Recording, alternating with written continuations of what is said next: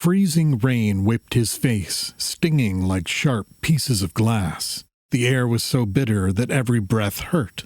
He wondered if inhaling the ice was harmful to his lungs. His fingers throbbed with a dull ache spreading through his knuckles. The wind didn't only cut through his clothes, it pierced to the bone, turning his soaked uniform into a frozen sheath. Each step became a battle with the biting cold and the gnawing exhaustion. He forced his mind back to the patrol. The day had already proved brutal, and miles still stretched ahead before they would reach the relative safety behind the wire. The bitter temperature was harsh, but the constant tension was worse, a taut, fraying cord ready to snap. Peacekeeping on Seti Prime. No peace existed, only endless violence. The rotation turned nightmares into something cozy. Yesterday's chaos hung over the team like a freezing mist. Don the Legend and Moss laughed it off, but their eyes betrayed them. A rocket had slammed into their transport on a supply run, ripping a hole in the vehicle. By some twisted luck, it didn't detonate, bouncing around like a cruel joke. They survived by chance. The jokes and bravado couldn't hide the sharp, suffocating fear. Last week proved even worse. Johnson, the idiot, picked up something from the dirt, a shiny object he thought might be worth keeping. He knew better. They all did. Don't touch anything. The rule drilled into them was basic survival, but Johnson ignored it, and his stupidity cost him everything. The explosion tore through the air, ripping him apart and wounding 3 other team members. Johnson's gone, obliterated. The others now carried his mistake in their bodies and minds for the rest of their lives. One bad choice sent ripples through them all, leaving scars both seen and unseen. And for what?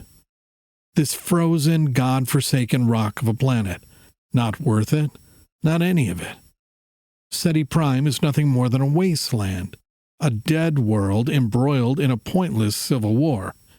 Let them kill each other, he thought. At least then we could go home. 6 months of trudging through these shattered streets, dodging sniper fire from the ridges, and enduring ambushes in the ruins of the city left him hollow. Peacekeeping is a fucking joke. The patrol stopped at an intersection. The lieutenant scanned his map and checked in with command. He leaned against a crumbling wall, trying to shield himself from the wind, while he talked with one of the Beta Hydri soldiers. They traded stories and discussed swapping their lighters, unit insignia stamped mementos, marking time spent in hellholes like this. He didn't mind the guy. The two had struck up a decent rapport over the last few hours. That's when the world exploded. The surface behind the Beta Hydri soldier disintegrated in a mist of blood, brick, and bone. Shards of cement slapped his face and helmet, confusing him. The man in front of him crumpled, crimson spray painting the ruined wall as his body collapsed like a broken doll. The sharp crack of the shot came an instant later, the sound reverberating off the buildings through the intersection. Chaos erupted. Soldiers dove for cover, sending lead in every direction, blind to the attack's origin. He dropped to one knee, his rifle aimed into the void and started firing. His mind went blank. Muscle memory took over as he moved through the motions drilled into him 1,000 times. Lay down suppressing fire. Make yourself as small as possible so you don't get hit. Overwhelm the enemy with brute force. The Beta Hydri soldier didn't move. The medic crouched over him, but everyone saw he was lifeless, gone, like Johnson.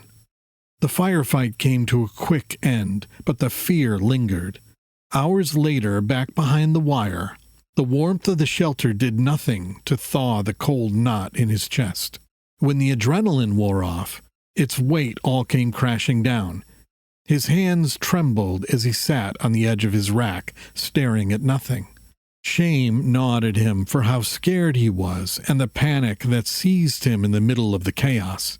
He buried his face in his hands, his breath hitching as he fought the rising tide of emotions. He had the strangest sensation that this had all taken place before. The nightmare was so familiar. He woke drenched in sweat, heart pounding, the echoes of Seti Prime flooding his mind. It took a moment to gather himself, not on that frozen battlefield, but in his rack aboard the Tier. 25 years passed, yet the memory remained vivid, as if it had happened yesterday.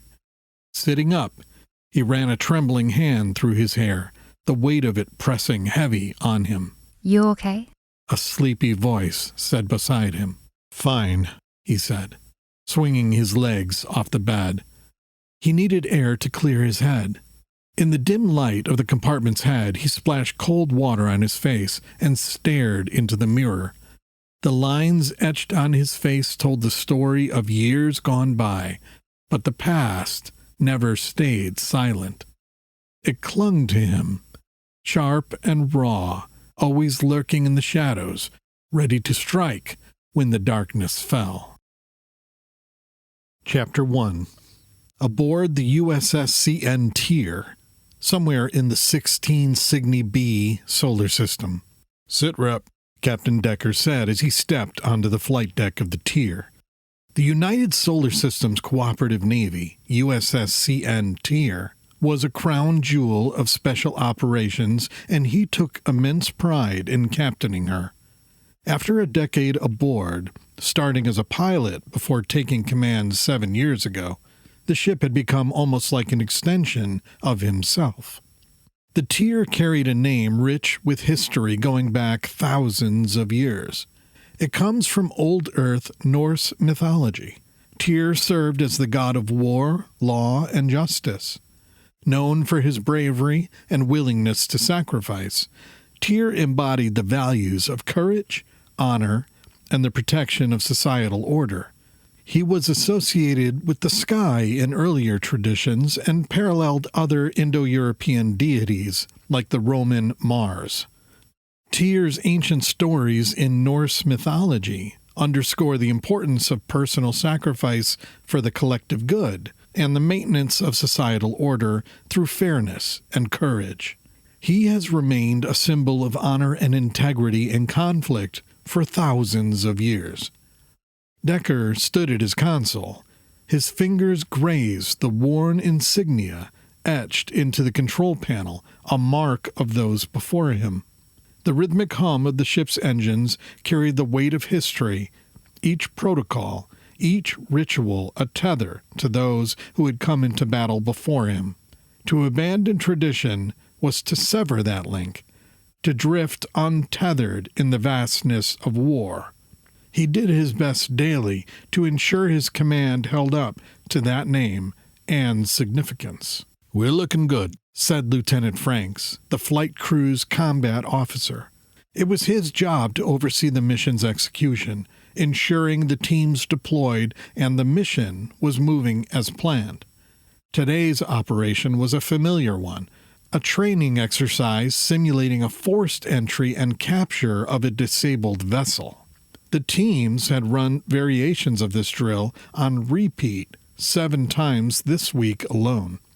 Decker prioritized readiness above all else. His crew, along with the 2 assault teams under his command, had seen years of intense action.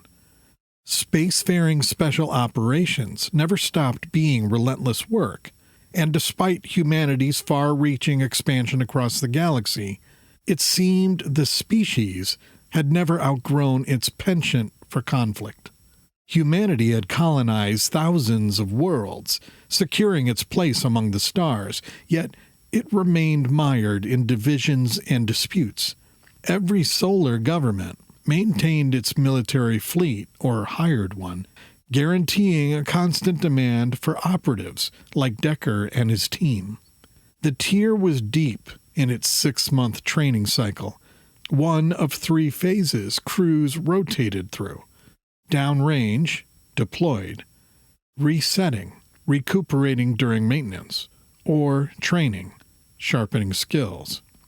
Fresh from a refit, the 10-year-old ship now carried cutting-edge tech. Training combined live drills like today's boarding up with VR simulations. Real-world exercises were a welcome change from the monotony of virtual scenarios, and the crew was glad to get their hands dirty. "Both Buff and Freebird are closing in on their designated insertion points," Franks said. Buff, big, ugly, fat fucker, and Freebird, the Tier's 2 dropships, are vital for deploying assault teams. Built for durability rather than aesthetics, they are the workhorses of the special operations, responsible for inserting operators into target zones and providing tactical support, whether for extraction or firepower. Today, their task was to deliver them to the various entry locations on an aging training vessel repurposed for exercises. Decker looked over the display screens hanging throughout the flight deck, showing live video footage of the mission as Freebird and Buff hurtled toward their objectives. The simulated target may have been nothing more than a stripped-down relic, but for the Tier's crew, it represented something far greater, another step in their relentless preparation for the realities of war among the stars. Chapter 2. Aboard Buff Dropship. "Don't you hate it when you're trying to take a shit and you can't stop wiping?" Kenneth said, grinning at Yoski.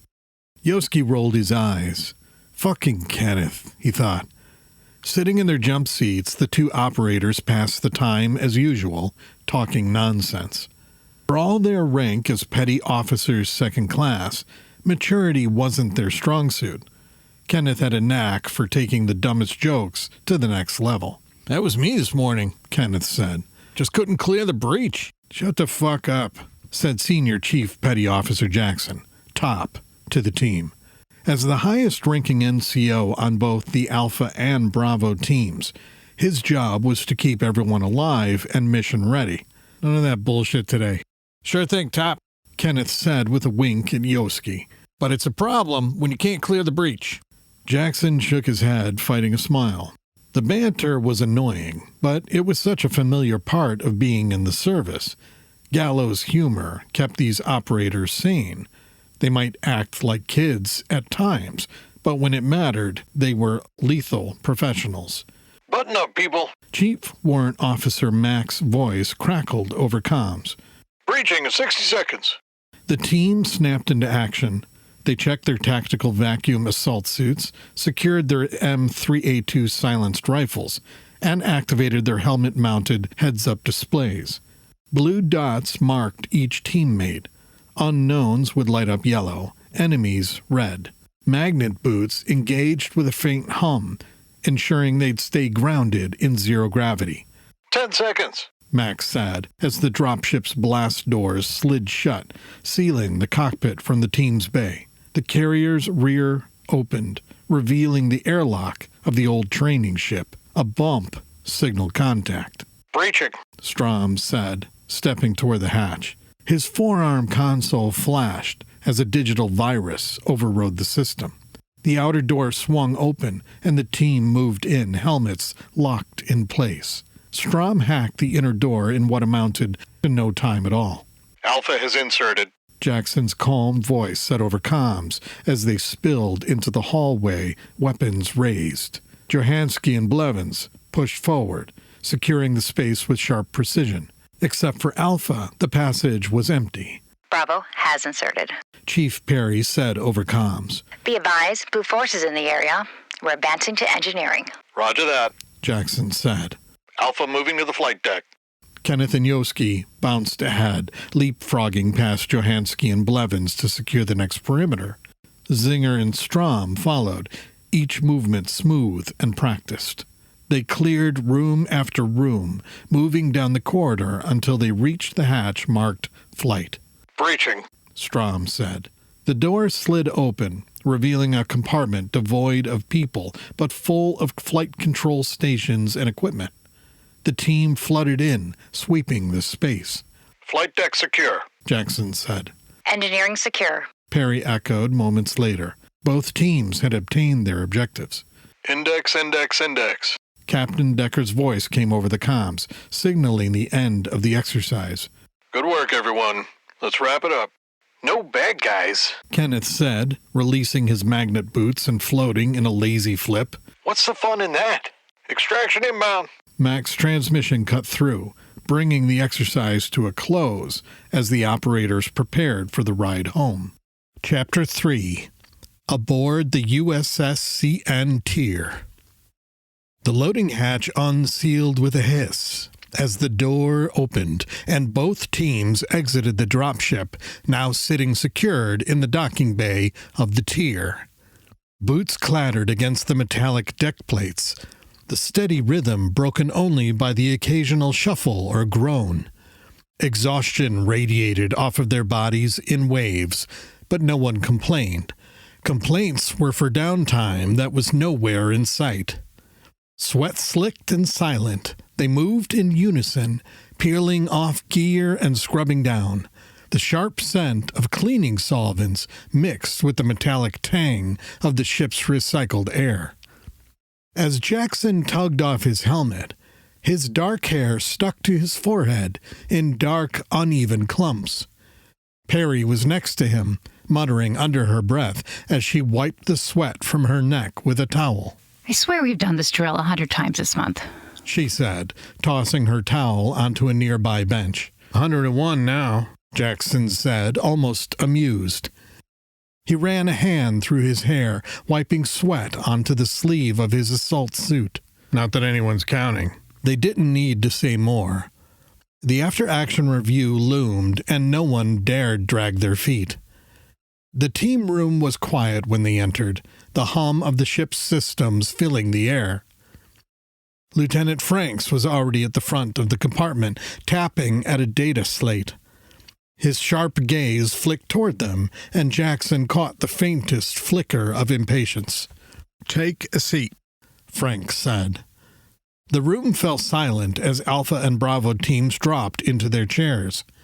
The air was heavy with unspoken tension. Franks didn't waste time. "All right, let's get through this quick. Alpha, you're up." The review began. Each team member delivered concise feedback, their words clipped and deliberate. There was no room for error or Kenneth's usual antics.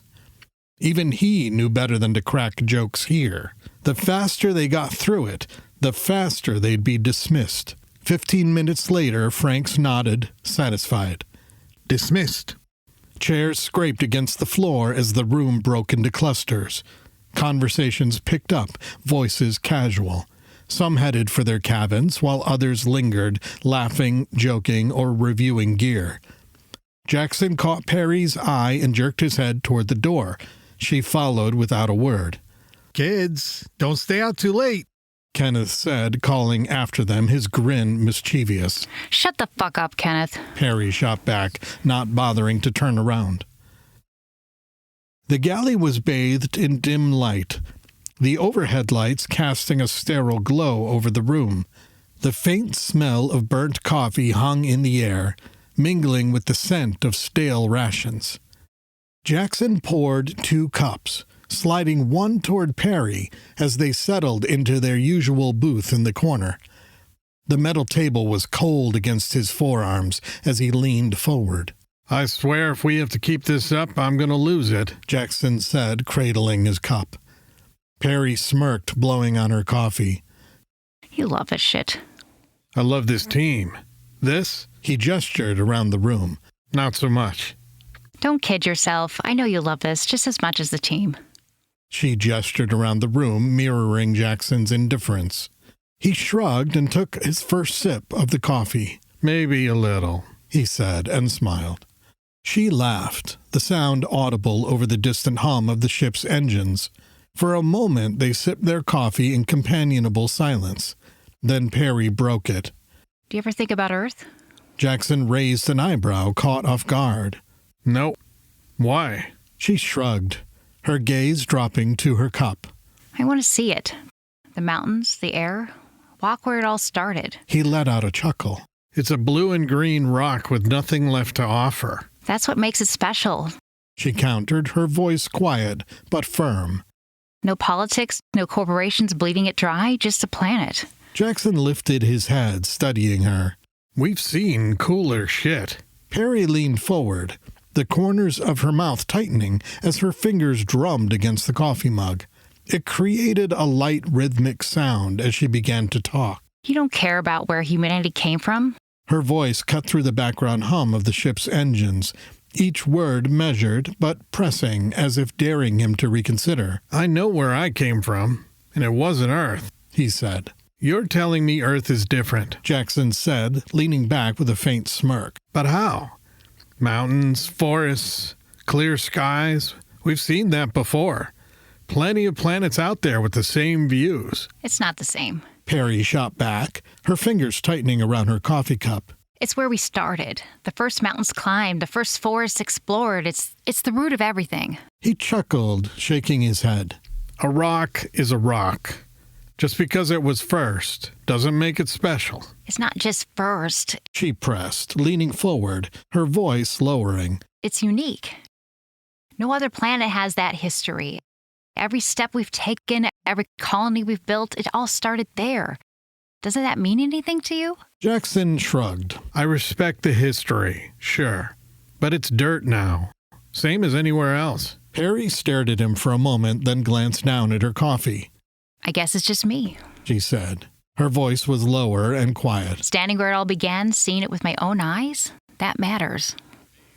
He watched her for a beat, her words settling into the air between them. Maybe, he said, though the skepticism in his tone didn't quite fade. But if it's all the same dirt, I don't see what the fuss is about. Because it's our dirt, she said, as if he should understand this. The one place that belongs to all of us. Jackson said nothing, but the faint crease in his brow hinted that her words might have landed deeper than he wanted to admit. The comm crackled to life, cutting through their conversation. Captain Chief, report to Captain Decker's ready room.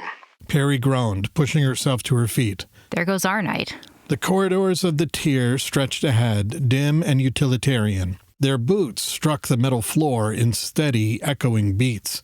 When they reached the ready room, the door slid open with a soft hiss. Decker was already seated at the head of the small conference table, his data slate glowing in the light. Frank sat at the conference table with him, arms crossed and face unreadable. Take a seat, Decker said, gesturing to the chairs. Perry and Jackson dropped into their seats without a word.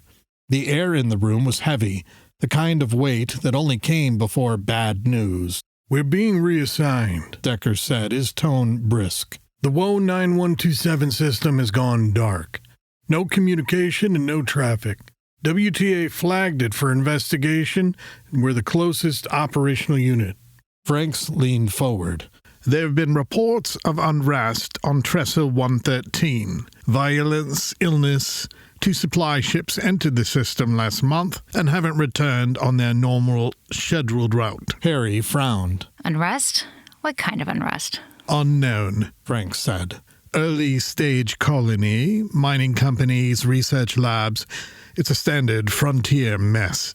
I'm sure it has something to do with money and mineral rights. It always does. Decker's gaze swept the room. Prepare for potential extraction, station lockdown, and security scenarios. Training starts now. As they left the meeting, the tensions between them lingered. Perry glanced at Jackson. What do you think? He shook his head. Could be anything, but it's never nothing. It was not uncommon for a team like theirs to intervene in some political or power entanglement. Back in the galley, the crew was abuzz with speculation. The ship's subtle change in trajectory hadn't gone unnoticed, and everyone had their theories. Jackson poured another coffee, watching Kazi and Bravo team lean against the counter. Jackson knew he was about to fish for information. "Where we headed, Top?" Kazi said, his tone casual but his eyes sharp. Jackson smirked. Do I look like a damn pilot? Kazi chuckled but didn't push. Everyone aboard was used to secrets. If something big was brewing, they'd find out soon enough. By the following morning, the tier buzzed with activity. Training schedules were revamped, and the atmosphere shifted from routine to razor-sharp focus. Alpha and Bravo teams ran drills until sweat soaked their fatigues, with simulations growing more grueling every time. In the evenings, Jackson and Perry pored over schematics of Kyler Station and Trestle 113. The faint blue glow of holographic maps lit their faces as they planned and revised every possible scenario. Do you think it's a revolt? Perry said one night when only the two of them were together lying in their shared bed. Jackson shrugged. Could be. Or something worse. Weeks blurred into each other as the team settled into a relentless rhythm. Training sessions bled into briefings, which bled into late-night strategy sessions. Every passing day brought them closer to Woe 9127, and the unease settled in deeper. News feeds on the Galaxy Net added fuel to the fire. Reports of illness in Woe 9127 trickled in, followed by whispers of violence and complete communication blackouts. The WTA sealed off the wormhole leading into the system, cutting it off. Sealing off a wormhole was not something done on a whim. Closing trade and travel lanes that connected far-reaching areas of space was not something anyone wanted to have happen. Jackson watched the headlines scroll across the console, let out a whistle. They're locking it down. Shit's getting real, Perry said, leaning over his shoulder. By the third week, every team member had the station's layout committed to memory. Virtual simulations replicated the tight corridors of Kyler Station, the rocky terrain of Trestle 113, and even the dropship descent into hostile zones. The team moved with precision. Their movements were fluid and instinctive. On the rare nights when they weren't training, the crew gathered in the mess for cards or quiet conversations. But even then, the weight of the unknown lingered, unspoken but palpable. Chapter 4. En route to Woe 9127. The Tier's mission briefing room buzzed with the hum of conversation. 42 crew members filled the space, from engineers and medics to the 14 operatives of Alpha and Bravo teams. The air carried a palpable tension, a mixture of curiosity and unease. At the podium, Franks adjusted his uniform and cleared his throat, silencing the room. Let's get started, he said, his voice calm but laced with gravity. He activated the overhead projector, which illuminated an image of a lush green planet against the starry black of space. There have been no updates from Woe 9127 in the last 2 months, he said, his tone measured. Trestle 113 and Kyler Station have been unresponsive for 3 months. The WTA has since closed the system to all traffic. Our task is to determine why. The crowd stirred, exchanging uneasy glances. This wasn't another routine mission. The stakes were higher. Franks continued, pointing to the projected image. Trestle 113 is a Class M planet, habitable with potable water. It has been populated for about 3 decades. The primary settlement hosts 20,000 residents, supported by a network of smaller research outposts. It's a mining hub for the surrounding asteroid belt, which supplies essential resources throughout the known galaxy. He paused to let the information settle. In the 30 years of operation, no biohazard, political unrest, or union negotiation incidents have been reported. Kosar leaned back in his chair. 20,000's a big number for a frontier colony, he said, his voice skeptical. What are they mining out there? Franks nodded, acknowledging the question. Precious metals, water reserves, and agricultural exports, he said. Planets like Trestle 113 are vital. They grow food, process resources, and support life in deep space. Losing one would deal a significant blow to the WTA's operations. Chief Warrant Officer Mack raised a hand. What do we know about the reported illness? Franks grimaced, his posture stiffening. Very little, he said. The distress signals we've intercepted were fragmented. They mentioned symptoms, fevers, aggression, rapid onset, but provided no detailed medical data. As a precaution, we'll operate under full biohazard protocols.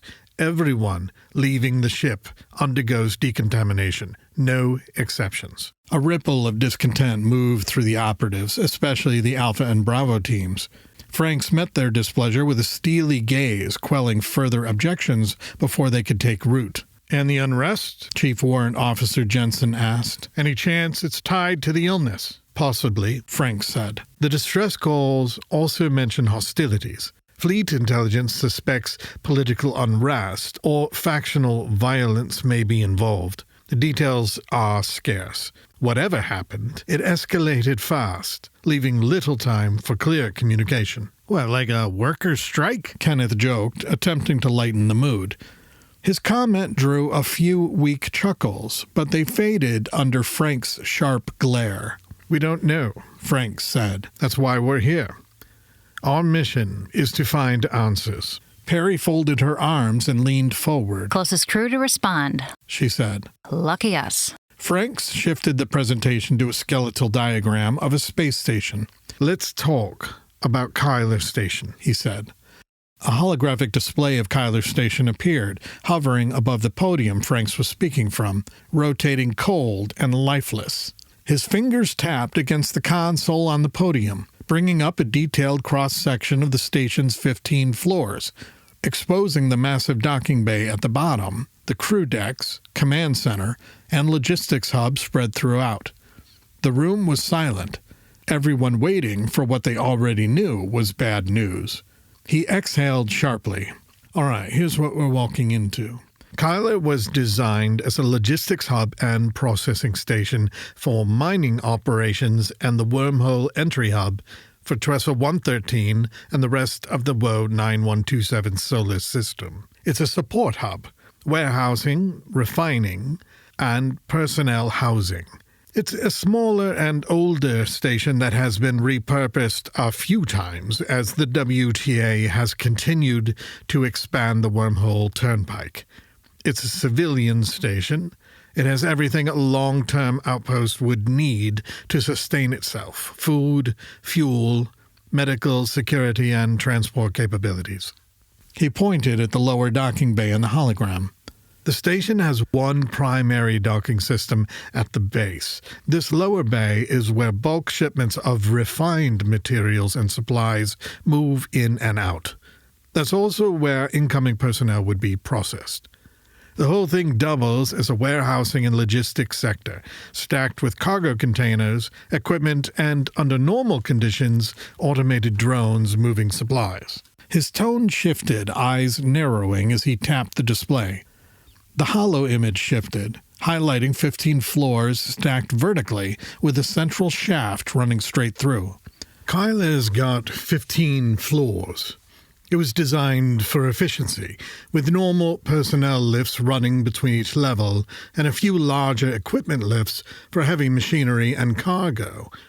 Those equipment lifts are big enough to move heavy equipment if you need to. But right now, we don't know if any of them are operational. He tapped again, bringing up the stairwell system. Aside from the lifts, we have 4 stairwells running from the first floor to the top. That's good news for fallback points and movement. But if we're dealing with hostiles, those stairwells could be choke points, or worse, death traps. The hologram zoomed in on key sections: the crew decks, command center, security wing, medical, and engineering. 1,200 people are stationed here. Engineers, miners, station security, corporate oversight, standard personnel loadout. 3 months ago, all comms went dark.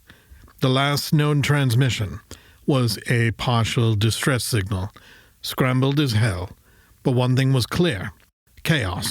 The holoscreen flickered, and a grainy, corrupted audio clip played. They're coming. They won't stop. We're locked. Cargo base 6. God, help us.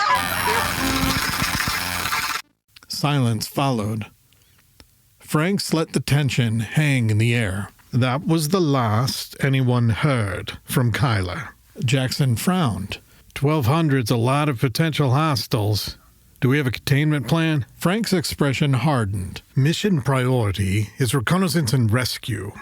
We're not engaging unless necessary. The first objective is intel. Find out what happened, why, and how we can mitigate the situation. Lieutenant Commander Williams, the ship's medical officer, spoke up next. Who else is involved? Are we the only asset in the system? For now, yes, Decker said. Fleet wants answers, and we're the tip of the spear. Franks nodded. That's correct. Our plan is to begin with Kyla Station. We'll secure access to their logs, assess the crew's status, and determine the situation on Trestle 113. Until we have clarity, we operate under the assumption that all variables, biological, environmental, and personnel, are hostile. The room fell silent. The crew exchanged tense glances, the weight of their tasks settling in. Decker's voice broke the silence. Brass wants results, and we're it. Let's do this right. No heroics, no shortcuts. We go in clean, we come out alive. Frank's eyes swept across the room, steady and unyielding. Any other questions? He asked, his voice cutting through the silence. No one stirred. A faint creak from a chair broke the stillness, the air thick with words left unsaid and tensions stretched taut across every face. Good, Franks concluded. Dismissed. The crew filed out, their usual banter replaced by grim silence. The corridors of the tier seemed colder, the hum of the ship's engines louder than before. Franks lingered behind, studying the projected image of Trestle 113. His gut told him they weren't prepared for what lay ahead, but they'd have to be. In the crew recreation compartment, Jackson's team gathered around a table, their conversation low and focused. Perry laid out their gear checklist while Strom ran diagnostics on their communication devices. Across the room, Kenneth fidgeted, earning a sharp look from Jackson. Settle down, Jackson said. This isn't your first op. No, but I've never seen something necessitate closing down a wormhole before. That's kind of wild. Kenneth shot back, gesturing toward the holographic display of the galaxy on the wall. Jackson's glare softened. Nothing to get worked up about until we know what's going on. In the med bay, Williams reviewed the scant medical data they'd received. Fever, aggression, rapid onset. The symptoms formed an impossible mosaic of possibilities, but didn't amount to much, to be honest. She double-checked their inventory of biohazard suits and decontamination supplies, her mind racing through worst-case scenarios. In the command deck, Decker conferred with Franks, the two men poring over holomaps and contingency plans. Priority will need to be getting control of the station first. 1,200 is a lot of people for two operations teams to have to manage. Who knows what we are walking into here, Decker said. Franks nodded. I hope it's not some sort of labor dispute. Having to get between working people and greedy corporations never goes well. Decker allowed himself a faint smile. Agreed. Chapter 5. The Wormhole to Woe 9127. The weeks leading up to the wormhole jump were a blur of monotonous preparations aboard the tier. Supplies were counted, recalibrated, and repacked. Training exercises replayed like broken records. Every crew member knew they were operating with far less than ideal, but when had space travel ever been ideal? They would have loved to know what they were about to get into, but that was the mission. The stillness of the days was deceptive, masking the tension that simmered beneath the surface. Everyone was aware that the moment they entered the wormhole, everything would change.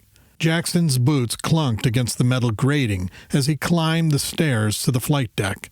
The hiss of hydraulics greeted him as the hatch opened, revealing the hum of activity. He caught Jensen, the chief warrant officer, hunched over his console, muttering into his headset. Roger, Johnson Station. This is USS CN Tier. Clearance to enter the turnpike to WO 9127 received. Confirming now. Jensen's voice was calm. His fingers danced across the controls. On the screen, the distant shape of Johnson's station floated like a sentinel guarding the wormhole's entrance. It was a mirror of Kyler Station on the far side of the tunnel, though separated by 8 light-years of black space. The wormhole compressed that immense distance into an almost instant traversal, a phenomena that baffled everyone but scientists and engineers. The idea that something like this could be constructed and controlled was amazing. Jackson leaned against the bulkhead, folding his arms as he monitored the exchange. The anticipation in the air was palpable. It wasn't another jump. This was the final leap to WOE 9127. A hush fell over the flight deck as Decker's voice broke through the intercom system. Approaching wormhole entry. All hands, prepare for transition, Decker said. A ripple of unease spread through the crew. Jackson experienced it too. The wormhole was no ordinary piece of technology. It was a wild, unpredictable beast that left its mark on everyone who traversed it. Theories abounded about the side effects, hallucinations, temporal distortions, even glimpses of alternate realities.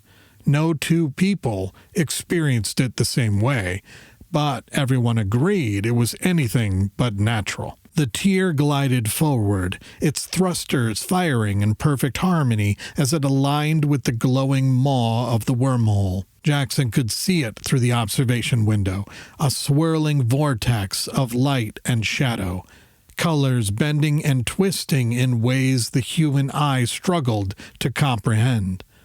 His stomach tightened as they drew closer.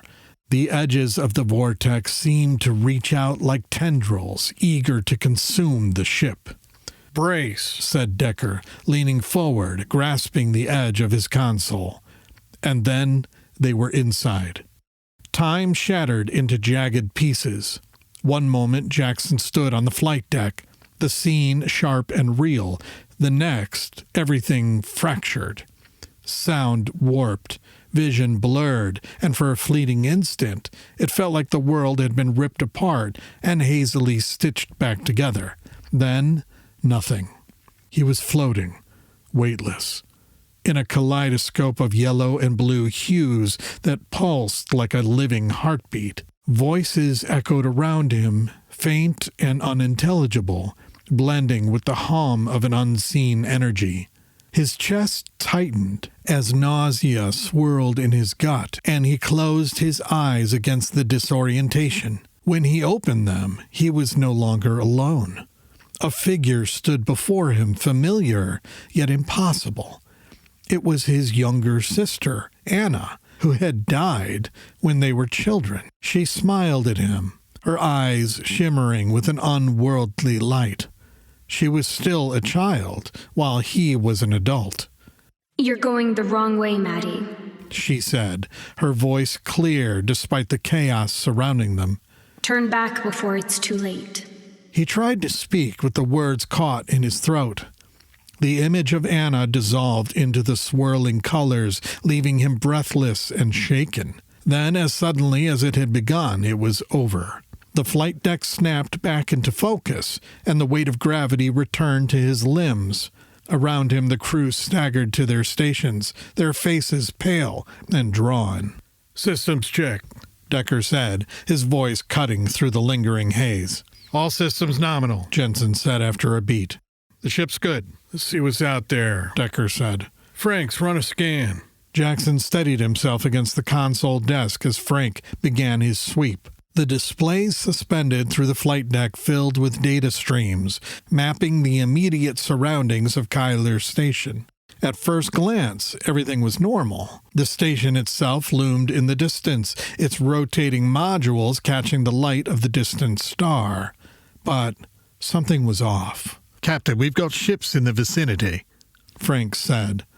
"A couple of mining rigs, a supply security vessel, and 2 unidentified craft, all cold." "Cold?" Decker said, leaning forward in his chair. "No heat signatures, no life signs." "Hull integrity?" "Intact," Frank said. "No visible damage." Decker frowned. "And the station?" "Power systems are active, but I'm not picking up any comms traffic. No maintenance activity, no ship movements. It's quiet. "Hail them," Decker said. Kyler Station, this is USS CN Tier, Jensen said into his mic. please respond. The silence that followed was deafening. Jensen tried again, cycling through frequencies, but there was no reply. The station sat lifeless, a massive, inert hulk against the backdrop of space. Captain, I'm picking up something, Frank said. Radio distress signal from Trestle 113. Multiple beacons on repeat. "Anything from the station?" No, sir. Looks like they've gone dark. Decker's jaw tightened. A station of Kyler's size should have been bustling with activity. The absence of even routine chatter was unnerving. "The first directive is to secure the station," Decker said.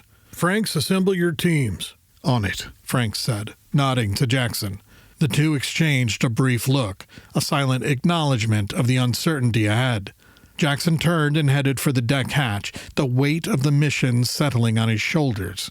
His team would already be waiting for him in the ship's armory.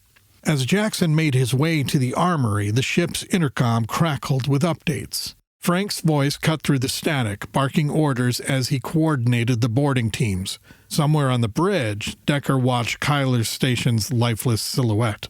Inside the armory, Jackson found Perry standing at the center of controlled chaos. Both Alpha and Bravo teams were suiting up, checking weapons and securing their gear.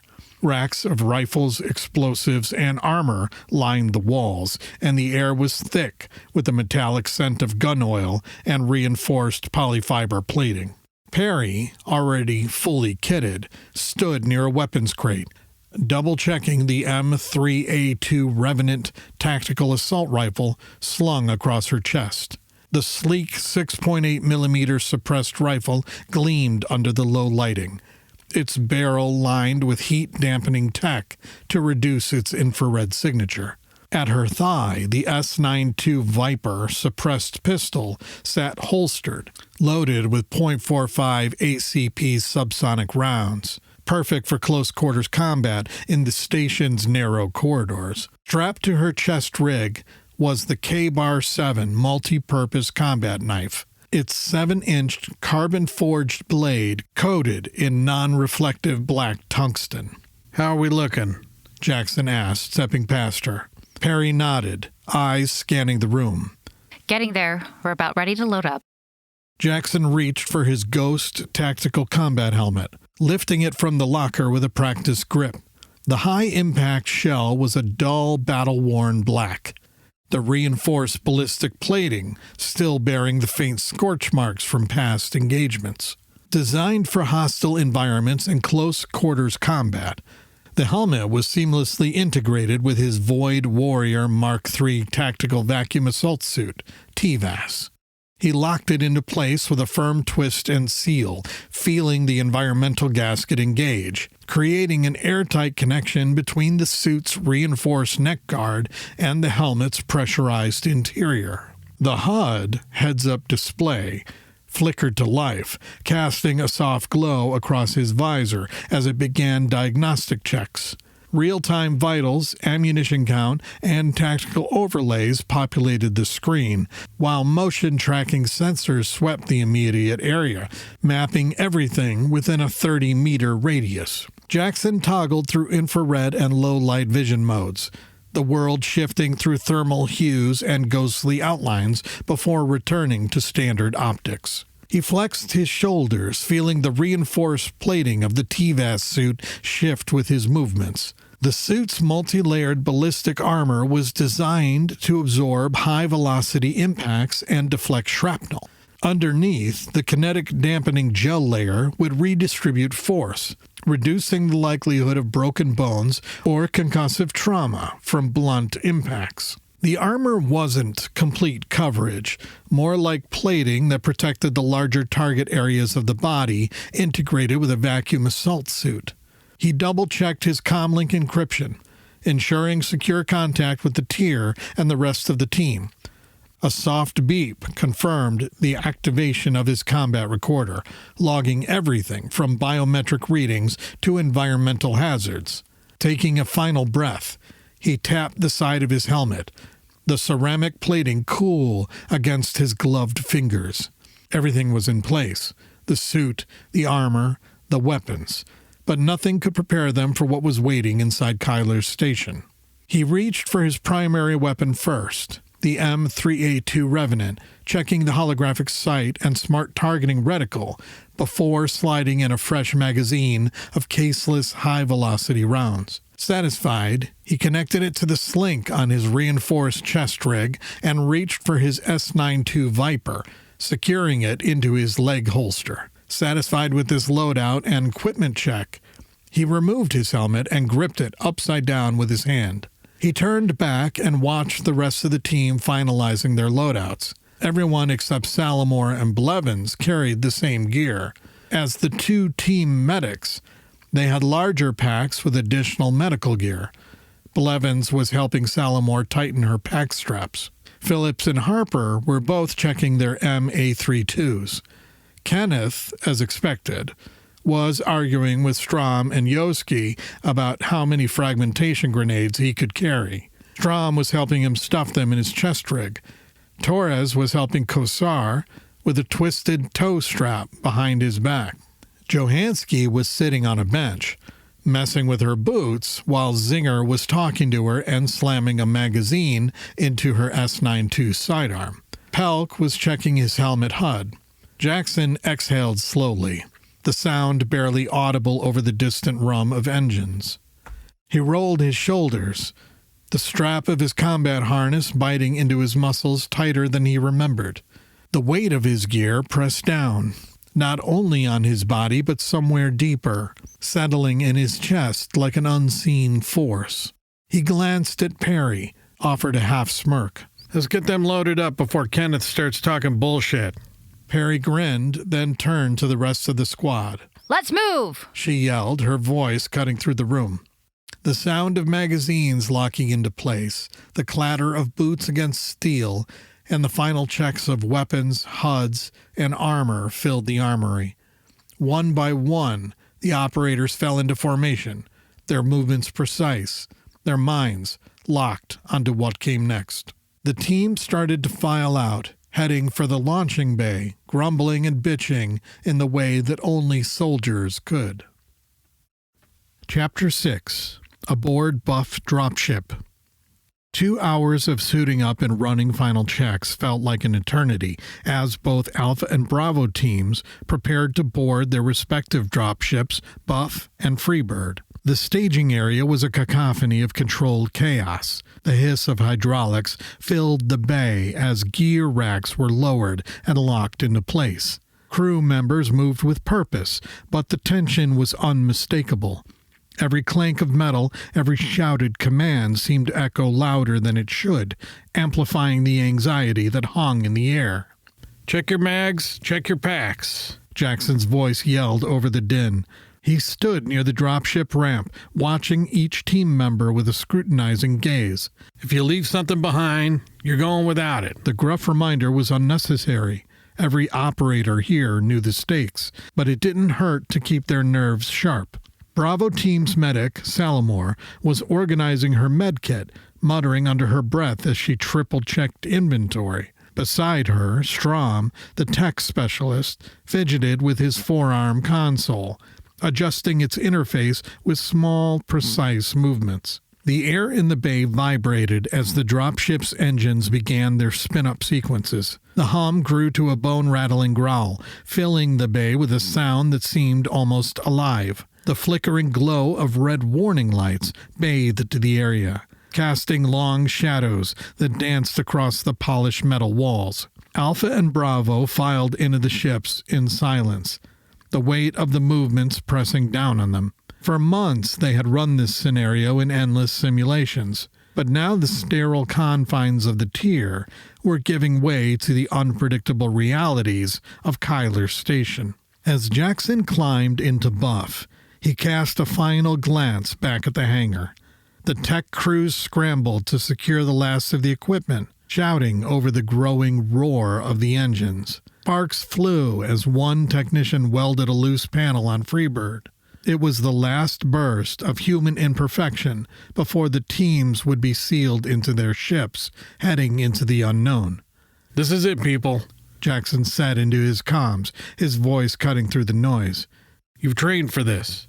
Let's get it done. The ramps hissed shut, sealing them inside the dropships. The hum of the engines grew louder still, reverberating through the decks as the ships lifted off. The bay doors opened, revealing the vast, unforgiving expanse of space, and with a lurch they were moving, leaving behind the relative safety of the Tier and plunging headfirst into the task at hand, figuring out what the hell was going on. As the ships slipped away from the Tier, an eerie stillness settled over the team. No chatter, no orders, the hollow absence of sound. The engines purred as the dropships carried them into the endless dark, each vibration thrumming like a held breath. Ahead, Kyler's station loomed, distant but inevitable, its shadowed silhouette promising more than a destination.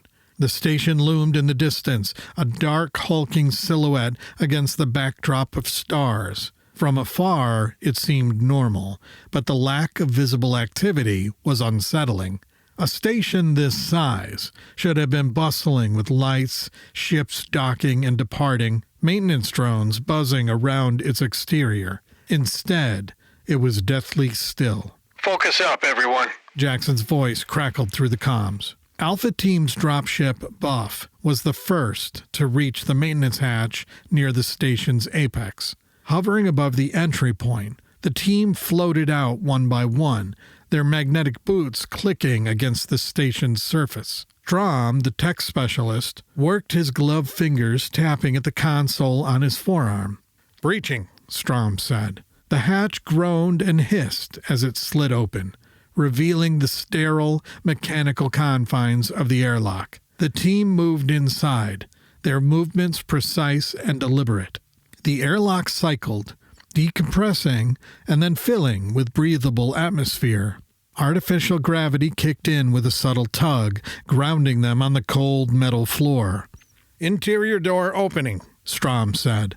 The inner hatch slid aside, and Alpha Team spilled into the hallway beyond. At first glance, the corridor was unremarkable. Clean walls, spaced light panels, and the faint hum of the ship's systems. But the absence of people, of life, was jarring. Jackson scanned the area, his weapon raised, his senses on high alert. "We are in," he said. Roger that. Frank's voice said from the Tier. Freebird is inbound. Bravo Team, ETA 1 mic. Within moments, the Bravo team had joined them, their dark silhouettes merging seamlessly with Alpha's. The two teams moved as one, advancing down the corridor toward the stairwell leading to the control center 2 decks below. The silence was oppressive, broken only by the soft clinks of their boots and the faint buzz of their comms. Alpha Team entered the stairwell, Bravo Team ahead, while Kenneth and Jackson brought up the rear. As they paused, Jackson turned to Kenneth. "Strong point, this stairwell entry," Jackson said. "If we have to run for our lives, I want to know we have a secure way out." Kenneth groaned. Shit, Top, I hate playing guard duty. "I know. Jackson said, a smirk tugging at his lips. That's why you get to do it. Call it an opportunity for growth." Kenneth sighed. Roger that. Jackson grinned as he started down the stairs. "It'll also save me a few minutes of your dumbass Kenneth jokes." Kenneth flashed a smile. You know you love me. Jackson shot him a glare. "I know you're a dumbass." The rest of the team continued downward, their movements methodical. Pelk from Bravo Team reached the hatch on the next landing down and eased it open. He peeked through, scanning both directions. Clear. He called into his comms, then closed the hatch. He motioned the team forward. Strong point, this hatch. Perry said to Pelk. Roger. Pelk said, letting the rest of the team slide by and continue down another flight of stairs to the next landing. As Bravo reached the second floor below the entry deck, the air grew heavier with tension. Each member of the team pressed their backs to the cold metal wall, forming a tight line against the door. The corridor around them was silent, broken only by the faint hum of the station's systems. Phillips, at the head of the stack, crouched low, his gloved hand hovering over the hatch controls. Behind him, the rest of Bravo mirrored his stillness, their breathing shallow and deliberate. The faint flicker of emergency lights painted their visors with an unsettling red hue. Perry, stationed at the rear, reached forward and placed her hand on the shoulder of the soldier in front of her, a gesture of readiness. The movement rippled through the line like a silent chain reaction, each team member squeezing the shoulder ahead of them. The door hissed open, revealing the dim corridor beyond. Without hesitation, the Bravo team moved as one, their boots hitting the floor in muffled syncopation. Rifles swept side to side, covering every angle as they advanced in fluid, practiced motions. The hallway stretched before them, shadowed and empty, yet thick with an unshakable sense of foreboding. They pressed forward, their senses tuned to every creak and groan of the station around them. Alpha Team followed close behind. Jackson brought up the rear, his gaze flickering between the corridor ahead and the stairwell behind. As they reached the intersection, he tapped Yoski's shoulder. "You're up," he said, his voice a low rumble in the team's comms. Yoski nodded, peeling off from the group and taking a position at the entryway. His hands tightened around his rifle as he braced himself against the wall, scanning the dim expanse of the stairwell with methodical precision. Jackson stepped past him without another word, his focus locked on the mission ahead, leaving Yoski alone to stand sentinel against the unknown. They slipped through the hatch into another hallway. This one was different. Rust-colored smears streaked the walls, floors, and ceiling. A twisted, broken body lay sprawled in the middle of the corridor, its abdomen torn open. Jesus Christ, Perry said, crouching beside the corpse. She saw that it had been mutilated. The body's face was unrecognizable, its features obliterated by blunt trauma. Black veins spidered across the exposed skin, stark against the pale, lifeless flesh. "Whoa," Jackson said as he came to a stop next to Perry. "What the fuck?" The two exchanged a tense glance, the unease between them palpable. "You getting this, Franks?" Jackson asked over the comms. Each team member's helmet camera fed video and telemetry back to the command center aboard the Tier. "Yeah, what the fuck is that?" Franks said, his voice cracking in their earpieces. Jackson crouched down, squinting at the name tag on the shirt of the mangled body in front of them. "Looks like it used to be Bob." A burst of static was followed by Kenneth's voice cut in. "Damn, that's a good one, Top," he said with a chuckle, clearly eavesdropping on the shared comms channel. peanut gallery. I don't want to hear it.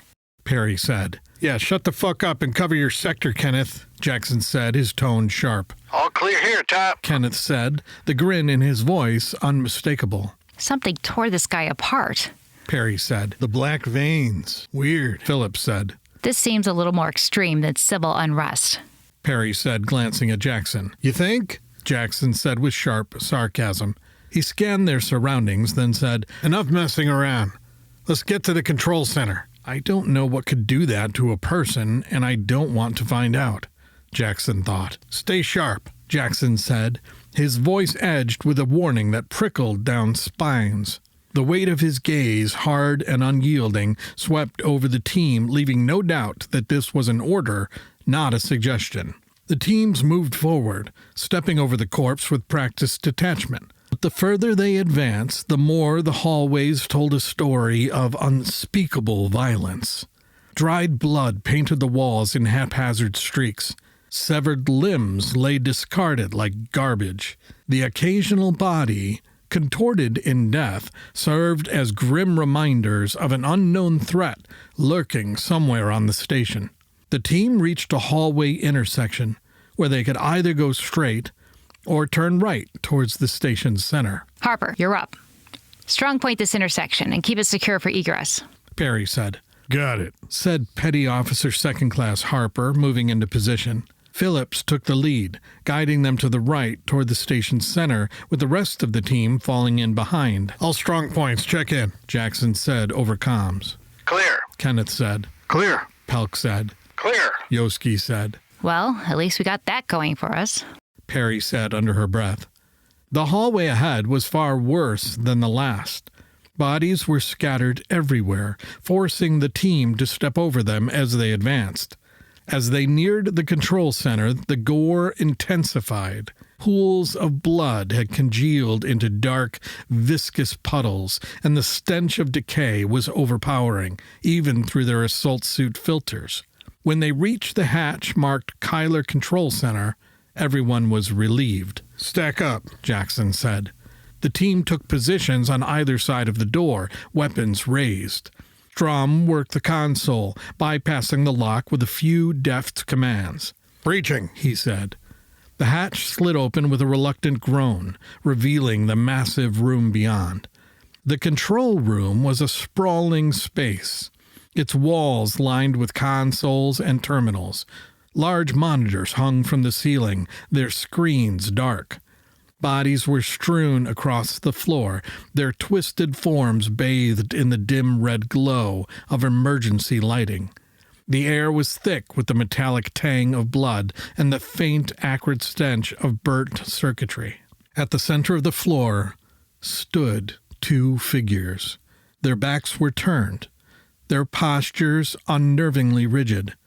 They wore high-visibility, bright-colored coveralls, the kind issued to station maintenance crews, but the rust-colored stains smeared across their clothing told a darker story. "Hold," Phillips yelled, his rifle trained on the nearest figure. "Identify yourselves." The figures didn't respond.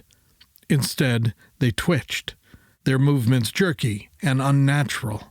They both made a slow turn to face the teams at the same time. Their faces were gaunt, eyes sunken and milky white.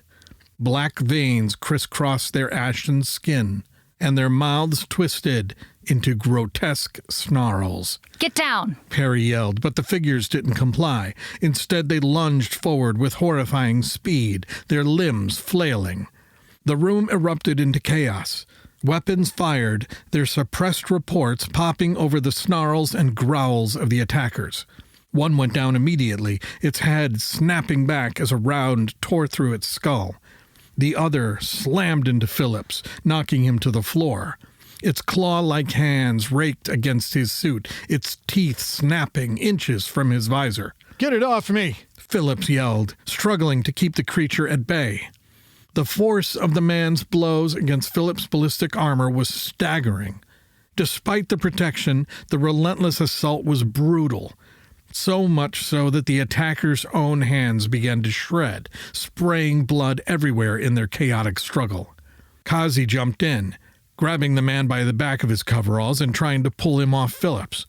Kazi managed to drag him back. Phillips drew his sidearm and fired a single shot into the attacker's face.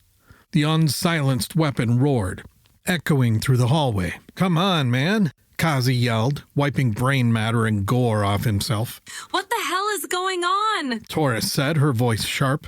"Look at these guys. Salamore chimed in, her tone equal parts shock and disgust. They're jacked up." Even after taking headshots, the bodies of the attackers looked unnatural.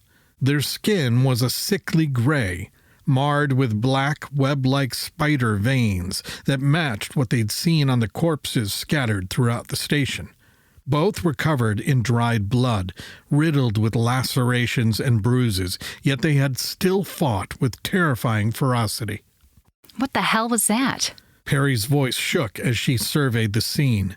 "They look sick," Salamore said, her tone clinical despite the chaos. She crouched beside one of the bodies, examining its grotesque features. "Same symptoms as the others. Some sort of infection or disease, not sure."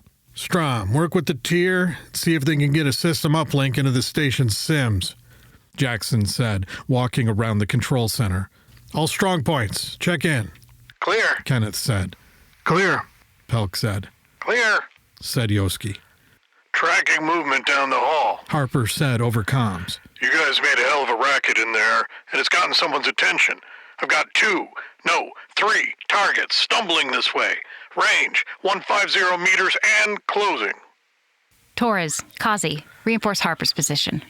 Perry said. Check, they said in unison, heading for the hatch. Close that fucking hatch behind you. Perry yelled after them. She turned to Jackson. What do you think, Top? Hell if I know, Jackson said, shaking his head. Never seen anything like this. He turned to Salamore. What are we dealing with here, Sal? My best guess? Some sort of infection. Salamore said. These people have signs of advanced decomposition, like they've been dead for days, even though they were moving 3 minutes ago. Fuck, Phillips said. They were more than moving. That guy hit like a truck. Never seen someone's hands fall apart from punching so hard. What about how they stood there with their backs to us? Perry asked. It's like they didn't know we were here until we yelled. Jackson shrugged. I don't know. None of this makes sense. Yoski's voice crackled through the comms. Movement in the stairwell. Sounds like someone's coming from a few floors down. I'm on my way. Kenneth said. Make sure your hatch is secure before leaving the station, Jackson reminded him. You think this is an ambush? Perry asked Jackson. He shrugged again. Doesn't feel right. Contact! Harper's voice cut through the comms, followed by the muffled pops of suppressed gunfire echoing down the hall.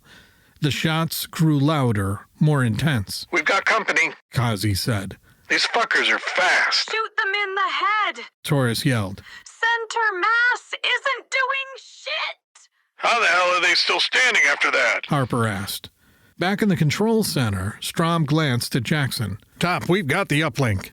The tier is pulling data now. Jackson nodded and keyed his mic. Harper, sit rep. We're engaged. Harper yelled. Looks like station personnel, but they're not dying unless we shoot them in the head. The hallway's filling up fast, and they're all pissed. Can you hold the position? Jackson asked. For a few minutes. Harper said over his comms. Top, pull them back. Franks cut in from the tier. They can't hold that position. Harper, fall back to the control center, Jackson yelled. Torres! Harper yelled over the comms. We're pulling back! Torres! He yelled again, but the response was drowned out by chaos as Torres was overwhelmed by charging attackers. Harper and Kazi opened up, weapons blazing, trying to cover her, but more assailants swarmed in. Torres struggled, pinned beneath the writhing mass of bodies. Her suit's alarms blared, warning of pressure failures and punctures as fists and teeth pounded and bit at her. Torres is down, Kazi yelled. We need help now. Torres fought to draw her sidearm, but the relentless attack left her helpless. Her vision blurred, her comms went silent, and she could hear the muffled sounds of gunfire and shouting around her. As darkness threatened to overtake her, the attackers were torn away, and rough hands grabbed her.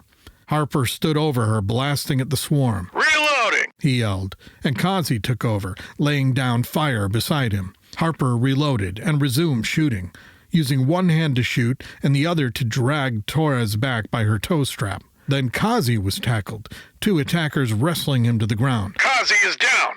Harper's voice cut through the chaos, desperate and raw. Torres was woozy, her head swimming as she saw Kazi struggle beside her.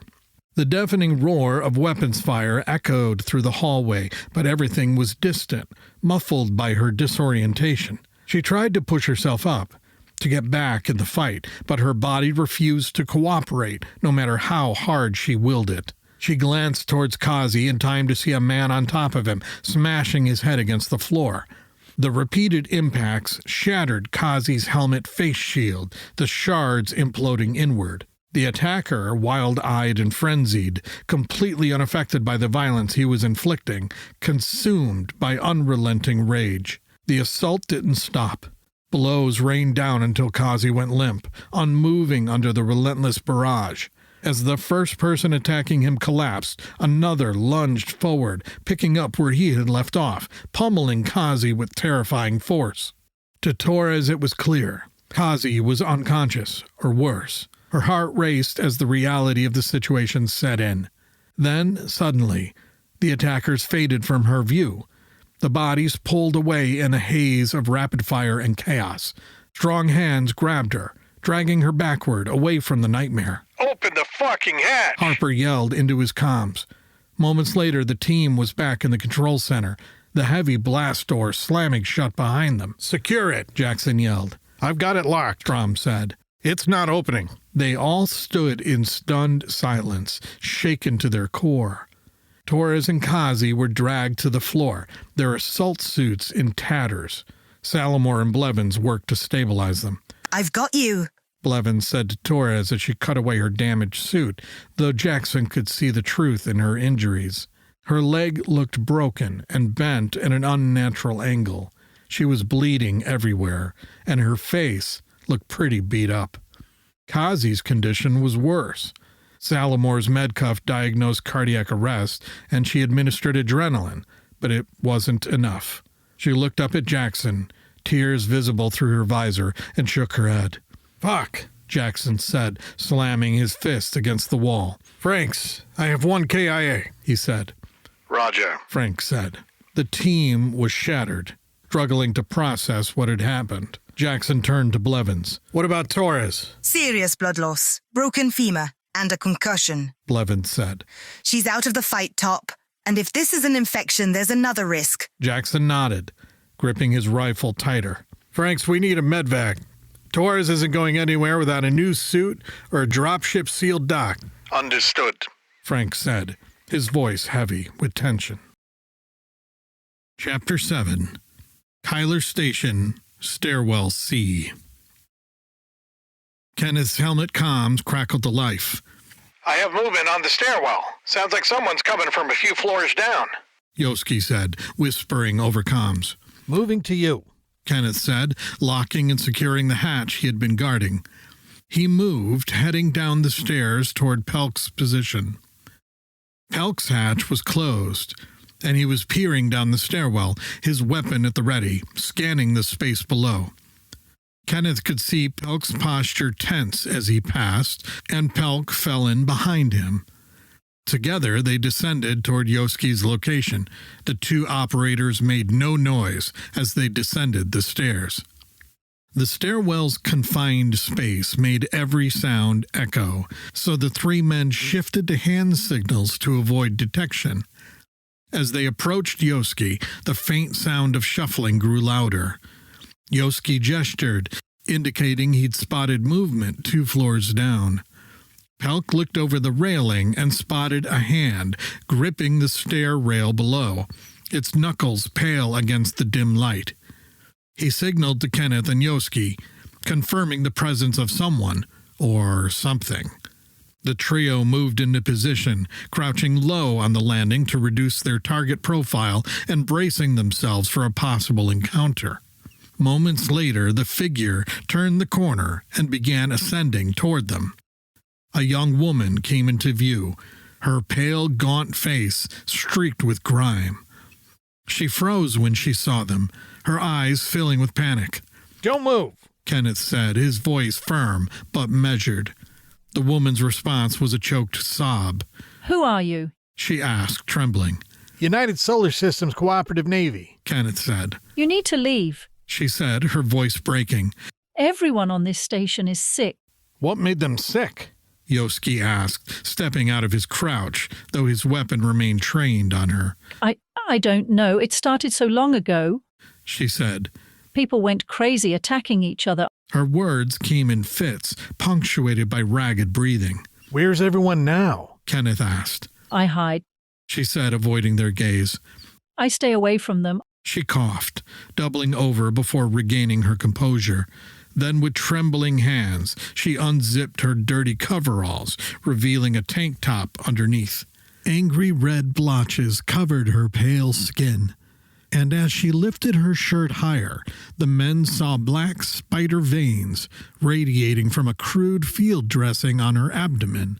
"I don't want to be one of them," she said, tears streaming down her face. "What happened?" Kenneth asked, his gaze fixed on the wound. "We were trying to get food," she said, her voice just above being audible. "We were quiet, but they came." "Who came?" Pelk asked. "The sick ones. She said. Her voice was weak. They're strong. Too strong. And now I'll be one of them." "You said we. Who else is with you?" Pelk pressed. Her gaze dropped. "They're all dead. Or sick. We wanted food." She swayed, her voice growing weaker. "If they find you, you'll die or worse. You'll become one of them." Kenneth tried to inject some levity into the grim situation. "They can meet my little friend," he said, tapping his rifle with a faint smile behind his visor. The woman's head shook. Won't matter, she said. Before they could ask more, she began to slump forward. Pelk caught her before she collapsed. We need a medic, he said, glancing at Kenneth and Yoski. The moment was interrupted by the sound of movement from below. Kenneth signaled for silence, gesturing that he would investigate. With Pelk following close behind, he moved down the stairs in complete silence, leaving Yoski to tend to the unconscious woman. 2 floors down, they spotted a man standing with his back to them, staring at a closed hatch. He swayed back and forth, his posture unnatural. Kenneth raised his weapon. Don't move, he said. The man turned, his head tilted at an unnatural angle. His twitching movements and the wild look in his milky eyes sent a chill down Kenneth's spine. Without warning, the man lunged. Pelk fired first, his shot striking the attacker square in the chest. The man staggered before charging again. Shit! Kenneth yelled, firing a round into the man's face. This time the attacker dropped, crumpling to the floor. He took a shot to the chest like it was nothing. What the fuck is he on? Pelk said, staring at the body. No idea, but that was insane. Their comms erupted with the sound of gunfire from above. Kenneth and Pelk bolted up the stairs, their boots echoing against the metal. When they reached the landing, they found the woman's body crumpled on the floor, a bullet hole in her forehead. The wall behind her was smeared with blood and brain matter. Yoski was slumped against the railing, cradling his side. Bitch went crazy, Yoski rasped. His face shield cracked. She was so strong. I think she broke my arm. You okay? Pelk asked, his voice laced with concern. Yoski nodded weakly. She pinned me, tried to bash my face in. I had to shoot her. 5 rounds, and she wouldn't stop. Kenneth shook his head in disbelief. She couldn't walk. How did she get the jump on you? No idea, Yoski said with a shudder. But it was like she turned into something else. It was insane. Switching to the team frequency, Kenneth keyed the mic. Top, this is Kenneth. Over. Kenneth, where the fuck have you been? Send it. Jackson's voice came through, sharp and urgent. Sorry, Top. We had an incident here, Kenneth said. Came across a survivor. Understood. Maybe we can get some answers. Jackson said. Negative, Kenneth said. She went nuts and attacked us. Yoski's wounded, but stable. Copy that. Jackson said, his tone heavy. We're dealing with the same shit here. The working theory is some kind of infection. Kenneth exhaled. That tracks. She mentioned turning into one of them, whatever the hell that means. Be advised, we've got a group of about 30 hostiles heading down the hallway between our positions. Make sure that hatch is locked, Jackson said. Roger, Kenneth said, moving to secure the hatch. Also, Kazi is KIA, Jackson said. Kenneth paused for a moment, the weight of the loss sinking in. Shit, he said.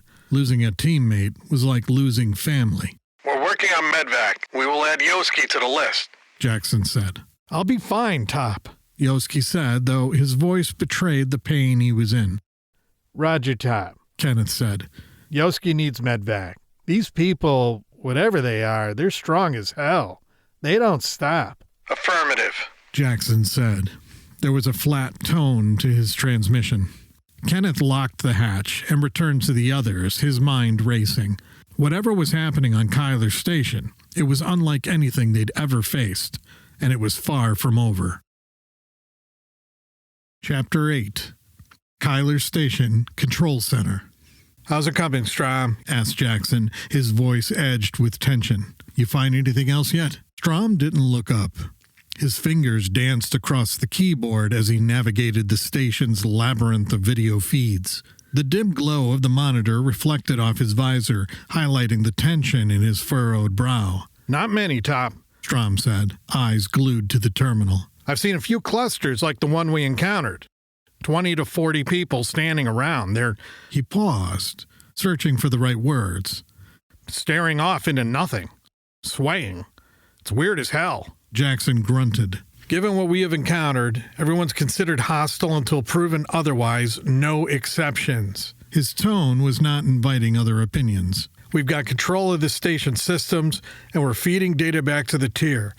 Now we need to figure out what the hell happened here. Frank's voice crackled over the comms, the signal distorted but clear enough to convey a tone of shared concern. We're working on that. So far we've got nothing solid. Sims is chewing through the raw data from Kyler. Medvac's prepped to pull your casualties whenever you're ready. Jackson nodded, though Franks couldn't see it. We need a clean egress plan. Splitting the team further is not an option. Frank's reply came after a brief pause. It's reasonable to assume there are other survivors. We're drafting a station-wide alert asking survivors to reply. Decker wants us to triage responses on the tier and send you tasking as they come up. Jackson's jaw tightened. Are we evacuating people off this station? Not clear yet, Frank said. Across the room, Perry leaned against a console, her weapon resting across her chest. She shook her head, her voice quiet but audible. They're going to have us running all over this station, getting our asses kicked by these things. Harper's response was immediate and sharp. Fuck that. You do not want to be running around with those bastards out there. There's a huge gathering on the lower docks, Strom said, cutting into the conversation, his voice tinged with unease. He gestured to the monitor where a mass of figures shuffled about the space. Hundreds of them. What kind of people? Perry asked. Infected, Strom said, making air quotes. I don't know what else to call them. These people are messed up. Some of them look like they've been through a meat grinder. That guy's missing half an arm and standing there like it's nothing. The team gathered around the monitor, their expressions hardening. The figures on the screen were grotesque, their black-veined skin and lifeless stares a grotesque mockery of humanity. Some were mangled beyond recognition, their injuries defying all logic. What the hell are we dealing with here? Perry said, her voice barely audible over the faint hum of the terminal. Why do you think they're standing there? Strom asked, more to himself than anyone else. Jackson straightened, his expression grim. No idea. But before we do anything else, we secure Kenneth, Pelk, and Yoski and get our casualties off this station. Strom nodded, pulling up another feed. Top, we've got control of the station's systems. The tier can see everything I can. But if we leave this room, someone else could cut the link. We're not leaving, Jackson said, his voice brokering no argument. This room is our stronghold for now. We figure out as much as we can from here before making any moves. Perry crossed her arms, her brow furrowed as she stared at the frozen, grotesque figures on the screen. Then what's the play? Jackson took a look around the room. His shoulders rose and fell as he sighed. Then he said, Phillips, Strom, Harper, you'll hold this room. The rest of us will move to secure Kenneth's team and egress to the airlock for Medvac. Then we return to the control center. Fuck. Roger that, Strom said, exchanging glances with Phillips and Harper. Check, Phillips said. Check, Harper said. A sudden sound of emergency tones startled them all. Personal consoles on the bodies scattered around the control center lit up. Jackson knelt by one corpse, pulling a device from the pocket of a bloodied coverall. The screen flashed a message. Station alert. If you need assistance, reply to this message. Franks, did you send a system-wide alert? Jackson asked over comms. Affirmative. We're trying to reach any survivors. Frank said. You reached someone, Strom said, his voice tight. The people on the lower docks. They're moving. They look agitated. That tracks, Harper said. Noise gets them agitated. It's like a fucking dinner bell. Franks, monitor our egress route. Any hostiles? Jackson asked. We're on it. The sections we can see look clear, including the hallway to Kenneth's team. Roger, Jackson said into his comm set. He turned to the team. Saddle up. Time to move. Chapter 9. Medvac. The hatch groaned as it opened to the hallway. Jackson stepped out first, his weapon raised, scanning the corridor ahead. The silence was oppressive, broken only by the faint hum of the station's systems. Bodies from the earlier skirmish lay scattered like grotesque sculptures frozen in death. Blood streaks painted the walls, the air thick with the metallic tang of violence. Jackson motioned for the team to follow. Johansky and Zinger came next, each gripping a handle of the body bag with Cozy's remains. Their fingers were white-knuckled on their weapons, eyes darting at the shadows, pooling in the corners. Behind them, Blevins and Salamore carried Torres, who was unconscious and covered in blood. Perry brought up the rear, her breathing steady but tight, every muscle coiled for action.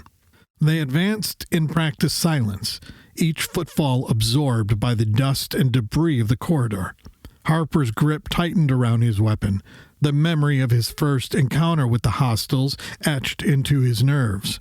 The air felt thick, pressing in around them like the walls themselves were bracing for what lay ahead. As they neared the junction, Jackson raised a fist, freezing them in place. The space beyond the corner yawned like an open maw, waiting. He peered around the edge, scanning for movement. His HUD flickered, struggling to filter through the hazy smoke left by earlier fighting. "Clear," he said, motioning them forward. The team turned left, heading toward the stairwell they had descended earlier. Every sound, the scrape of boots on metal, the faint clink of gear amplified the tension. It was a fragile silence, ready to shatter at any moment. "Kenneth, the team is approaching your hatch." Frank's voice crackled over their helmet comms. "Roger," Kenneth said. A metallic screech followed as he slid open the stairwell hatch. The sound was like nails on a chalkboard, making everyone wince. Once inside the stairwell, they exhaled collectively, the oppressive weight of the corridor lifting for a moment. Kenneth secured the hatch behind them as Jackson led the way up. Halk and Yoski, bloodied but mobile, joined them midway up the stairs. How are you holding up, Yoski? Harry asked, her voice betraying the faintest hint of concern. "Like I went 12 rounds with a mech," Yoski said, forcing a grin through the pain. He winced as Perry clapped him on the shoulder. "You'll live," she said, though her eyes lingered on him for a moment. They reached the top of the stairs, and Pelk leaned through the hatch to check the corridor. His head swiveled left, then right. He pulled back, nodding. "Clear." Jackson waved them through. The hallway stretched ahead with dingy lighting and no noise. Their boots thudded as they advanced, the sound swallowed by the oppressive atmosphere. They reached the airlock where their mission had begun. The sight of it brought a momentary wave of relief. Connected to the airlock was Buff, the armored dropship that would take their casualties back to the Tier.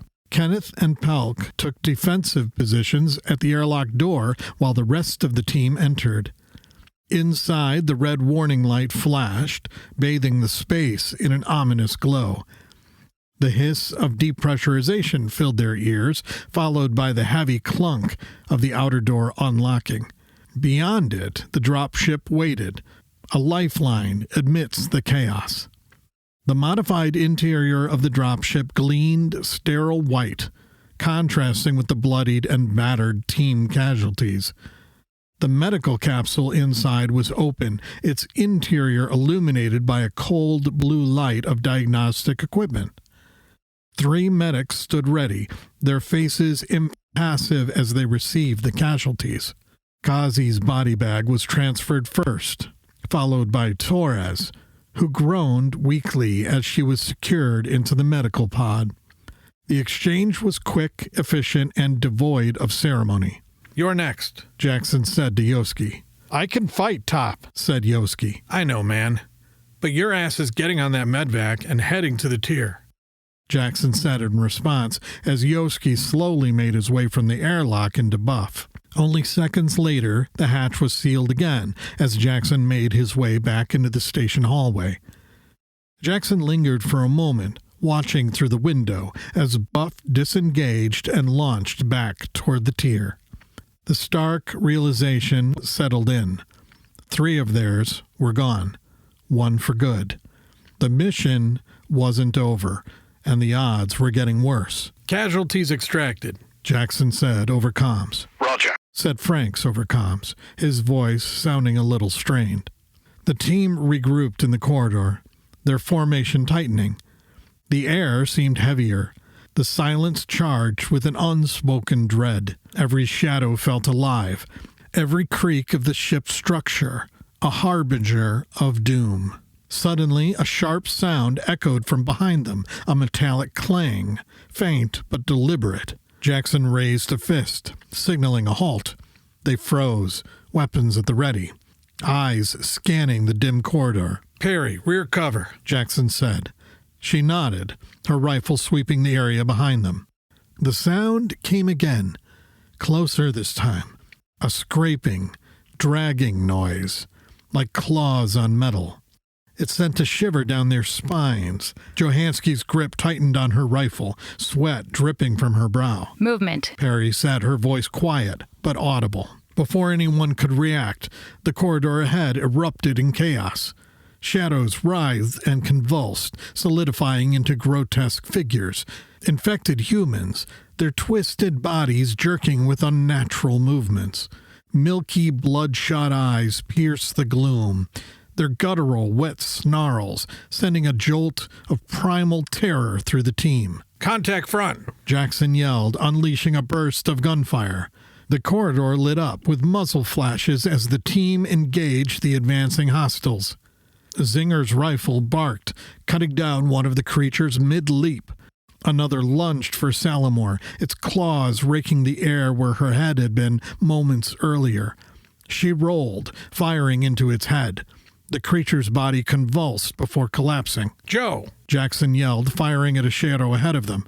Johansky pivoted, her shots finding their mark as the creature's head snapped back in a spray of dark ichor. The team moved as one, their training taking over.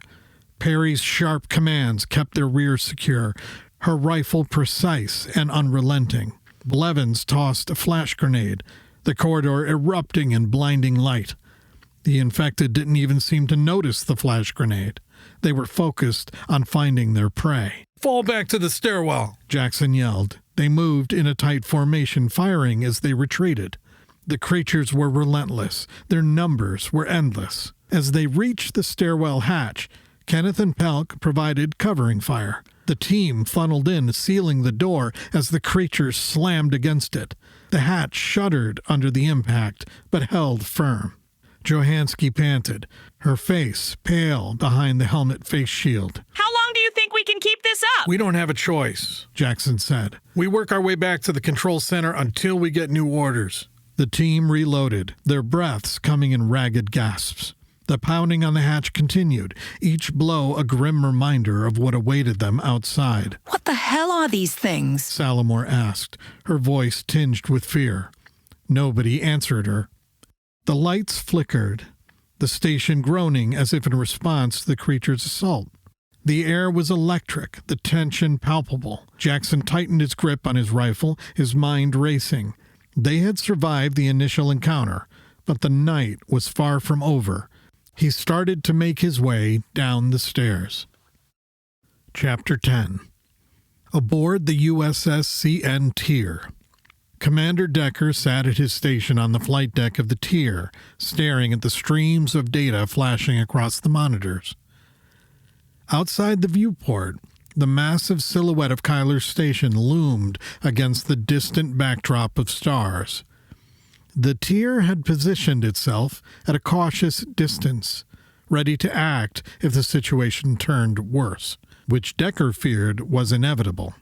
He cradled his third cup of coffee, its warmth doing little to ease the growing unease gnawing at him. Command was a heavy burden, one he had carried for years, but moments like these made it almost unbearable. The recent loss of a crew member weighed heavily on his shoulders. Leadership, he reminded himself, was about showing unshakable resolve, about being the unwavering pillar his crew could rely on.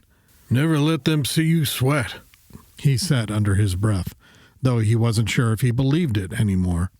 The truth festered inside of him, raw and unrelenting. Every fallen comrade was another weight on his chest, another name carved into the ledger of his failures. No matter how many simulations he ran and how many contingencies he prepared, the outcome never changed. Someone always slipped through his grasp. The faces haunted him, flickering like ghosts in the dim glow of his HUD, each one a silent accusation. Are we pulling data from the station yet? He asked, his voice cutting through the tense silence. Franks looked up from his console. Yes, sir. Sims is processing it, but there's an overwhelming amount to sift through. It'll take time. Time they didn't have. The mission was to figure out what had gone wrong at Kyler's station, a once thriving hub within the Woe 9127 sector. Theories were aplenty, but answers remained elusive. Decker leaned back, his brow furrowed in thought. At first, he had assumed the chaos was the result of some revolt, perhaps disgruntled union workers rebelling against corporate greed or mistreatment. Such uprisings weren't uncommon, and the Tier and its crew had been called in to handle similar crises before. But this was different. The scene that had unfolded aboard Kyler's station defied anything they had encountered in their countless missions. The footage from the assault team's body cams played on a loop in his mind. Civilians, or what once were civilians, attacking with a ferocity that was both chilling and inhuman. They were more than angry.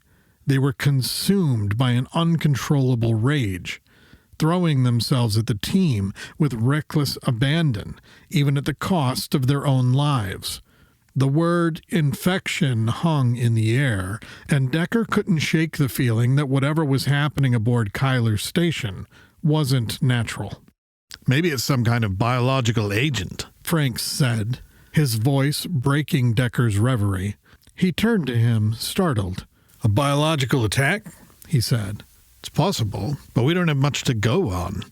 All we know is that the people the team encountered weren't just sick. They were hostile and extremely violent.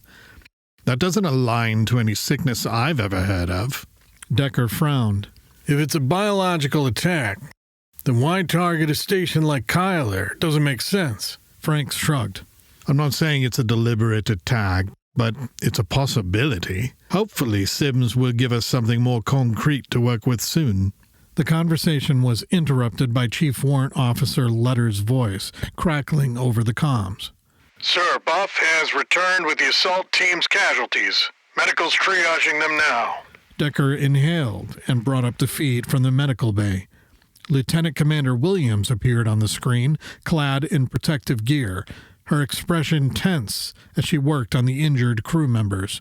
How's it looking down there, Doc? He asked. We have the casualties in quarantine, Williams said without looking up. Petty Officer Kosar is deceased. Her words were clinical, but they hit Decker like a punch to the gut. He had known Kosar, and even shared a drink with him and the rest of the team after missions in the past.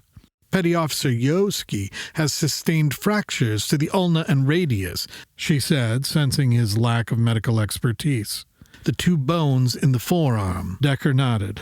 What about Torres? She's in bad shape, Williams said, her tone growing more clipped. I'll update you when I have more.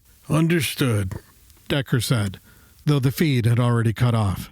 He leaned back in his chair, running a hand through his short, military-style hair.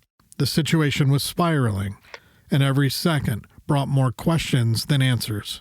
Sir, Letter's voice broke the silence again, this time tinged with urgency. We've received a response to the station's emergency alert.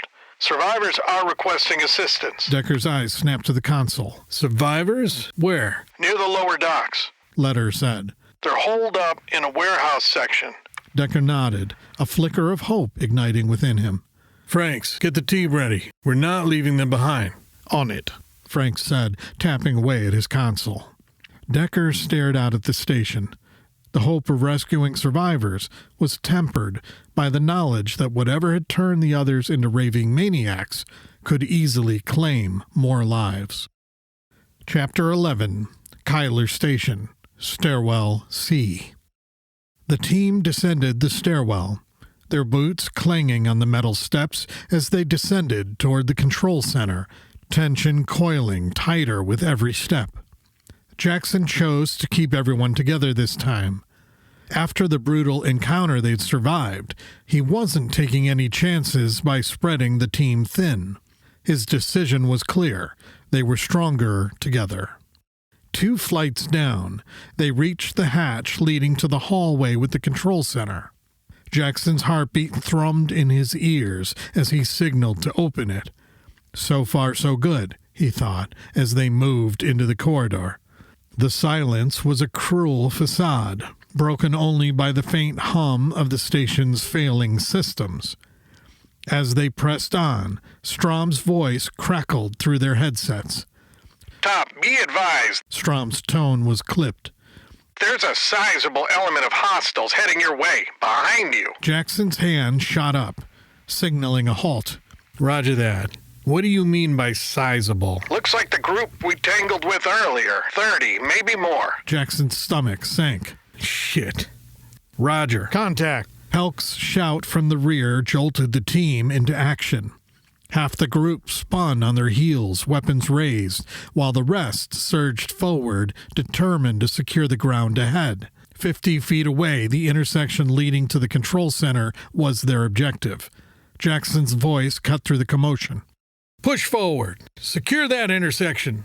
The hall erupted in chaos. Hostiles barreled toward them, their distorted faces twisted in rage. Jackson turned to face the threat, raising his rifle and finding his first target. His shot rang true, and the leading attacker crumpled, their head bursting like a ripe melon. Shit! Pelk cursed as his bullet tore through a hostile's chest. The man didn't falter, despite half his insides spilling out. Pelk fired again, this time taking the attacker down. Break contact! Fall back to the control center! Jackson yelled, squeezing off another shot. A glancing blow to another hostile's head staggered the man, but it took Pelk's follow-up to finish the job. At the front, Perry and Kenneth reached the intersection. Perry's sharp eyes caught movement to the left, where another wave of hostiles charged. She yelled over the comms. More incoming from the left. You guys need to move your asses. What had started as a tactical retreat devolved into a frantic dash. Jackson caught glimpses of Perry, Kenneth, and Blevins firing down the left corridor, their weapons spitting fire as the enemy advanced. His team's training held, but the weight of numbers bore down on them. It didn't help that the enemy was not deterred by fear of being shot. They threw themselves at the team in crazed abandon. Move! Jackson's voice was a lifeline amidst the chaos. He and Pelk formed a rear guard, laying down suppressive fire as the team quickened their pace. Hostiles closed the gap, their guttural cries echoing in the confined space. When they reached the intersection, the situation worsened. Hostiles surged from 3 directions, leaving only the path to the control center clear. It was enough. Keep falling back! Get to the control center! Jackson yelled. The hallway became a battlefield of writhing bodies and relentless gunfire. Blood slicked the floor, adding a perilous edge to their retreat. The infected also found advancing difficult in the blood-covered hallways. Many were slipping and tumbling over each other in the mess. The control center hatch loomed ahead, their sanctuary. Jackson's pulse thundered as his team filed through the opening. Pelk and Jackson held their ground, firing until the last possible moment. The hostiles were on top of them when Pelk grabbed Jackson's toe strap. Let's go, Top! Pelk yelled, dragging Jackson backward with all his might. The moment Jackson cleared the threshold, the hatch slammed shut. For a fleeting second, silence reigned. Then the pounding began, relentless and maddening. Strom greeted them with a wry smile. Welcome back. Inside the control center, the team regrouped. The room, dark with only the light coming off the work consoles, felt like a fragile haven. Screens flickered with erratic data feeds, casting a ghostly glow. Jackson's mind raced. 30 hostiles outside, maybe more. Their number was now down by 3. and morale was feeling a little down amongst the team. Status report, Jackson said, his voice steady despite the tension. Strom pointed to the monitors. We've definitely got the attention of the natives. Hostiles almost seem to be swarming throughout the level, but they seem disorganized for now. For now, Jackson thought. Hopefully that won't change. He looked around the room. How is everyone on ammo? He asked the team, starting to check his loadout. He got a few finds and goods in response from the team. Chapter 12. Kyler Station, Control Center. Top, we have new tasking for you. Frank's voice crackled over the team's comms, cutting through the relative quiet of the control center. Jackson groaned but kept his tone professional. What now? Franks didn't miss a beat. We've received a response to our emergency broadcast. There are survivors on the station. Jackson's eyebrows shot up. Survivors? How many? 27. Frank said. Men, women, and a few children. Families, mostly. They've been alive here for months? Jackson asked. Affirmative. Frank said. Jackson paused for a second, processing the information. At the very least, maybe they can tell us what happened here. Where are they holed up? The lower docks. Frank said. They've secured themselves in a warehouse near the docking area. Plenty of supplies, which is likely how they've survived this long. Jackson's stomach churned. Isn't that where we spotted the large group of hostiles on the surveillance footage? He glanced at Strom, who nodded. Yes. Frank said. We suspect the survivors' presence is what's drawn the hostiles there. Jackson exhaled. Sir, I don't see how we're supposed to handle a force that size. We've struggled to hold our own against smaller groups. Frank's reply was resolute. Understood. But Decker wants us to figure it out. Jackson's jaw tightened. Roger that, sir. As the comms went silent, his frustration bubbled over. This is suicide, he said. For the next hour, the team pored over the station's schematics, brainstorming potential strategies. The lower docks were 15 floors below, a sprawling area designed for receiving and storing equipment and supplies, the station's lifeblood. Now it was a battlefield in waiting, teeming with hostiles. Jackson rubbed his temples, fatigue and pressure gnawing at him. All right, people. Ideas. How do we get down there, secure the survivors, and get them out? Strom, ever pragmatic, was the first to speak. We could vent the entire area, clear it out in one go. Kenneth chuckled. That's savage. I like it. Jackson shot them both a look. Would the survivors even stand a chance? Strom hesitated. Maybe. Probably not. That's a hard no, Jackson said. What else? Perry leaned forward, her tone thoughtful. What if we set up a kill box? Use the stairwells to bottleneck the hostiles? We could lure them in, thin their numbers, and then fall back floor by floor. If it gets too hairy, we'll seal the stairwell. They haven't shown any ability to open hatches we've secured. Jackson's mind raced, analyzing her suggestion. Split the team between two stairwells, he said aloud. One group acts as bait, drawing the hostiles in, while the other closes in behind and seals them off. It's risky, but it might work. It'll work, Perry said. Franks, Jackson said over the comms. We may have a plan. Let's hear it, Frank said. Jackson outlined the strategy. There was a pause on the other end, and then Frank spoke. It's dangerous, but it's the best option we have. Proceed. Over the last hour, the activity outside the control room hatch had come to a halt. The infected had dispersed, realizing they were not going to reach their prey inside the control room. Strom checked the video feeds in the hallway, making sure the team could move out of the control room in relative safety. He looked up from the screen and said, You think these people are worth it? Risking all our asses for 27 strangers? Jackson's response was measured. We're soldiers, Strom. This is what we do. Besides, they're not strangers. They're survivors. They might have answers we need. The conversation ended as abruptly as it began, the focus shifting back to their task. Looking around the room at the combined team, Jackson said, Let's not fuck this up here. Be efficient and as safe as you can. We don't need to lose anyone else today, got it? Chapter 13. Kyler Station, Stairwell B. Around the control center, everyone nodded in agreement. Perry led Bravo Team into Stairwell B, the sound of their boots muted against the metallic floor.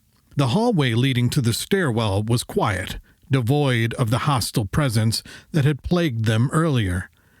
Beyond the control center's reinforced doors, the mob had thinned, their shouts fading into uneasy silence. The scattered debris and smeared footprints were the only signs that they had ever been there. Both teams exchanged quick glances. The unspoken understanding clear.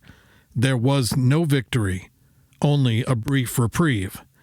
The air remained charged, the kind of stillness that came before a storm, where every breath felt borrowed. Using only hand signals, Perry directed Harper and Phillips to secure the next 2 flights of stairs. She sealed the stairwell hatch behind her, ensuring no unwelcome surprises from above. With her were Harper, Phillips, Salamore, and Pelk, each one alert and tense. Every creak of the stairwell echoed in the confined space, amplifying the weight of their task.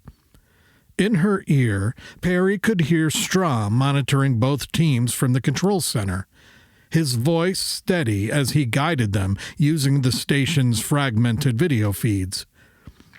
Bravo, the coast is clear so far. Alpha's path is more contested. Keep moving. Despite the reassurance, Perry knew the system's gaps meant they couldn't rely on Strom's eyes. They advanced, each step deliberate. After descending 5 levels, a sudden pop shattered the silence, the distinct report of a silenced weapon. Despite the suppressor, the sound ricocheted in the narrow stairwell like a cannon blast. Perry froze, every muscle coiled. She braced for an onslaught, but the moments stretched in tense stillness.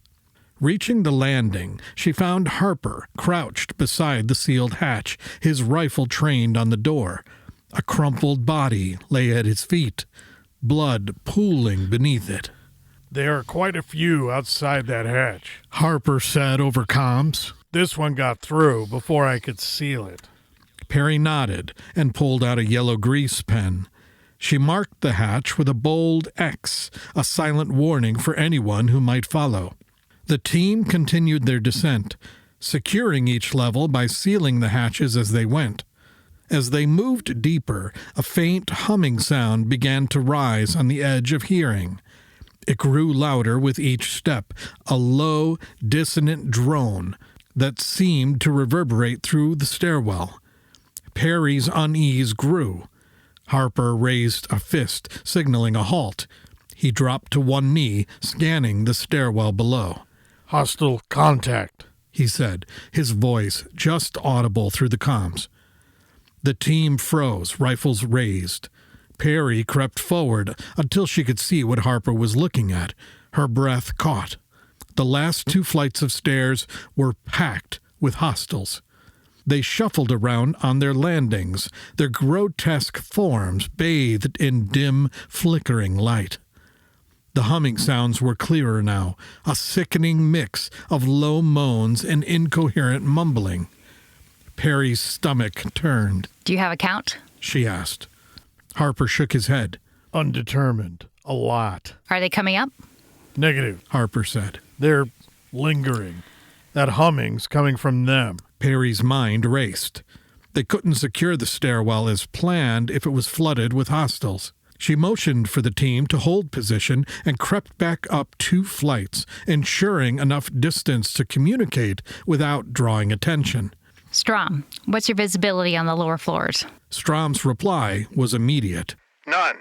The feeds don't cover the last 3 floors. I can see the stairwell door from the dock camera, but the area is swarming with infected. The hatch to the docks is open. Perry's jaw tightened. The plan had relied on being able to seal the stairwell and control their descent. With the lower levels compromised, they were exposed. Perry to Jackson, she said. Send it. Jackson's voice came through, steady despite the situation. Be advised, we're in position, but the bottom 2 floors of Stairwell B are full of hostiles. Perry said. We can't secure them. Perry's mind churned through possibilities. Every option seemed worse than the last. She glanced at her team. They were disciplined and ready, but the strain was evident in their eyes. She knew they were all thinking the same thing.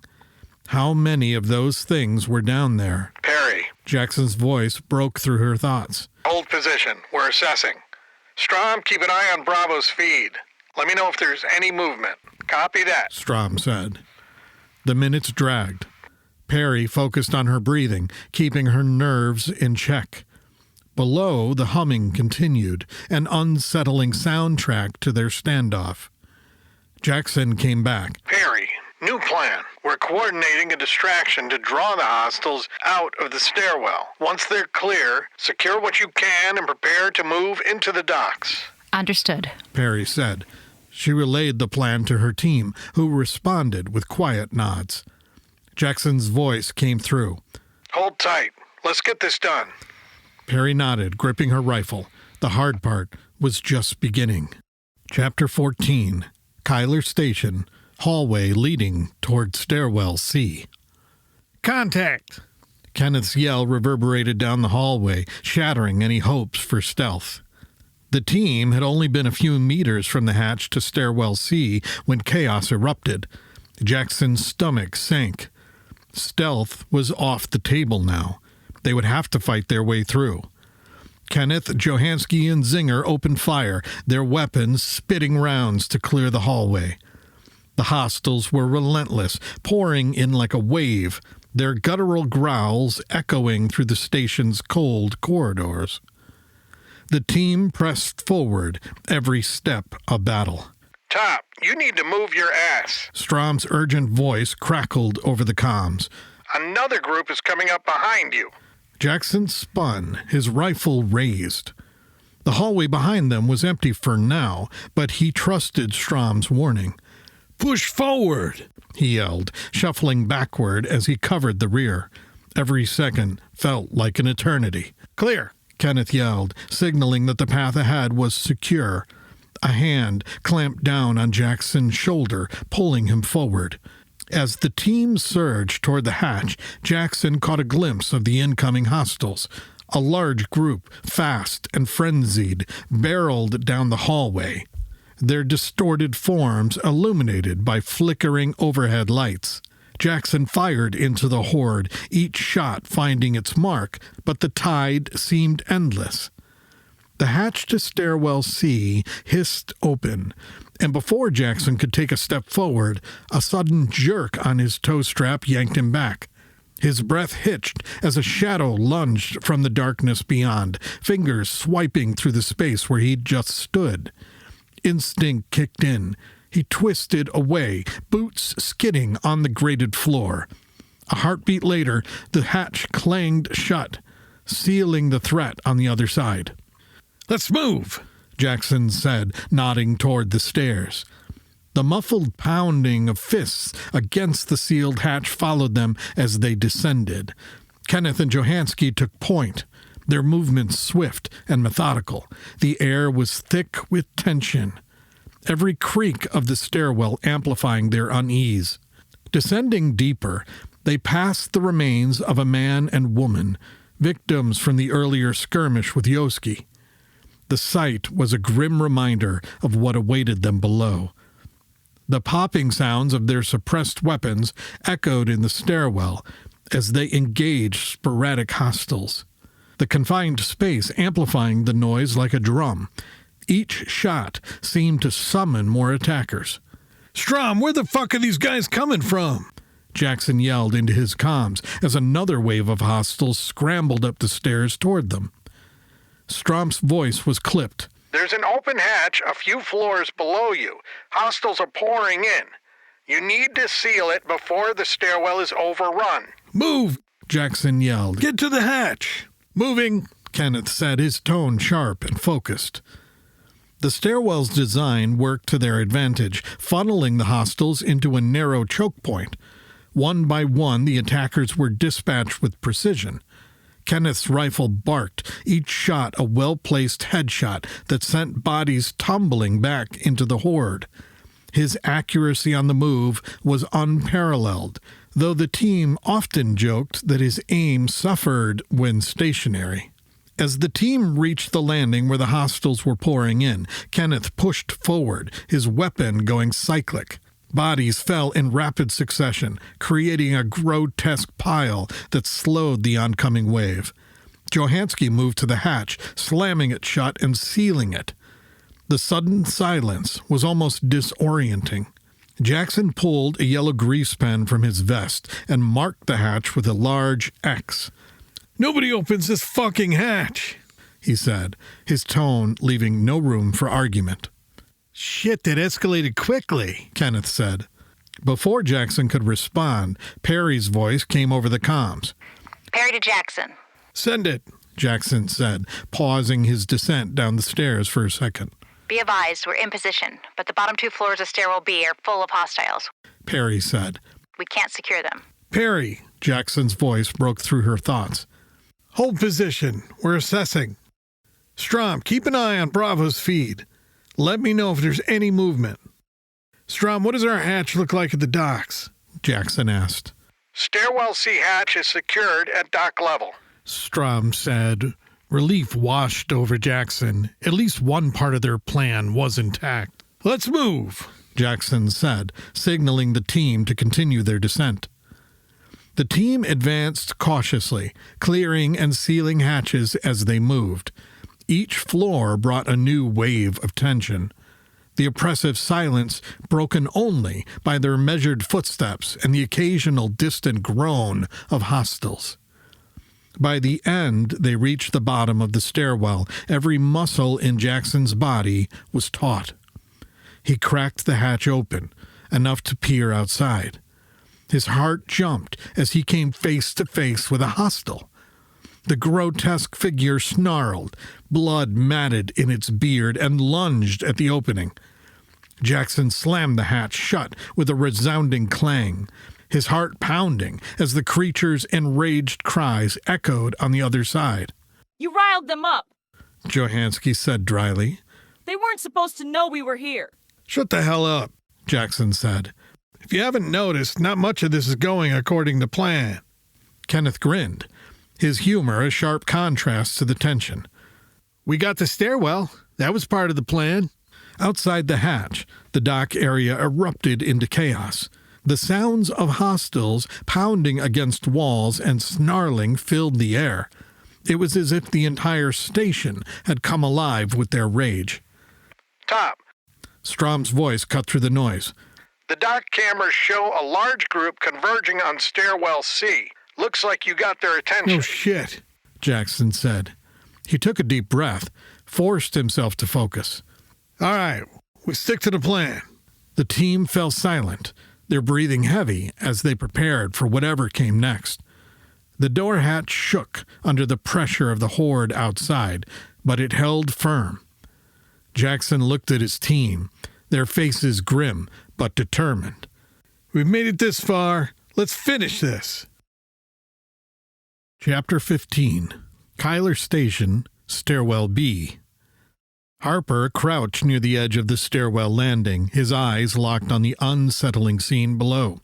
The hostiles, which had swarmed the landing, now appeared less concentrated. The noise and chaos seemed to be shifting downward, and Harper noticed their movements becoming more agitated.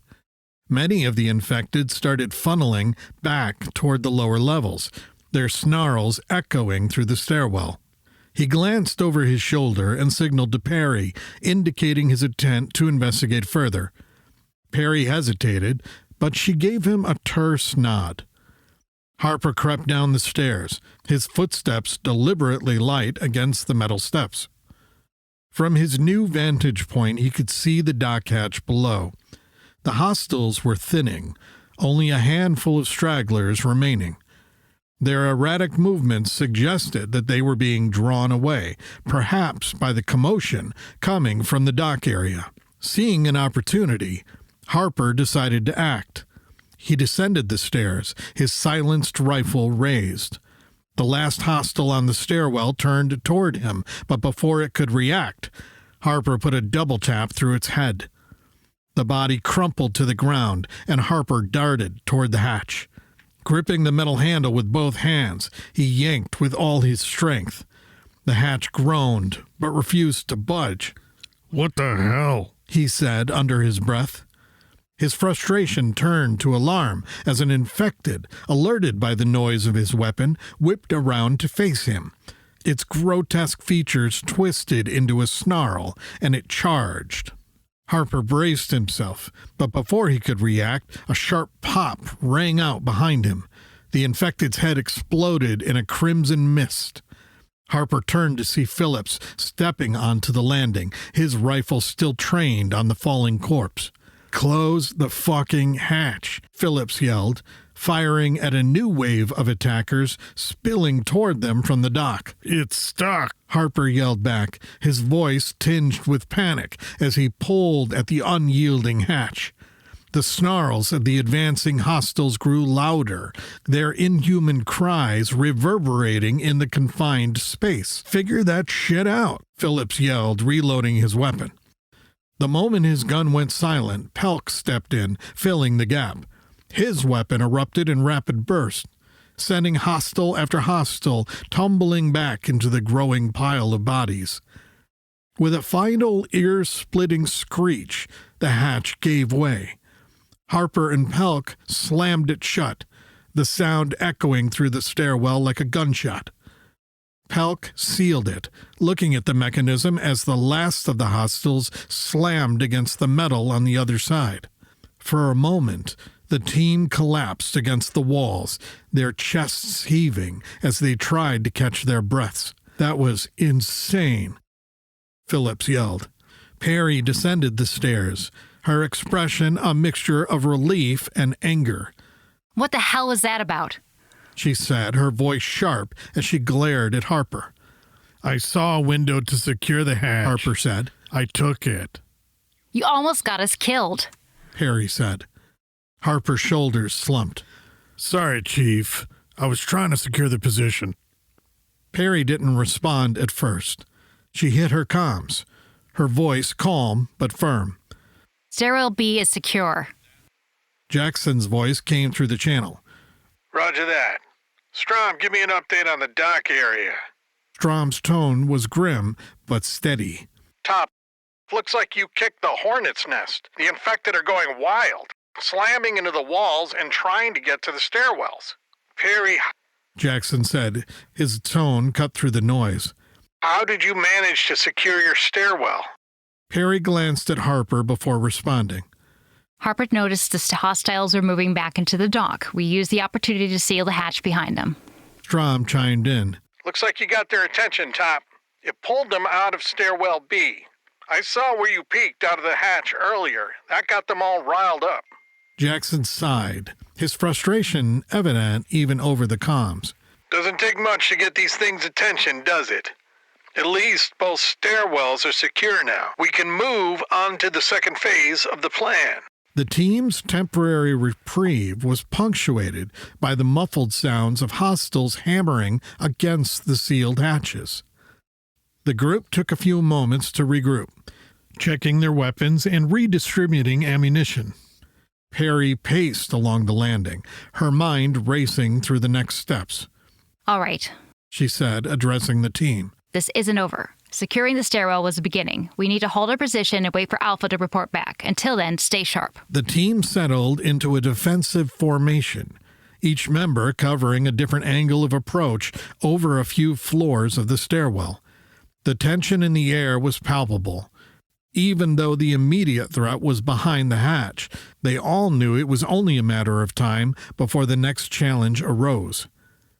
Harper leaned against the wall, his breathing steadying as the adrenaline began to fade.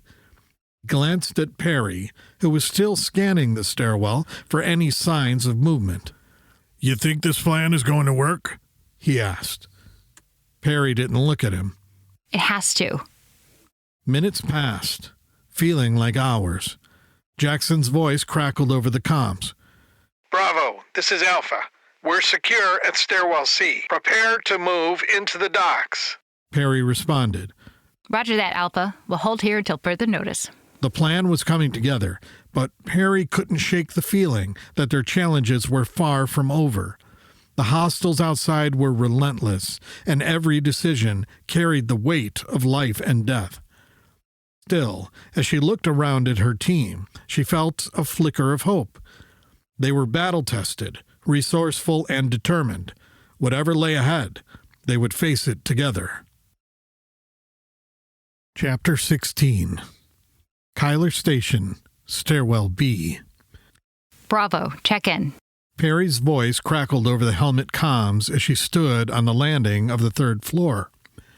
Her eyes scanned the empty stairwell above. In position, ready to move, Harper said from the first floor. He was crouched near the hatch leading to the lower docks, his weapon at the ready. Beside him, Phillips nodded, checking his rifle one last time. Same here, said Pelk over comms. He and Salamore were stationed on the second floor, weapons raised on the stairwell below. Their breathing was controlled, but tension rippled through the air.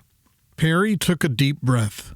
This is going to be a controlled fallback, she reminded her team. Cover each other and keep moving. We got a long way to go to reach the control center, and too many chances for things to go wrong. Stay sharp. The plan was simple in theory, but terrifying in execution. They would open the hatch at the bottom floor to lure the hostiles into the stairwell, then retreat up the 15 flights of stairs to the control center, leapfrogging positions to lay down suppressive fire. Each team would act as bait to keep the hostiles engaged while the others moved. But Perry knew all too well how fast these things could move. It wasn't a question of coordination. It was a test of endurance. Let's roll, Perry said, her voice stealing the group. Opening the hatch now, Harper said, gripping the heavy mechanism and twisting it. As the seal cracked open, Phillips didn't hesitate. Frag out, he yelled, tossing 2 fragmentation grenades through the gap. Harper slammed the hatch shut as the grenades detonated, shaking the stairwell with a deafening roar. Shards of metal and debris clanged against the hatch as the floor vibrated beneath their boot. Harper yanked the hatch open again, and the two of them unleashed a torrent of gunfire. The hostiles directly outside the hatch stood no chance, reduced to bloody pulp by well-placed headshots. The loading bay beyond was chaos, but the initial confusion worked in their favor. The creatures hesitated, disoriented by the attack. Then the tide turned. The hostiles locked onto the hatch and surged forward, snarling and clawing as they charged. Move! Harper yelled, pulling back and sprinting up the stairs. They're taking the bait! Phillips followed, his boots pounding the metal steps as the first of the hostiles reached the bottom of the stairwell. Moving, he yelled, his voice tight with adrenaline. The 2 men bounded up the stairs, taking them 2 at a time. Behind them, the sound of the horde was deafening, a cacophony of guttural growls and pounding footsteps. As they passed Pelk and Salamore's position on the second floor, the latter 2 opened fire. The first hostile head to appear around the landing was obliterated by Salamore's precise shot. She didn't stop, taking out 3 more in quick succession. The narrow stairwell became a kill zone, with the attackers scrambling over the bodies of their fallen to reach the defenders. Pelk joined in, his rifle barking as he laid down suppressive fire. The pile of corpses grew, slowing the advancing horde. Reloading! Salamore yelled, ejecting her spent magazine and slamming in a fresh one. But even a 3-second pause was too long. The hostiles surged forward, claws outstretched, their eyes wild with rage. "Move!" Pelk yelled, falling back as he reloaded. Salamore didn't hesitate, turning and racing up the stairs as Pelk provided what little cover he could. The 2 made it past Perry before the hostiles reached the second floor. Perry was waiting, Her rifle barked, cutting down the first wave that breached the landing. Keep moving, She yelled at Pelk and Salamor as they passed her. She fired in controlled bursts, her focus unwavering despite the chaos. The creatures were relentless, their gnashing teeth and clawing hands a constant reminder of the stakes. As the horde pressed closer, Perry began her own retreat. She moved backwards up the stairs, firing as she went. Her shots were precise, each one buying her a precious second to gain distance, but the swarm didn't relent, and soon she was yelling, moving, into her comms. Harper and Phillips set up the next landing, their weapons trained on the stairwell below. When Perry reached them, she took a quick breath before the hostiles came into view. The two men opened fire, their bullets carving through the horde. Perry joined them, the three of them working in sync to hold the line. Reloading, Harper yelled out, stepping back to swap magazines. Philip and Perry picked up the slack, pouring fire into the advancing swarm. The infected faltered, their numbers thinned by the withering assault.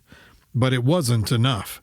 The creatures kept coming, their bloodied forms climbing over the bodies of their fallen comrades. Harper rejoined the fight as Perry yelled, move! The pattern repeated itself floor by floor. Each team took turns holding the line. Their movements were coordinated but frantic. The stairwell became a battleground, the air thick with the smell of gunpowder and blood.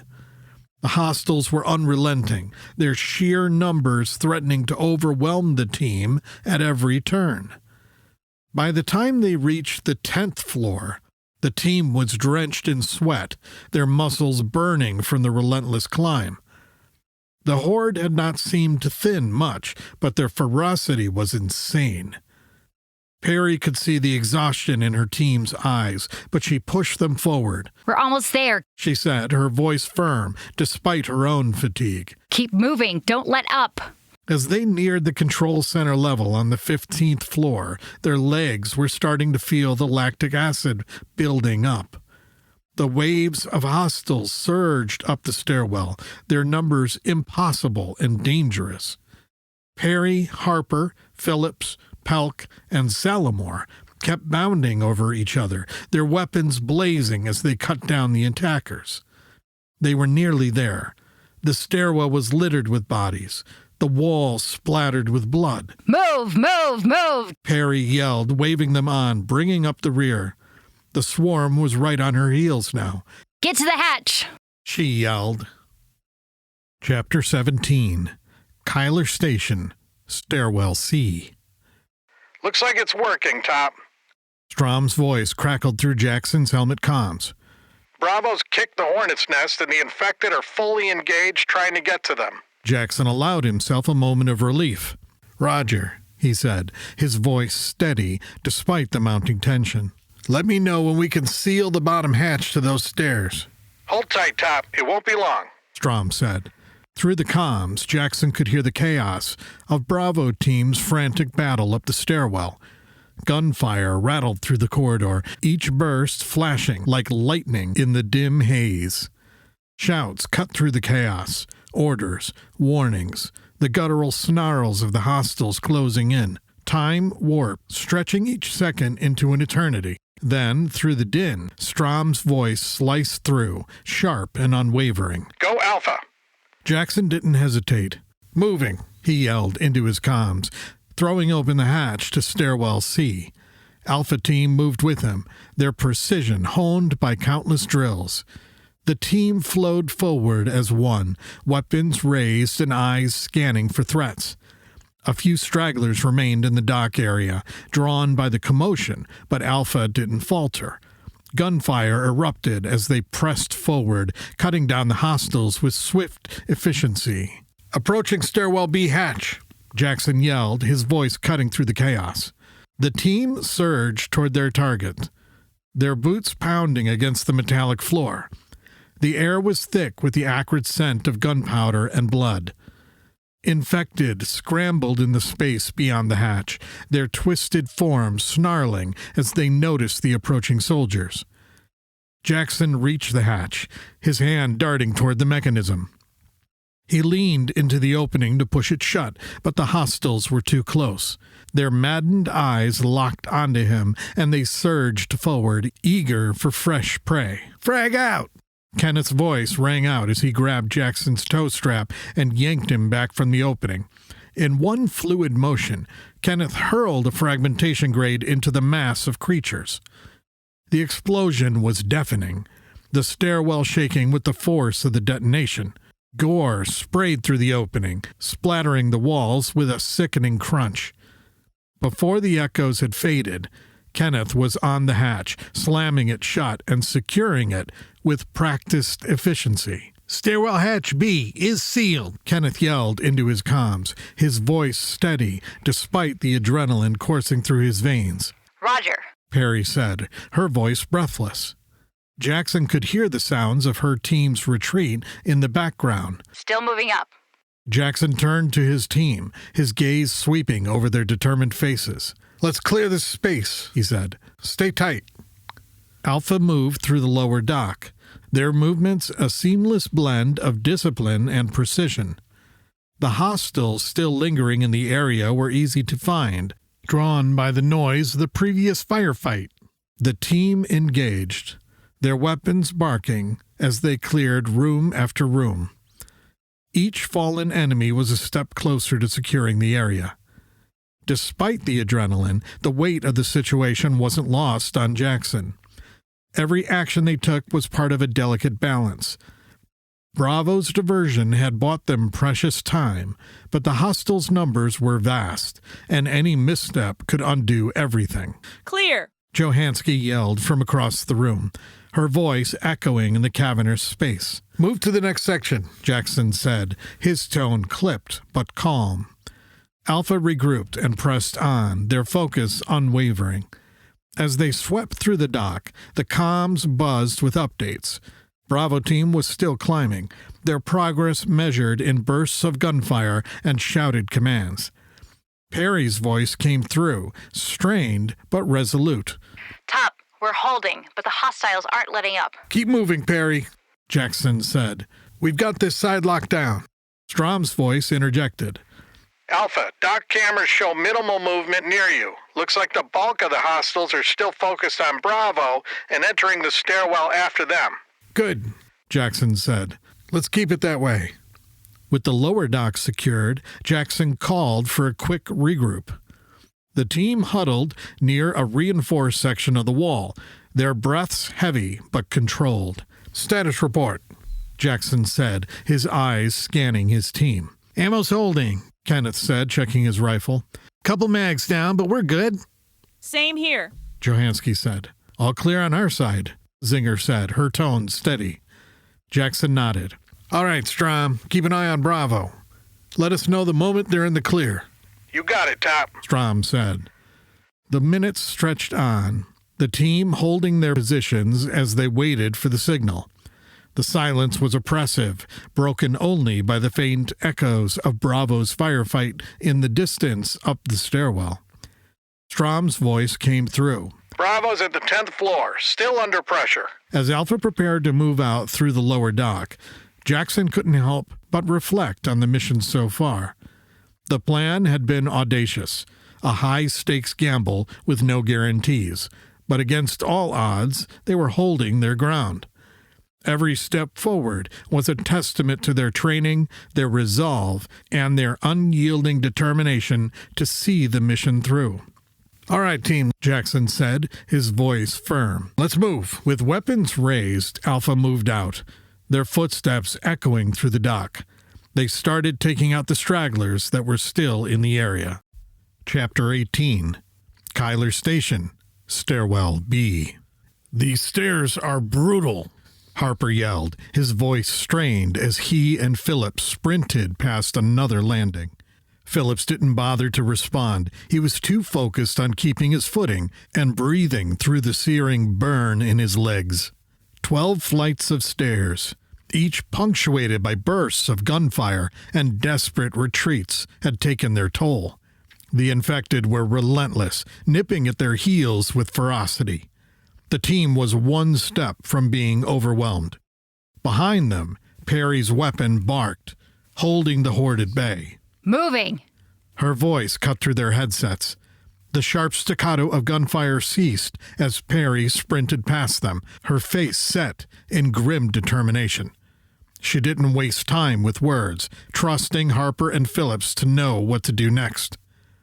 Even as Perry passed, Harper was already engaging the enemy. He lined up his shots, taking down targets with practiced precision.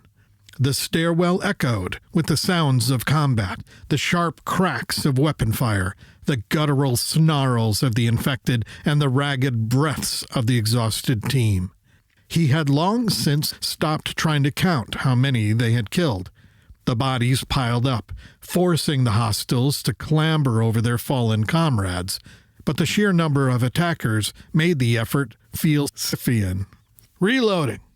Phillips yelled, fumbling with his magazine. Harper realized with a jolt that he was out as well.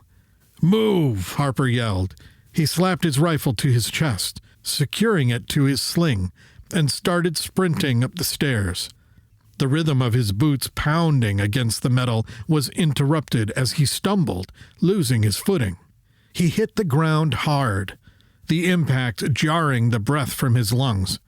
Before he could recover, a hostile slammed into him, its wiry frame strong.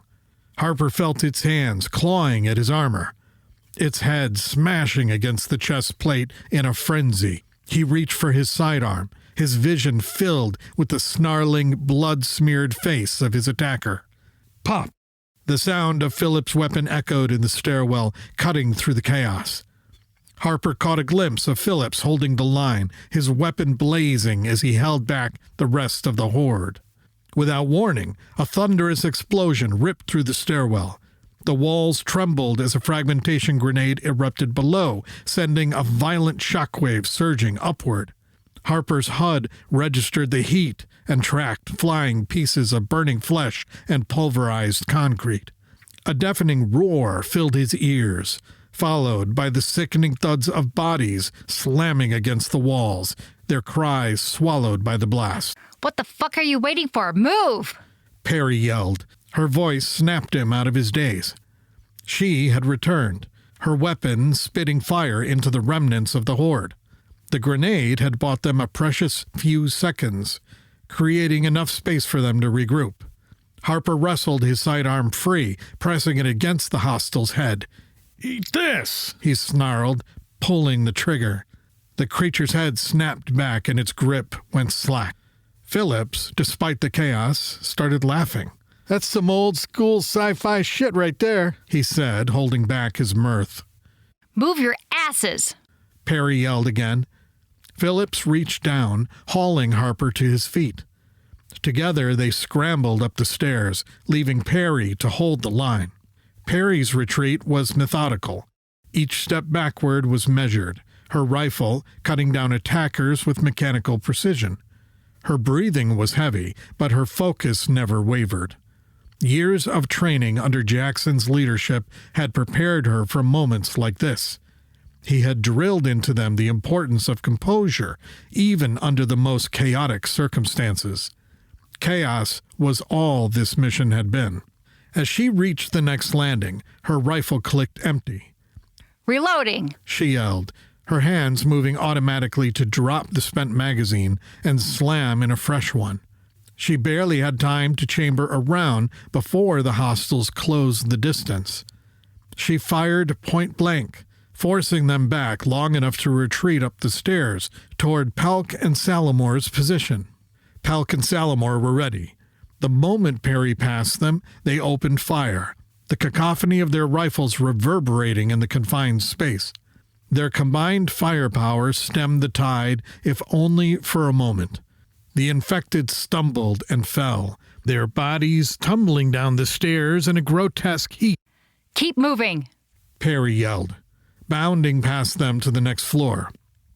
As she reached Harper and Phillips, she held up a single finger, signaling that they had only one more floor to go. On the 15th floor, Perry cracked the hatch leading to the control center level.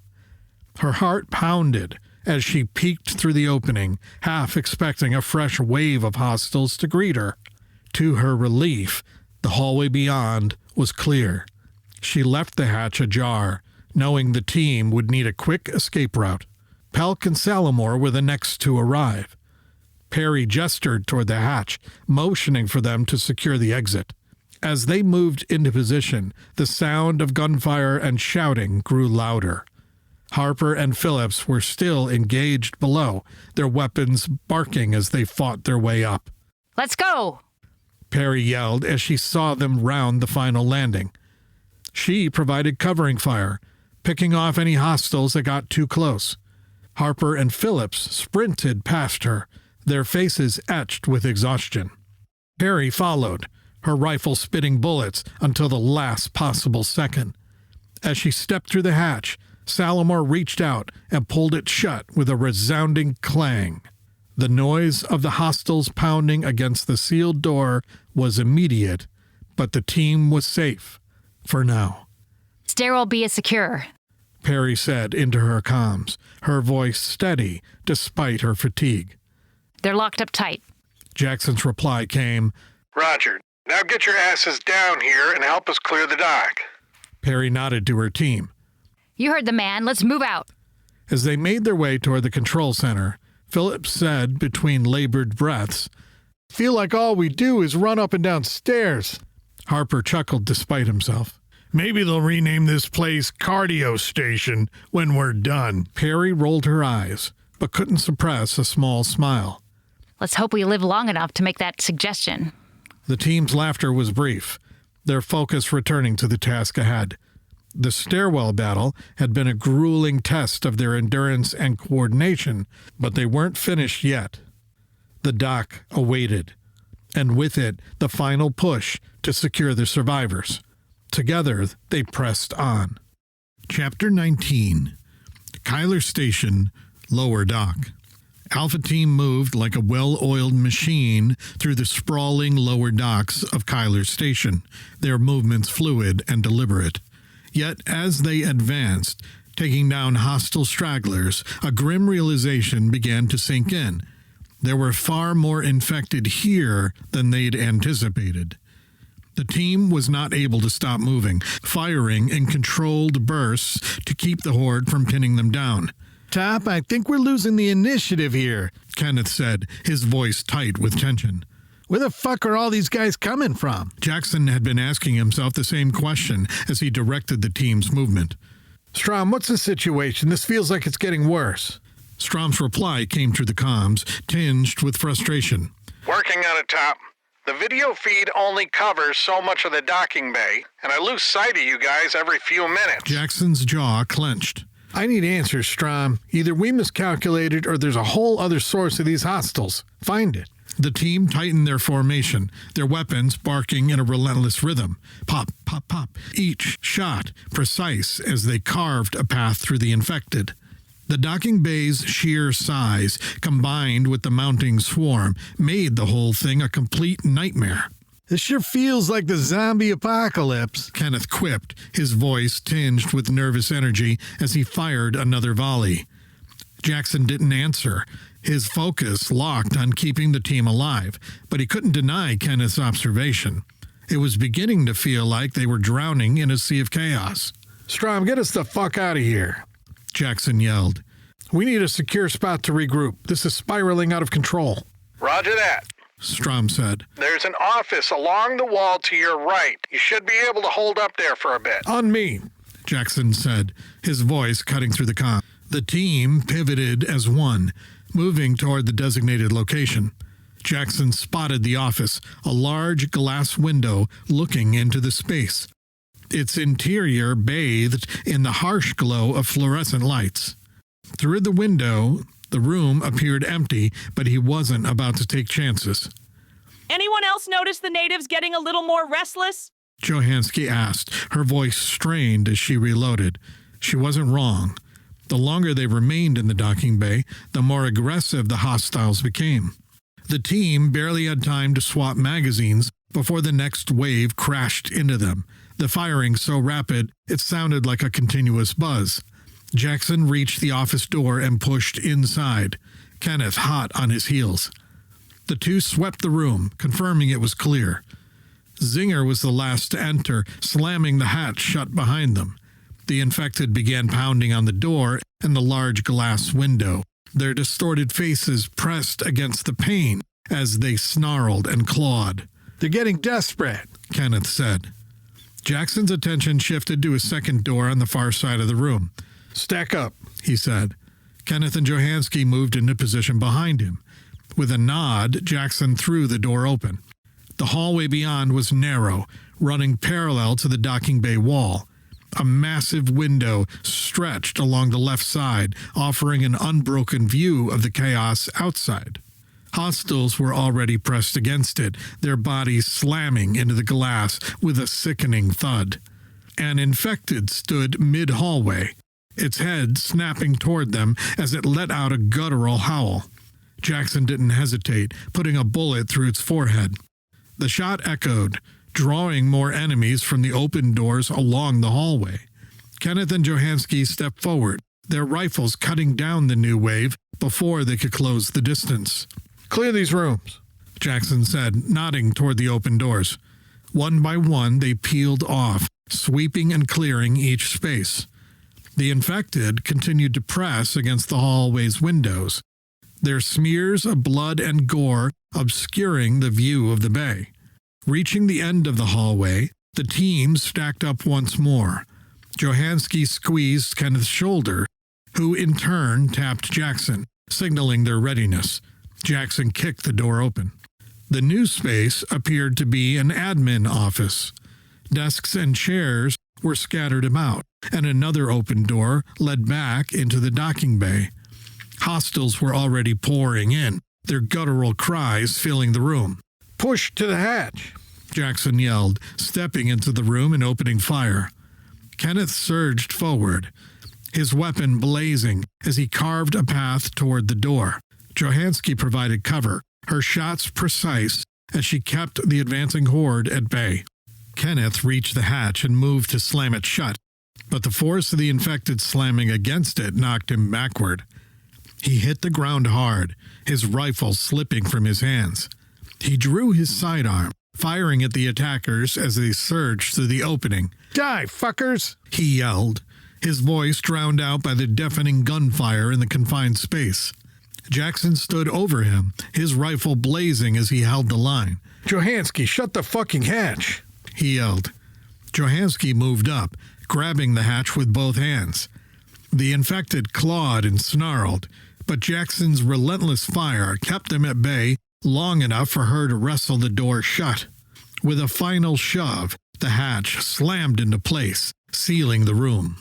The team took a moment to catch their breath. The pounding of the infected against the glass and metal a constant backdrop. Kenneth climbed to his feet, his face pale but determined. "Those bastards hit like freight trains," he said. Jackson keyed his comms. "We're clear for now," he said. The infected outside the window continued their relentless assault, their bodies slamming against the glass with enough force to rattle the frames. Blood and viscera smeared the pane, but the reinforced material held firm. "You think that'll hold?" Kenneth asked, nodding toward the window. "It's rated for hull breaches," Jackson said.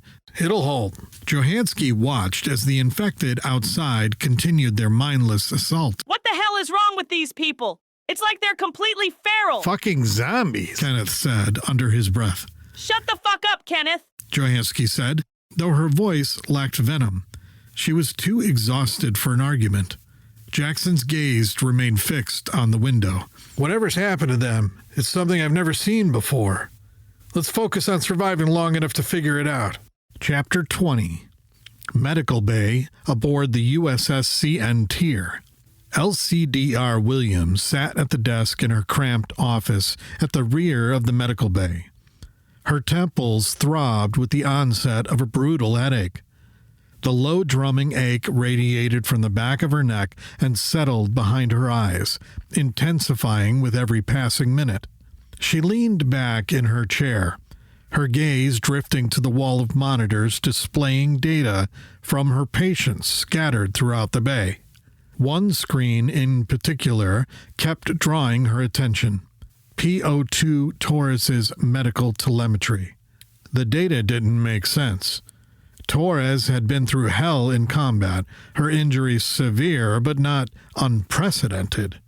A shattered femur, a face that looked like it had been smashed with a bat, a severe concussion, and multiple fractures, nothing her team hadn't handled before. The blood loss had been significant. They'd tied off a torn artery and pumped her full of synthetic blood to stabilize her pressure. Yet nothing of that worried Williams as much as the infection now ravaging Torres's body. Williams tapped her datapad, scrolling through notes and scans, hoping for a breakthrough. The infection had spread with a vengeance, defying every treatment they'd thrown at it. Gene resequencing, aggressive antibiotics, even antiviral therapies, nothing worked. The tissue breakdown mirrored gangrene, but it didn't behave like any bacterial infection she'd seen.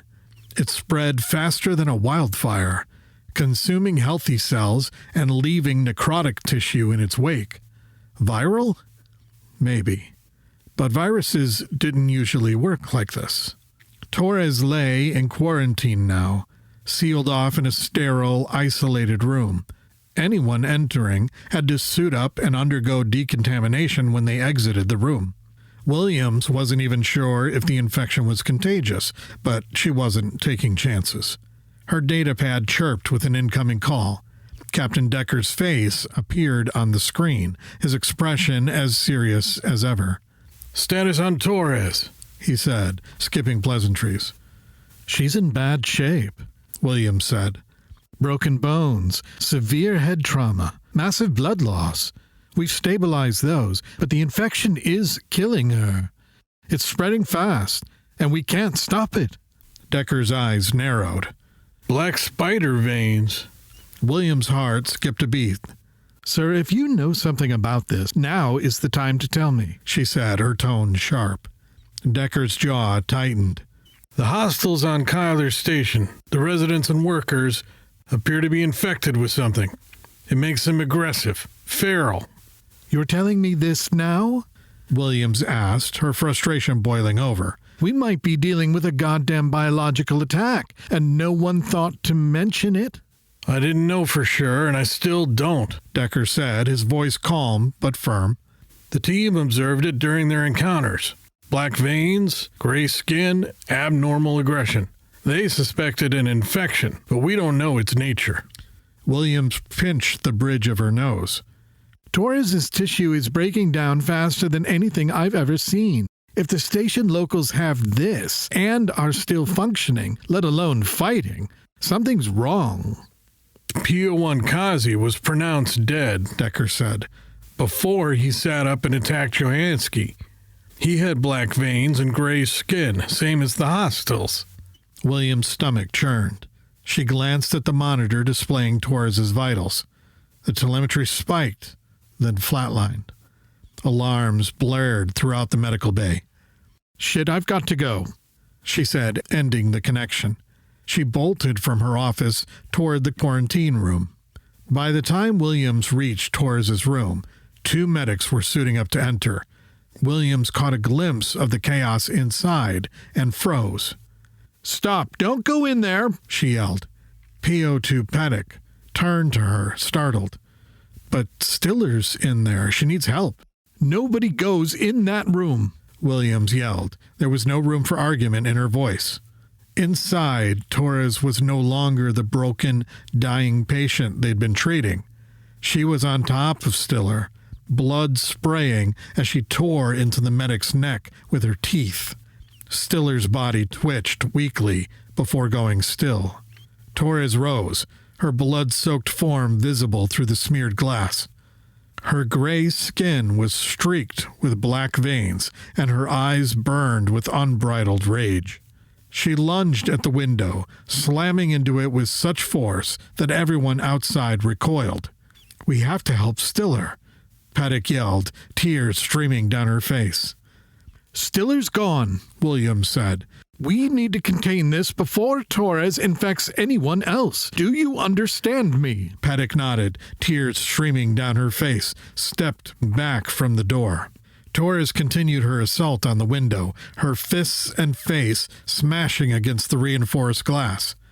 Chunks of flesh peeled from her hands, leaving bloody smears as she howled like an enraged animal.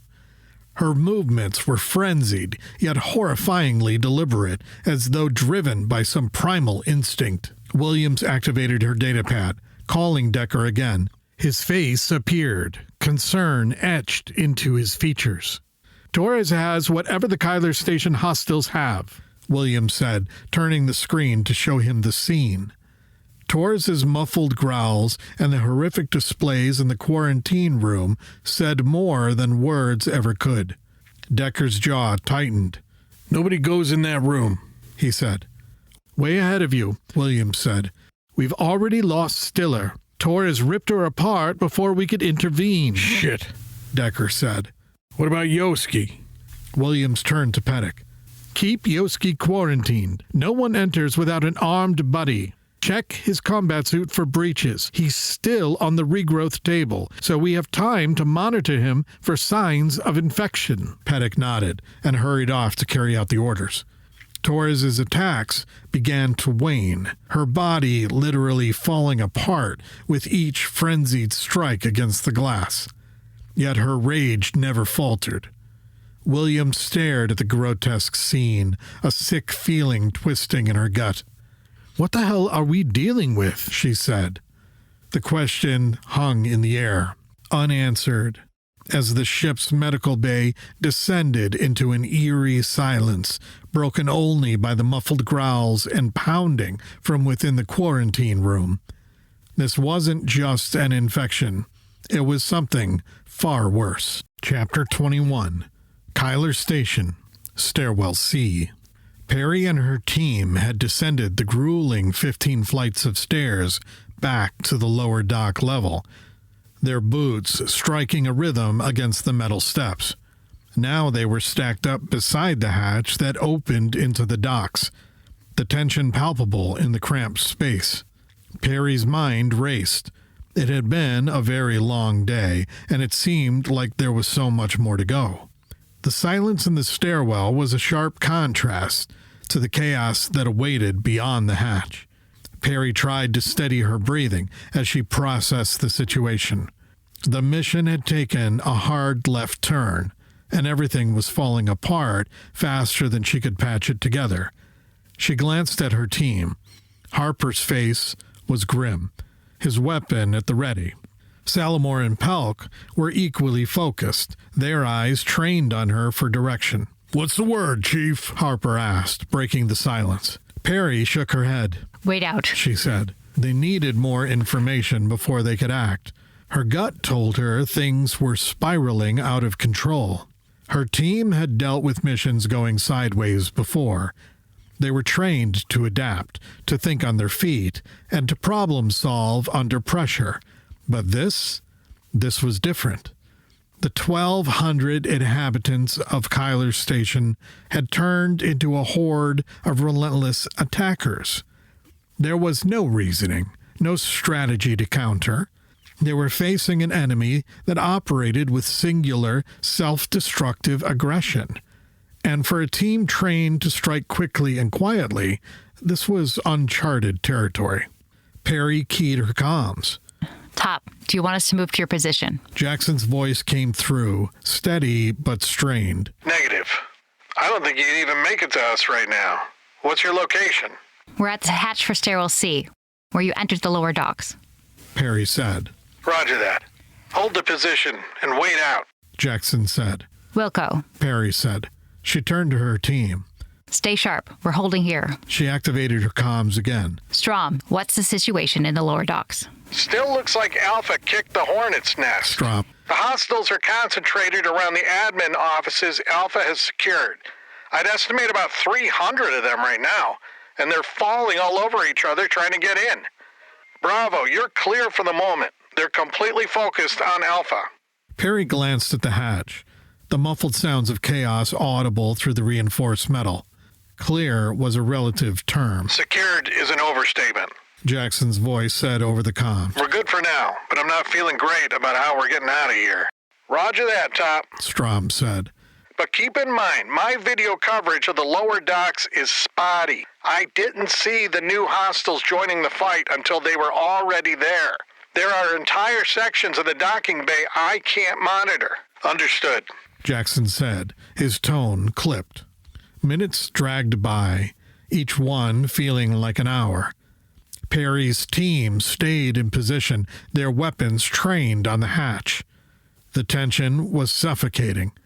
Perry's mind replayed the day's events, the mistakes and missteps that had brought them to this precarious moment.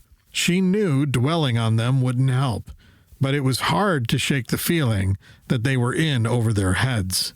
Do you think they'll hold? Harper asked, nodding toward the admin offices where Alpha was holed up. Perry hesitated. If anyone can, it's Jackson, she said. Salamore chimed in. They're holding the line for now. We need to figure out what our next move is. That's the problem. Perry said, her frustration evident. Every move we make seems to escalate things. The longer we're here, the worse it gets. Chapter 22. Kyler Station Admin Offices, Lower Docking Bay. Franks, where the hell are these civilians? Jackson said into his helmet's comm system. His voice was steady, but frustration seeped through. They're holed up in the warehouse area on the docking bay. Frank's voice crackled back. And where the hell is that relative to me? Jackson said, his patient wearing thin. Strom, can you get a video feed of the warehouse? Negative, said Strom. But I've got footage of the bay outside it. Figures, Jackson thought. It's too much to ask for clear intel when you're stuck in hell. It's the next bay over, Frank said. Jackson let out a low curse. There's no damn way we're moving 27 civilians, women and kids included, through a horde of those things. Maybe if we had 50 more hard-hitting sons of bitches, but not like this. How many did we pin in Stairwell B? He asked, dreading the answer. Hundreds, Strom said. Most of the station's personnel seem concentrated around the lower decks. We could try the same trick again, Jackson said. Get as many as we can into another stairwell and lock them in. They'd follow us anywhere if it meant a chance to get at us. We'd have to clear another stairwell first, Frank said. Oh, great, Jackson said dryly. Guess you mean the royal we, then. Strom, what's the situation in the other stairwells? Hold on, Strom said, then fell silent. Seconds stretched into eternity before he came back. Stairwell A is crawling with hostiles, Top. Open hatches everywhere. Clearing it won't be easy. Stairwell D looks slightly better, but it's still not great. What about the lifts? Jackson asked. Any chance we can use them? Getting lazy, Top? Strom's voice carried a forced lightness. Tired of stairs? Cut the crap and tell me what you see, Jackson said. None of the lifts are on the lower dock level right now. I could bring one down, but it might draw attention. I can control them remotely, though, and probably the doors, too. Is there an equipment lift near the warehouse? Jackson's tone held a flicker of hope. Affirmative. There's one across the bay from the warehouse, Strom said. Finally, some good news. Think it can hold 37 people? Pretty sure, Top. It's big. Looks like we have an exit plan. Now we need to survive long enough to use it. He walked the perimeter of the offices where the Alpha team was holed up, his boots echoing faintly against the metal floor. The faint, relentless pounding of the infected on the thick windows followed him. Their faces, grotesque and smeared with blood and grime, pressed against the glass. There's some real party animals, Top, Kenneth said, nodding toward the window. His tone was flippant, but his eyes betrayed unease. Never seen a rave like this. Yeah, well, they're not handing out party favors, Jackson said, watching the hostiles claw and slam against the glass, their movements feverish and mindless. Any bright ideas on how to get out? I'm telling you, Top, they're zombies, Kenneth said with a weak grin. straight out of one of those old horror flicks. Shut up, Kenneth, Jackson said. The humor was thin armor against the dread creeping into all of them. He keyed his comm again. Franks, are you talking to these civilians? Can we coordinate a plan? Roger that, Top. We've got a line of communication. Good. Let's figure this out before we're completely screwed. Outside, the infected thrashed and clawed, their movements jerky and fevered, a chaotic rhythm of hunger and rage. Each thud against the barricades sent vibrations through the floor, a relentless reminder of the thin barrier between survival and slaughter. Inside, the air thickened, dense with the scent of sweat and steel, every creak of the station amplifying in the silence. Jackson shifted his grip on his rifle, the weight of his team's lives pressing down like an iron yoke. The walls seemed to breathe around them, the station itself a silent predator, watching, waiting for them to falter. Top, Kenneth said, his voice quieter, sharper. You hear that? Jackson paused, his hand resting on his sidearm. The muffled cacophony of the hostiles was unchanged, but there was something else now. A faint mechanical hum rising from below. Strom, what's that noise? Jackson asked. Checking. Strom said. There was a pause before he came back on. One of the lifts activated on its own. I didn't do it, Top. Shit, Jackson said. Can you override it? Working on it. Strom's voice was tense. Give me a minute. The sound of the lift grew louder and Jackson's stomach tightened. The pounding on the windows intensified. The hostiles outside seemed to sense something, their frenzy escalating. Jackson's pulse thundered in his ears as he waited, his grip on his rifle tightening. Top, I've got control of the lift. Strom's voice broke through the tension. I stopped it. Good work, Jackson said, exhaling slowly. Keep it that way until we need it. The civilians in the warehouse would need to move fast. The longer they waited, the worse their odds became. Jackson tapped into the comm again. Franks, let the civilians know we'll use the equipment lift. Make sure they're ready to move as soon as we secure the path. Got it, Top. Franks said. The faint mechanical whine of the lift stopped, leaving only the relentless pounding of the hostiles against the glass. Jackson looked at Kenneth, then back at the smeared windows. Let's make this count, he said. The words were a promise to his team, to the civilians, and to himself. Failure wasn't an option. Chapter 23. Kyler Station Stairwell C, lower dock level. Roger that, Top. Perry said into her comms, her voice steady but betraying the strain. Turning to her team, she said, You heard the man. Let's clear another stairwell. I'm starting to hate stairs, said Phillips, his voice dripping with fatigue. Join the club, Harper quipped, tightening his grip on his rifle. So what's the plan? Clear it top down and ring the crazy person invite bell again? Pretty much, Perry said with a grim nod. Let's get to the top and move to stairwell D. The climb back up felt interminable, their footsteps echoing in the eerie silence. At the top, Perry asked, Strom, what's the hallway look like? A few hostiles staggering around near your hatch. Strom's voice crackled. Beyond that, it's clear to stairwell D. Let's move, Perry said.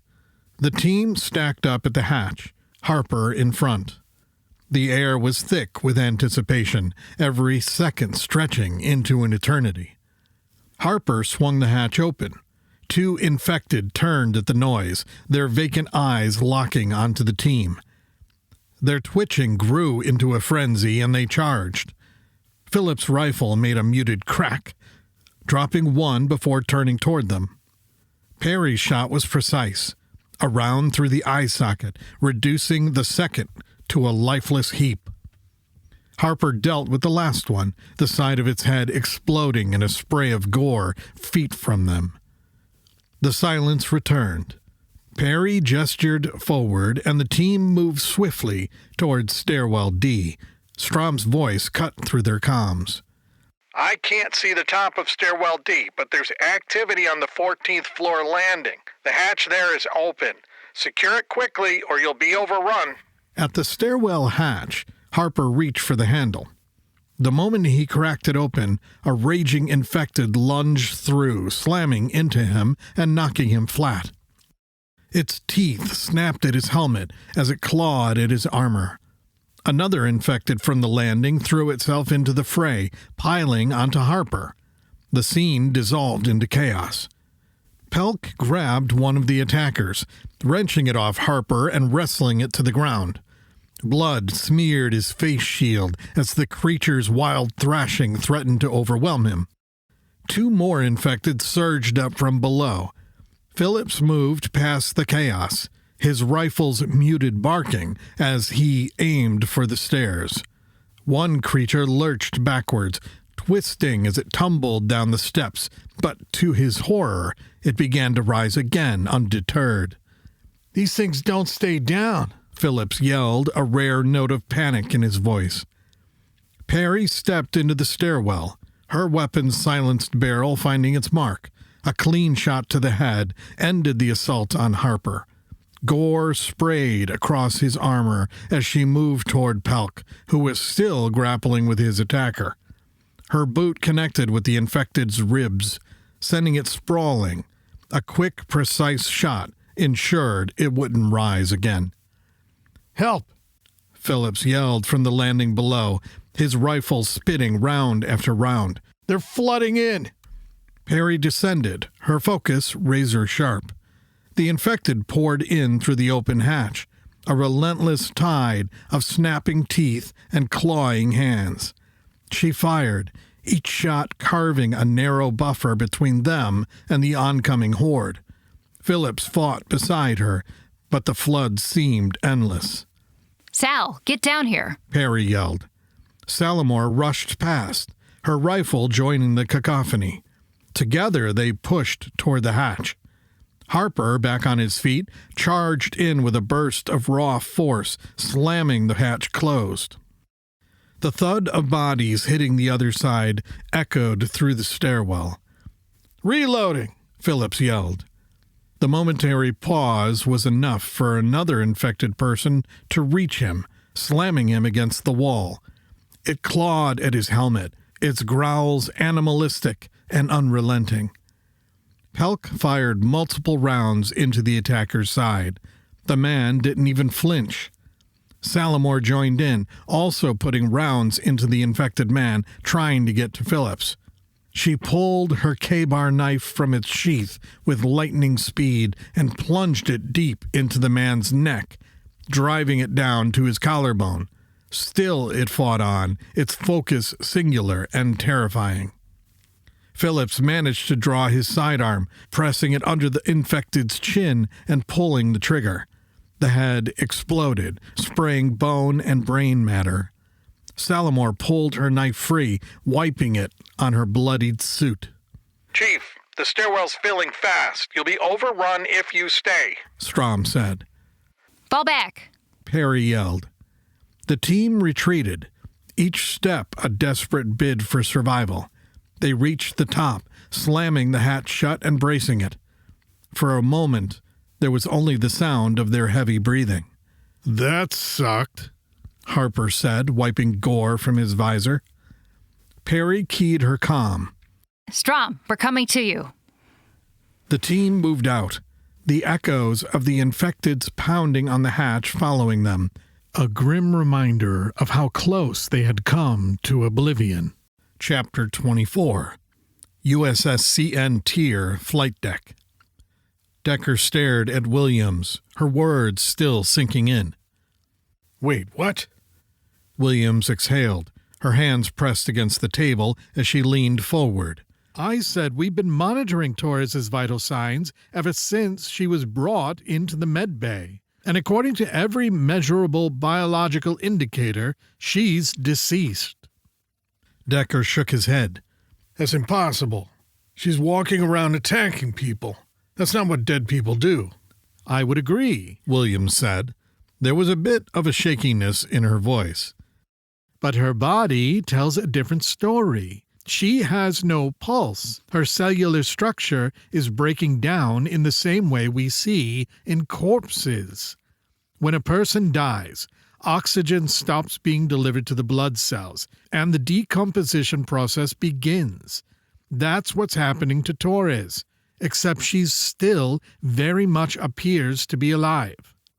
A cold shiver crawled up Decker's spine. What the fuck? Williams let out a strained chuckle. Oh, it gets better. Stiller is up and moving again, too. Decker's breath caught. He seemed to stare into nothing for a second, and his face contorted while his head shook. What? Williams gave him a half-smile that didn't reach her eyes. I know, right? This is beyond insane. Stiller was dead, Decker said, forcing himself to recall the gruesome details. Torres ripped half her neck out. She bled out in front of everyone. How the hell is she standing? Williams nodded. She's back on her feet in the same room as Torres. We don't have the same monitoring systems on her, but we can assume it's the same scenario. No pulse, no normal biological functions, pure aggression. She's trying to break through the isolation window to get to the rest of the team. Her skin is graying as we speak. Decker ran a hand down his face. Are you saying this is some kind of zombie outbreak? Williams hesitated before responding. I don't have a better explanation. Decker let out a humorous laugh. This is fucking crazy. He pushed himself up from the chair and strode toward the flight deck door. He threw it open and yelled, Franks, get your ass in here. Yes, sir, came the immediate response. Franks, who had been stationed at his console, monitoring the mission on Kyler's station, quickly rose and entered the ready room. He looked between Decker and Williams, noting their tense expressions. Decker gestured to a seat across from him. Sit, we need to talk. The good doctor here says we're dealing with zombies. Franks blinked. Come again? Williams folded her arms. Torres is clinically dead. All the signs point to it. No heartbeat, definitely cellular decay, but she's still moving, still attacking. Franks leaned forward, his brows furrowing. You're serious? You're not fucking with me? Because I've got a team in the middle of a disaster zone and I don't have time for jokes. Decker's expression darkened. Do I look like I'm joking? I need answers, and I need them now. What's the latest from Sims on Kyler's station? Frank sighed. Still processing. We're sifting through a mountain of data, and frankly, we don't even know what we're looking for yet. He hesitated, glancing at Williams. But was Kosar infected too? Williams nodded. We think so. He was pronounced dead and bagged before he was transported. So we didn't have the same monitoring data on him, but based on what happened, he attacked the team after being bagged, Frank said, his voice grim. That's confirmation enough for me. Decker exhaled. And Yoski? He's in isolation, Williams said. He seems to be recovering, but I'm not taking any chances. He's as scared as we are, maybe more. We don't know if he was exposed to whatever this is. His suit was intact, with no punctures or tears. If normal biological containment protocols hold, he should be fine, but we have to be sure. Decker nodded, considering this. And Torres, what exactly happened with her? Williams hesitated before responding. She had multiple wounds when she was brought in. We treated her with every measure available, antibiotics, cellular reprogramming, but nothing worked. The infection moved fast, overwhelmed her system. We've never seen anything like it. She deteriorated almost immediately. Yoski, on the other hand, is healing. That makes me think he's not infected, or at least not in the same way. Decker rubbed his temples. So we have something contagious, but we don't know how it spreads. We don't even know how Torres and Kosar got it in the first place. Both had open wounds and compromised suits, Williams said. That's my best guess. Could it be airborne? Franks asked. Williams shook her head. We don't have enough data to say. But if it were airborne, we'd probably be seeing more cases by now. Franks exhaled. Should we assume the team on Kyla is infected? Williams hesitated before she said, as long as their suits hold, they should be safe. The suits are designed for the worst environments imaginable. If we assume normal containment measures are still effective, they should be fine. Yeah, but we've never had 2 team members die and come back before, Decker said. I can't risk the rest of the crew. Franks frowned. What are you saying, sir? Are we leaving the team behind? Decker shook his head. I'm saying no more medical evacuations until we understand what we're dealing with. I won't risk bringing back something that could kill us all. I'm drafting a report for command, but I want more information first. Until then, no civilians come aboard either. Frank's jaw clenched. That puts the team in a tight spot. They're trying to extract survivors from Kyla. I know, Decker said. I gave them the order. But until we have a better grasp of the situation, we're hitting pause. We have to. Williams then said, this situation is evolving fast.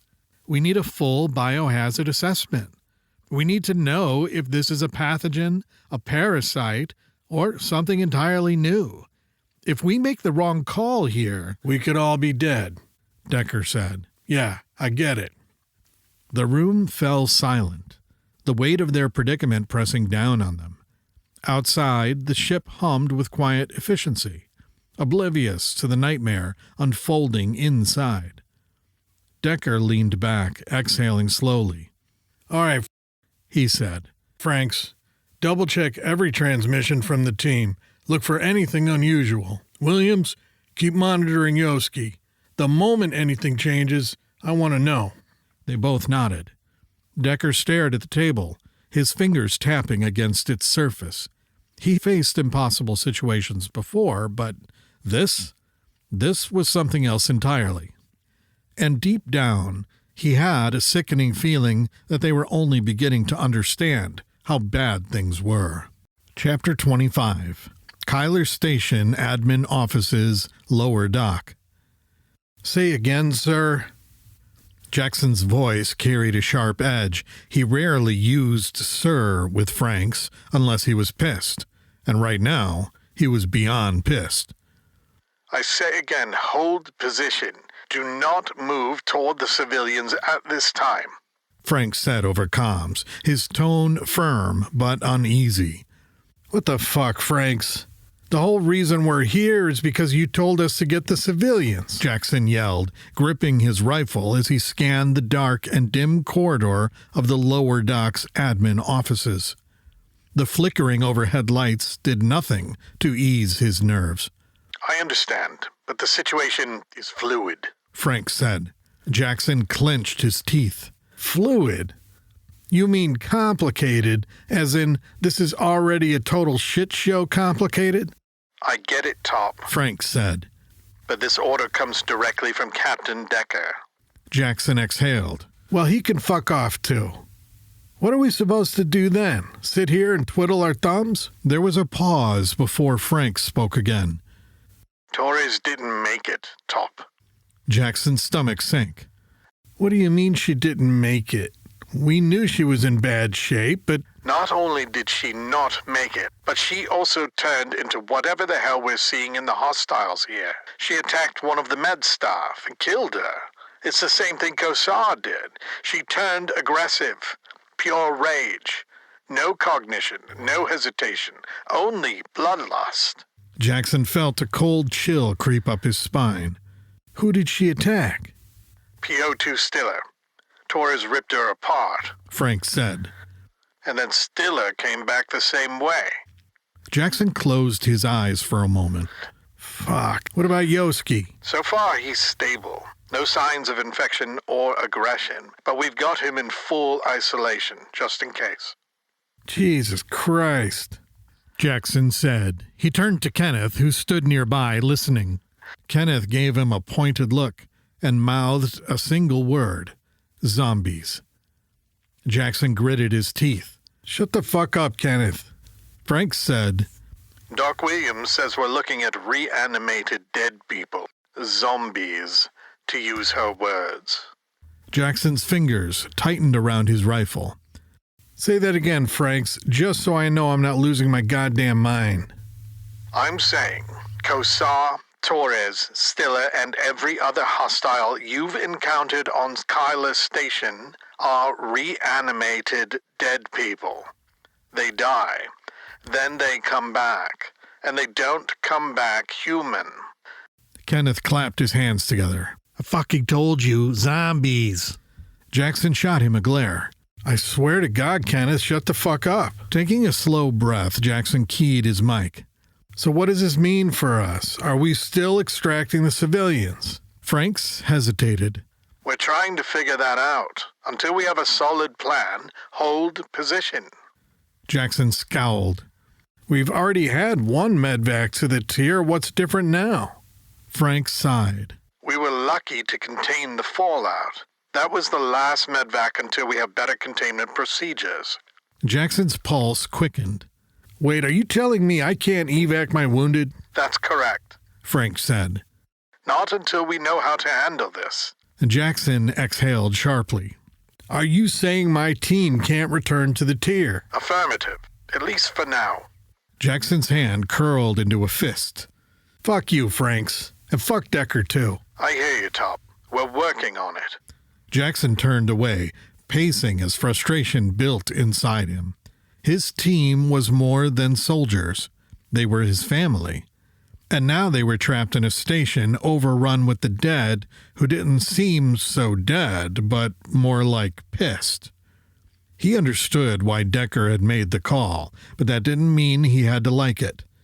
If one more of his people went down, they were on their own. The thought sent a surge of hot rage through him. Frank's voice crackled through the comms. You guys have been running for 36 hours straight. Fortify your position. Get some rest. We'll keep working. Jackson exhaled. Roger, we'll go. He switched channels. Chief, did you copy all that? Perry's voice came through. Roger. We're in the control center with Strom. It's quiet here. Jackson looked around at his team. They were alive but exhausted. 36 hours of constant combat was wearing them down. They had trained for this, but even the best soldiers had limits. The losses stung, and the uncertainty made everything worse. They had lost the initiative. They were no longer on the offensive. They were trying to survive. That wasn't how they operated. They were designed for fast surgical strikes. Hit hard, get out. But now they were bogged down, stuck in a prolonged engagement against an enemy they didn't understand. Half his team was with him in the admin offices, the other half holding in the control center. Perry had been forced to retreat after a brutal fight in the stairwell. If she had fallen back, it meant the situation had been dire. Perry didn't back down unless she had no choice. She was the best of them, sharp, decisive, relentless. Jackson ran a hand down his face shield. I'm getting too old for this shit. He wasn't even at midlife, but at 62, his body was starting to show the wear of so many years in the field. He had spent a lifetime in the service and seen more horrors than he cared to count. His body bore scars that couldn't be regenerated anymore, but nothing had prepared him for this. His limbs felt like lead, each movement sluggish and strained, as if he were wading through thick mud. His grip faltered for a split second, the weight of his weapon heavier than it should have been. Every nerve in his body protested, dulled by exhaustion, his reflexes a step behind where they needed to be. The past 36 hours had hollowed him out, leaving only the slow, aching burn of a body pushed beyond its limits. Maybe it was time to take a desk job. He snorted. Fuck that. Turning to his team, he squared his shoulders. All right, listen up. Everyone gets some rest, except you, Kenneth. You've got first watch. Kenneth groaned. Seriously, Tap? Jackson smirked. That's what you get for jinxing us with your zombie bullshit. The team chuckled, but the tension never fully left the room. The laughter was hollow, forced. They all knew the truth. This was far from over. Chapter 26. Aboard the USS CN Tier flight deck. Decker stepped onto the flight deck, scanning the room before his eyes landed on Frank's, hunched over a console. His uniform was wrinkled, and the bags under his eyes suggested he hadn't seen sleep in a while. Jesus, Franks, you look like shit, Decker said as he approached. Did you even rest? Franks let out a humorless chuckle, rubbing his temples. Been digging through Sims, trying to piece together whatever the hell happened here. I couldn't shut my brain off. Decker frowned. Tell me you found something. Franks nodded. Yeah. The first weird log entry ties back to a mining ship that's still Dr. Kyler. Decker's eyebrows shot up. Mining ship? What about it? It's called Veho, Frank said, pulling up the logs. It came back from deep space, beyond the farthest mapped regions of this system. Arrived, it ignored all hails. Station logs show it sat motionless outside Kyler for 2 days before a response team boarded it. That's when shit hit the fan. Decker leaned in, scanning the data. What happened to the boarding party? Mass casualty event, Frank said. Veho had a crew of 3. 1 was already dead, and the other 2 were alive, but not right. Log entry describes them as sick and deranged, showing extreme aggression. Sound familiar? Decker inhaled. Same behavior as Torres and Kosar. What else do we know? Franks tapped the screen, pulling up a new set of files. Veho was tethered to another ship, one that doesn't match any known registry. Decker's stomach twisted. A ghost ship? Pretty much, Frank said. They found it drifting near an asteroid belt while prospecting. Log entries show that they thought it was abandoned. They boarded and found the entire crew dead. Decker stared at the screen. Cause of death? Frank shook his head.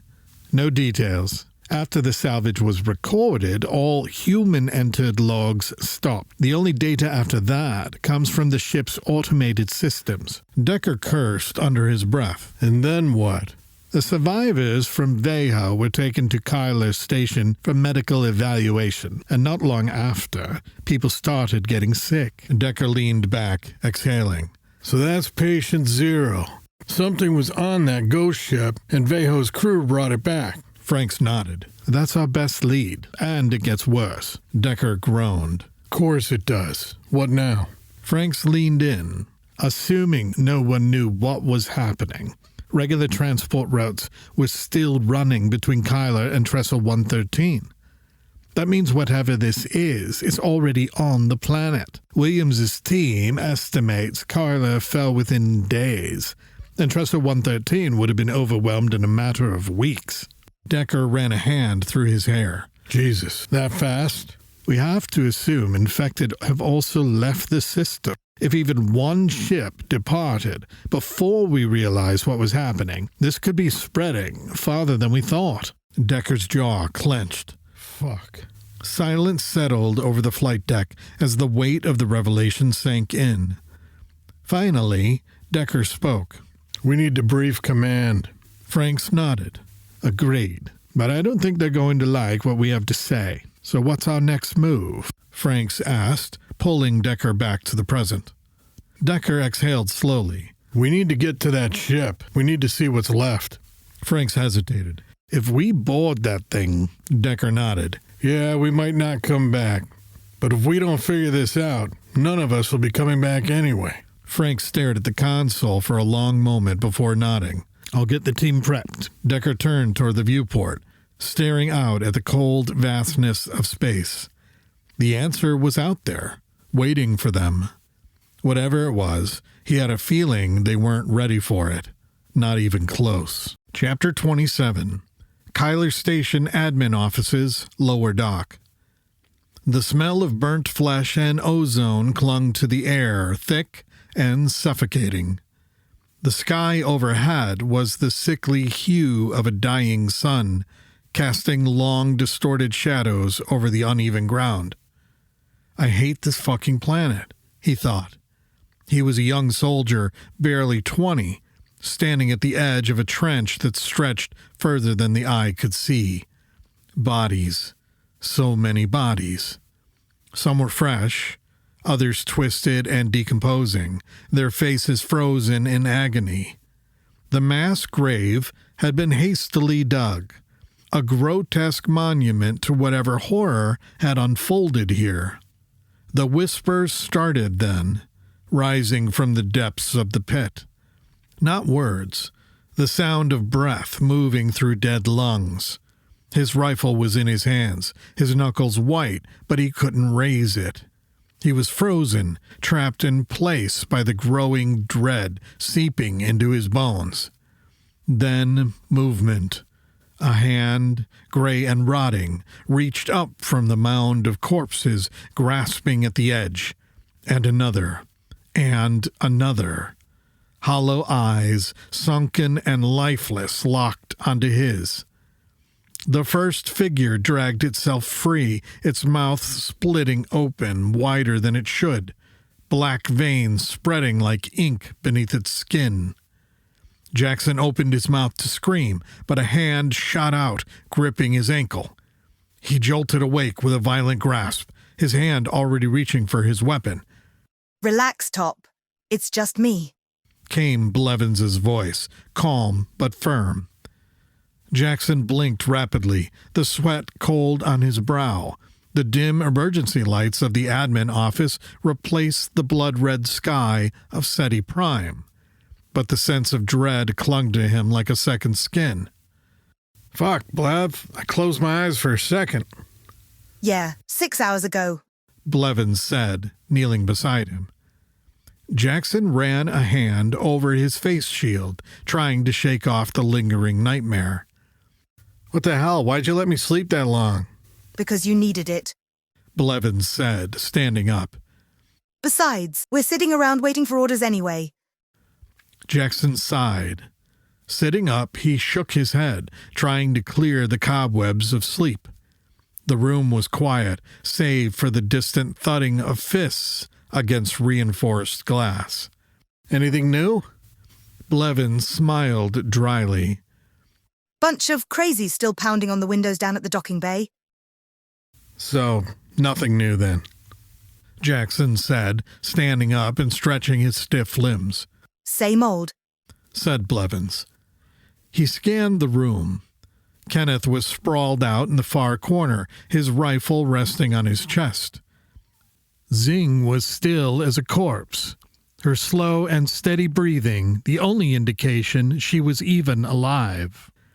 Johansky was likely stationed in the hallway, keeping watch.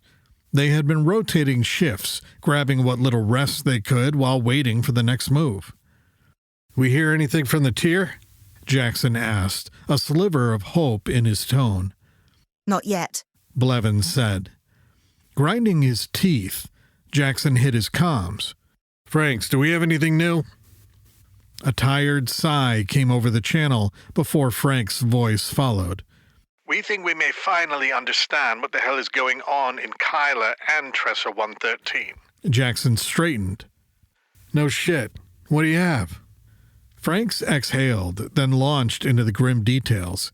He explained the mining ship Veho, its ghostly return from deep space, and the unidentified vessel it had dragged in tow.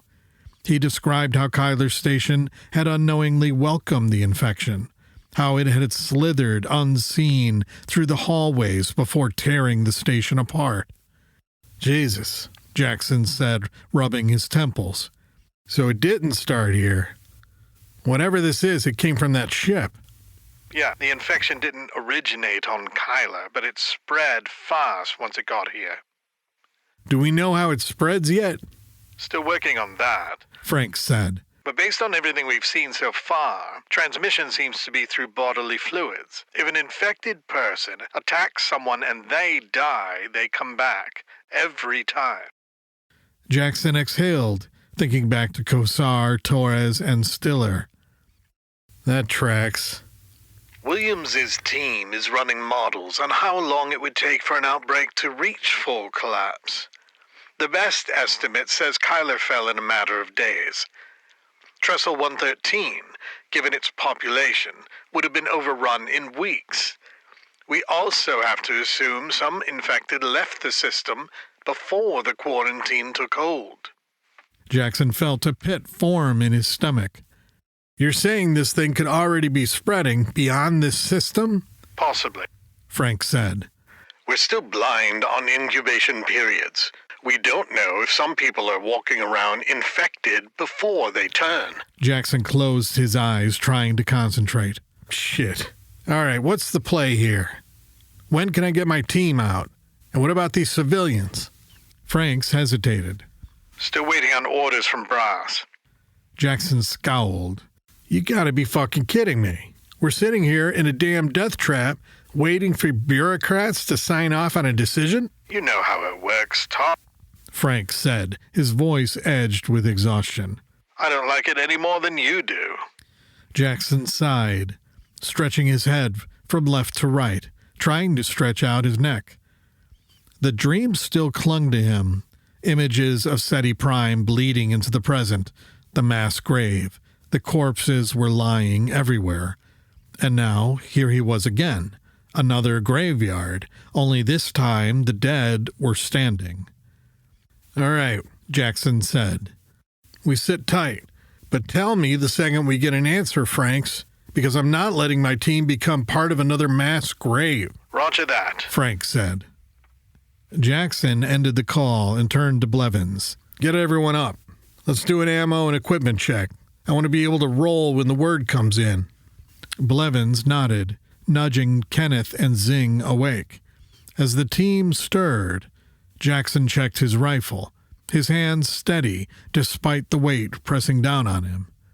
He had seen a lot of combat over the years. He knew how quickly a nightmare could become reality, and he wasn't about to let history repeat itself. Chapter 28. Kyler Control Center. We ready? Perry scanned her team, taking in their faces one by one. They were about as rested as they were going to get. 6.5 hours of downtime in the control center wasn't exactly a luxury, but in their line of work, it might as well have been a vacation. Now everyone was up, checking weapons, tightening gear, and steeling themselves for what was to come. Strom, you're with us. We need every swinging dick for this one, she said. Roger that, Chief, Strom said, slinging his rifle over his shoulder. I don't have a dick, Chief, Salamore quipped with a smirk and a wink. Perry smirked back. Mine's big enough for both of us, Sal. I knew something was up with that, said Harper, shaking his head with a grin. The moment of levity faded as quickly as it had come. They had a mission to carry out. Top and Franks had a plan, and it was time to execute. Perry took one last breath, rolled her shoulders, and nodded toward Phillips. Lead the way, she said. Phillips reached for the hatch, the metal cold beneath his gloved hand. He gave it a slow turn, pushing it open carefully. Once more into the breach, said Pelk, as they moved forward, sliding silently into the hallway. They moved fast, weapons raised, eyes scanning every shadow and corridor as they advanced toward Stairwell C. It was the only stairwell they still had control over, the only reliable route down to the lower docks. The station had become a maze of death, infested with the infected that had turned Kyler into a goddamn nightmare. Harper pushed open the hatch to the stairwell, and they all slipped inside, sealing it behind them. At least it's not 100 floors, Harper said as they descended. First takedown I ever did was at Strider Station in the Tau Seti system 15 years ago. That bastard had 115 stories. Of course, we climbed every one of them twice before we got to the control of the station. I was the heavy gun in my squad, lugging my gear up and down those stairs. I was so fucking pissed at those Giraldi forces for taking that station and making me haul my ass up a damn skyscraper in full battle rattle. I swear they set the gravity at 1.5, too, to make it harder on us. Stay focused, Harper, Perry said. She stared at him for a second, holding his gaze. Roger, he said, clamping his mouth shut. The descent stretched longer than it should have, each step deliberate, each movement taut with unease. Perry's pulse drummed in her ears as they crept downward, the hollow clang of boots on metal setting her nerves on edge. The sound carried too far, bouncing off the walls, announcing their presence to whatever might be lurking in the shadows. She tightened her grip on her weapon, eyes sweeping the dim corridor ahead, every flicker of motion a potential threat. At last they reached the bottom. They stacked up against the hatch, weapons ready. Salamore brought up the rear, squeezing Perry's shoulder in signal. Perry passed it forward, Pelk, Phillips, Strom, Harper, until the entire team acknowledged readiness. Harper reached for the hatch, twisting the handle and pushing it open. They poured into the lower docks, spreading out in a controlled formation. The immediate area around the hatch was clear. A good sign. Perry lifted her rifle, eyes sweeping the massive bay. Across the expanse, a writhing crowd of infected pressed against the far wall, clawing at something beyond sight. The admin office. That's where Jackson and his team were holed up. Fuck me, said Strom. They don't see us, Salamore said in a hushed voice. Perry motioned for the team to move. They stuck to the shadows, staying low behind scattered cargo, using whatever cover they could find. The dock was a graveyard of abandoned equipment, toppled supply crates, and bloodstains that streaked across the floor in disturbing patterns. As they crept forward, Perry's gut twisted. Something felt off, too easy. They were halfway to the admin office when Harper froze. He raised his fist, signaling a halt. Perry slid up beside him, following his line of sight. A lone infected stood near the cargo cranes, staring right at them. It didn't move. The silence stretched. Perry tightened her grip on her rifle, her heartbeat pounding in her ears. The infected's body was slack, head tilted in a strange way to the side. Then, with jerky, unnatural motions, it lifted its arm and pointed at them. Fuck, Perry said. The creature let out a gurgling shriek. Chapter 29. Flight deck aboard the USS CN Tier. Decker sat in his ready room, hands steepled as he listened intently to Franks and Williams. The tension in the room was thick, the weight of responsibility pressing down on them all. Did you get any answers from the survivors? Decker asked, his tone edged with exhaustion. Franks exhaled, rubbing his temples. Yeah.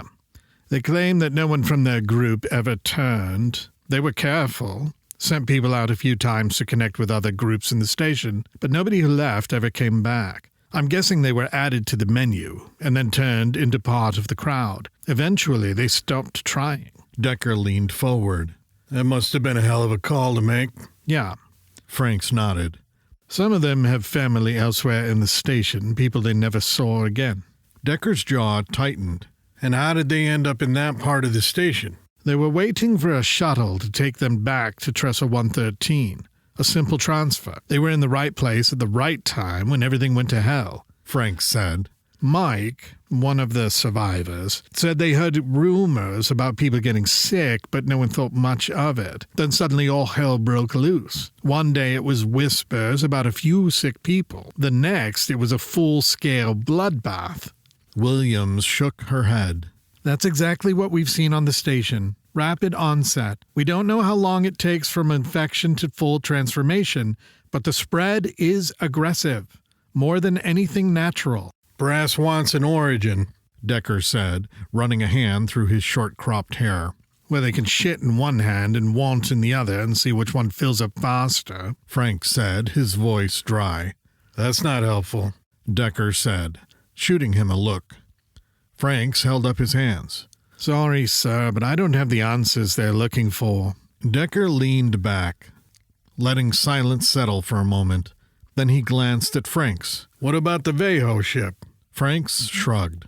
We know it brought something back. The logs from Kyler Station show that the Veho encountered an unknown ship, tried to tow it back, and then everything went sideways. That's the first recorded instance of people acting sick and violent. My gut says that's ground zero, or maybe it leads to ground zero, Decker said. We need to check it out. Franks frowned.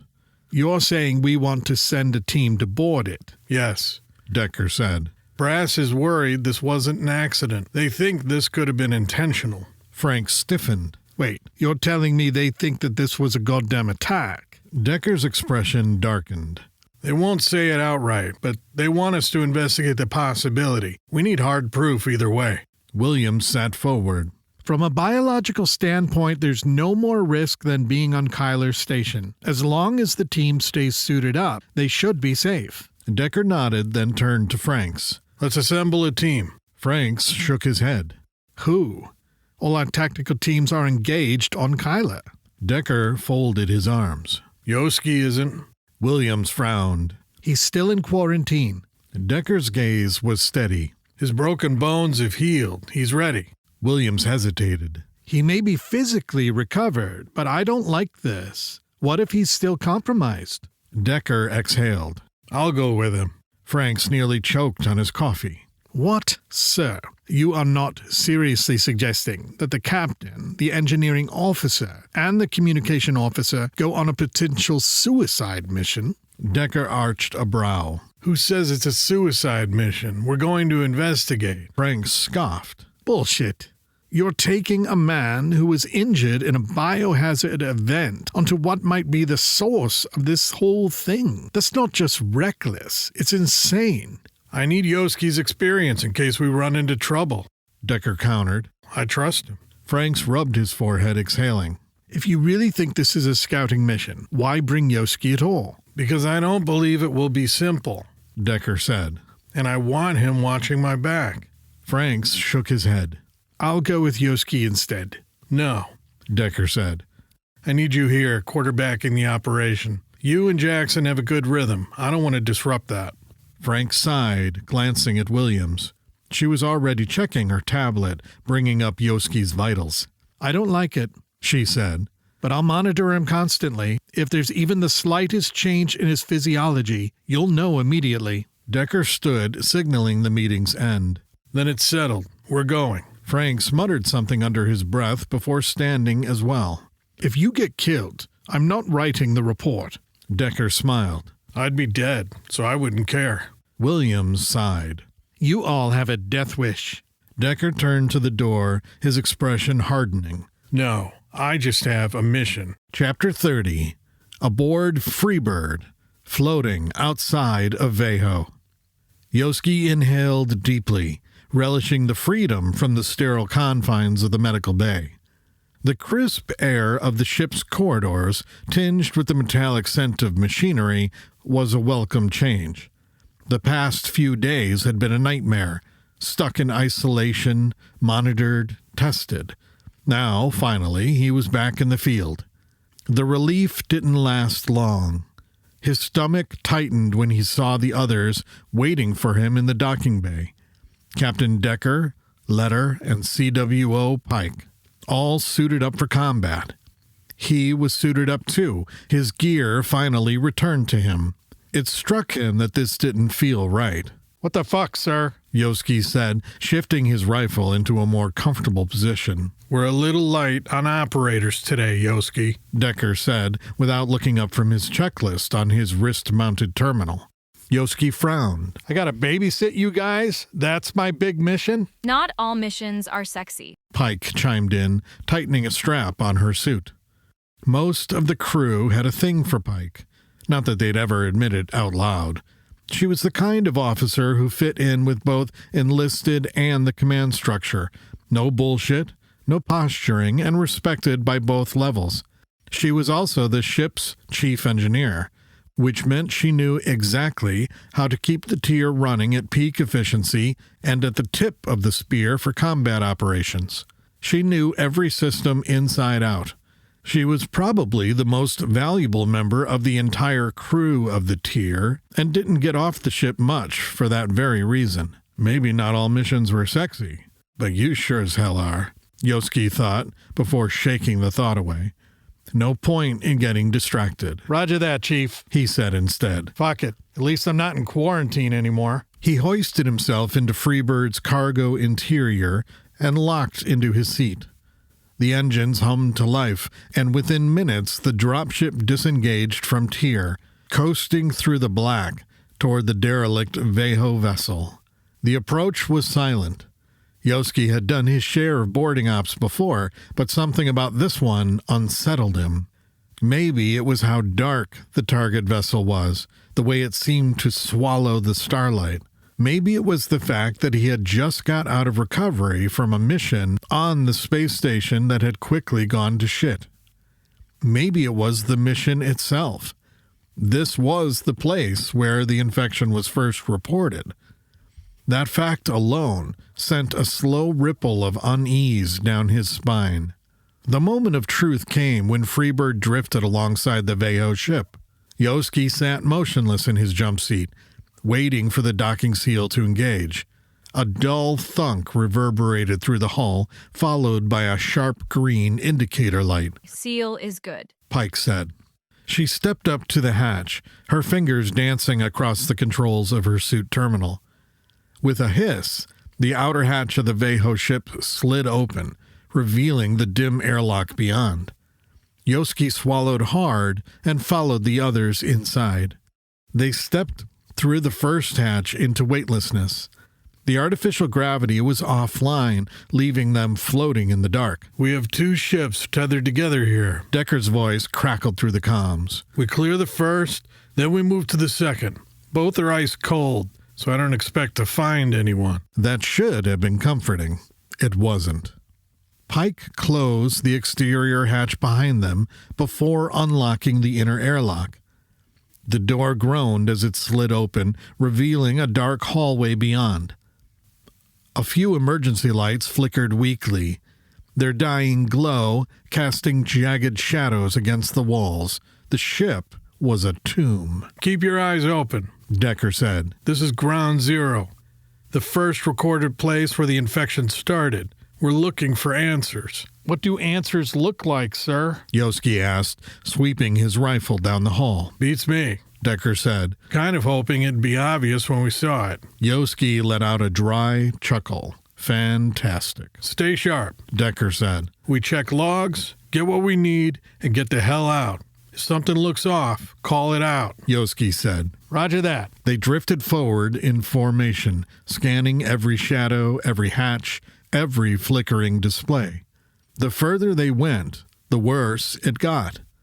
Debris floated through the corridors, loose wiring, shattered panels, abandoned tools. Some of it was streaked with something dark. Blood, maybe.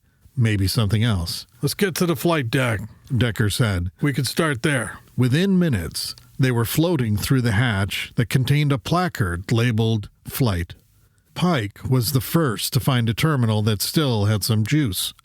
She anchored herself to the wall and plugged in her datapad, eyes flickering over the screen's dim glow. Pike's fingers danced over the datapad, the soft taps of each keystroke the only sound in the oppressive silence. The others stood watch, weapons at the ready, eyes scanning the dim corridors. The ship was a tomb, silent, lifeless, yet something about it unsettled, as if the walls still whispered of what had happened here. Shadows stretched unnaturally in the flickering emergency lights, and the stale air carried a weight that clung to his skin.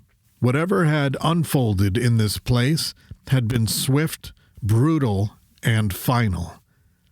Yoski exhaled slowly, shifting his grip on his rifle.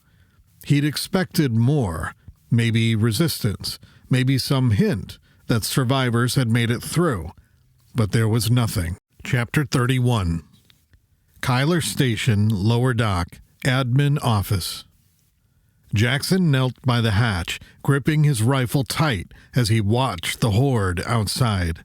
Their grotesque forms shambled in jerky, unnatural movements, moaning in hunger. The dim emergency lights flickered, casting eerie shadows across the bay.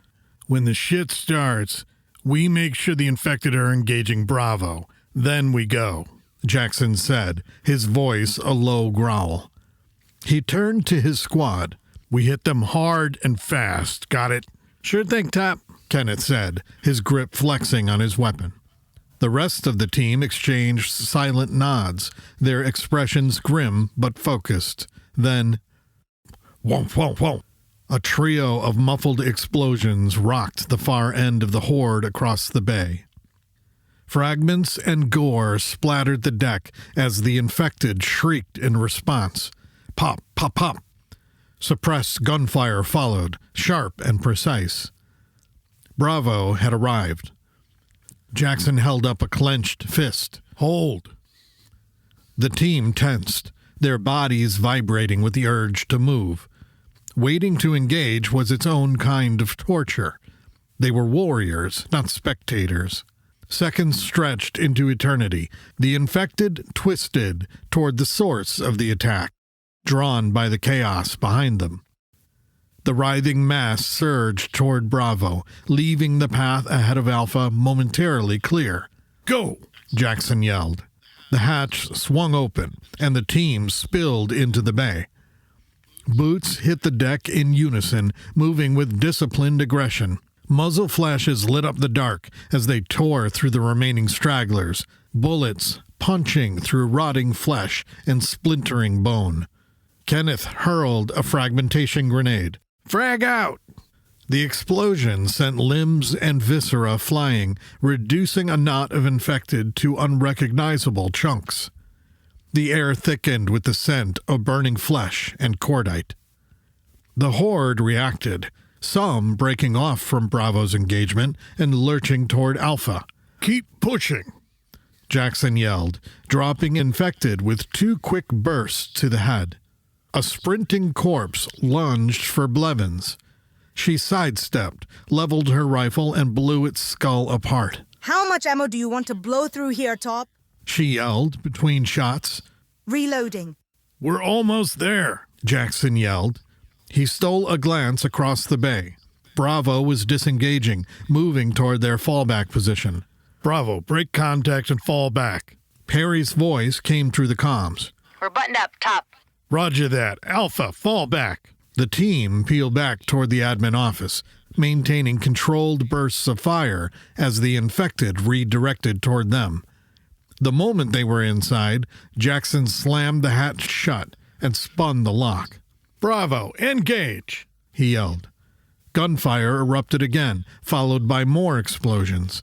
The horde howled in fury, turning back toward the new threat. Their rage built with each unanswered hunger pang, their movements growing more erratic.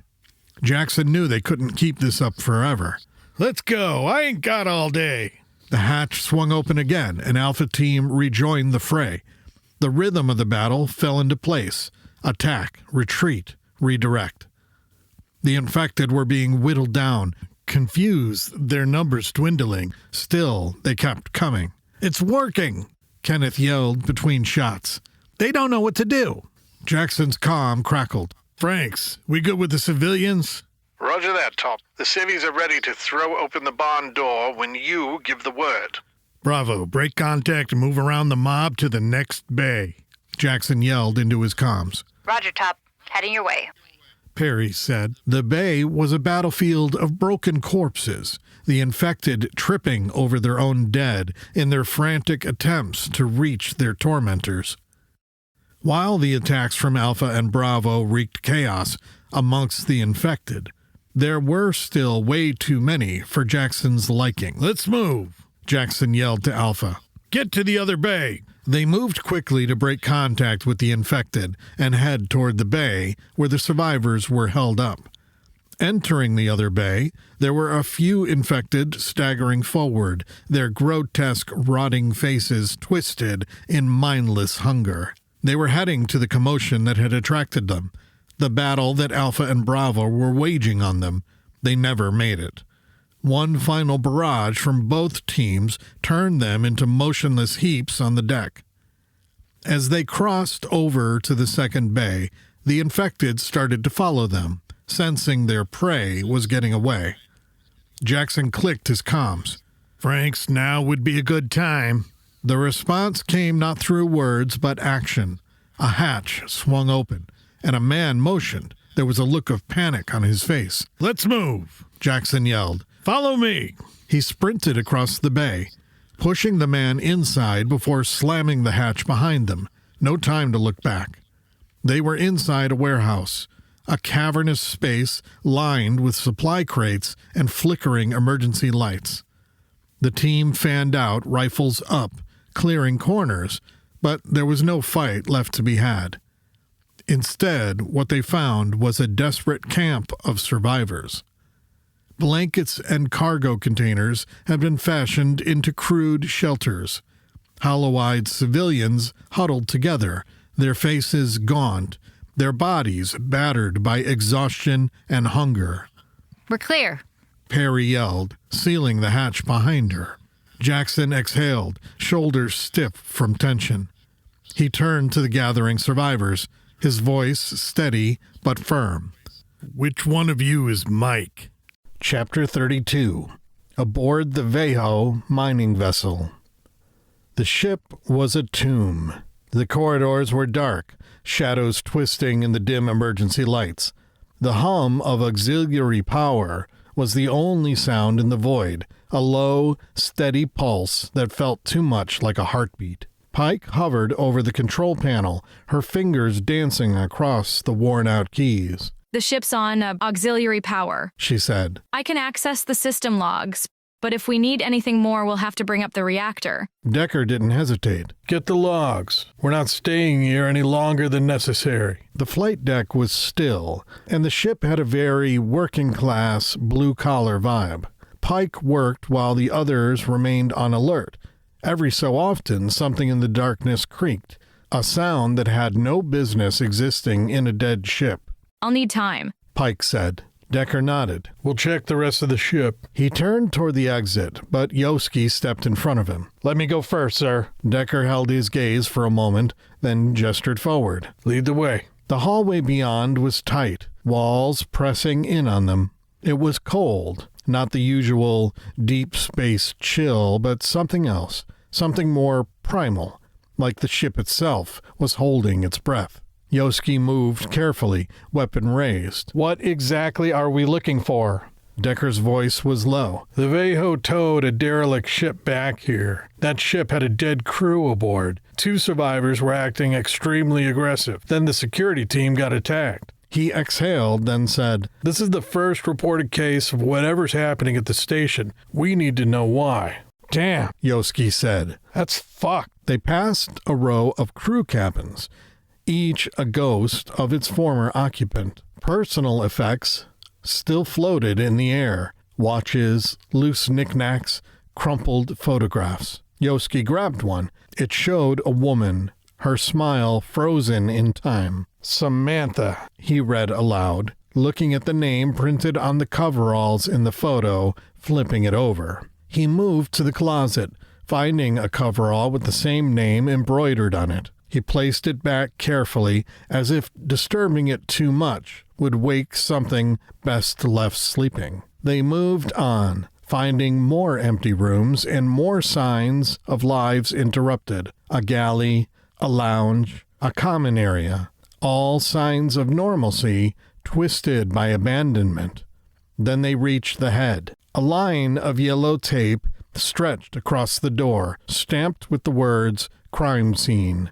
The tape peeled away easily in Yoski's grip, curling in the air as they entered. The room was a slaughterhouse. Dried blood coated the walls in violent streaks, frozen clumps floating in the stagnant air. A single handprint, smeared and frantic, trailed down the mirror, its owner long gone. "Someone got their ass kicked in here," Yoski said. He turned, eyes scanning the silent carnage. No bodies, just evidence of something violent, something final. "Let's move on," Decker said, though his voice lacked its usual edge. They continued downward, the ship's corridors narrowing as they reached engineering.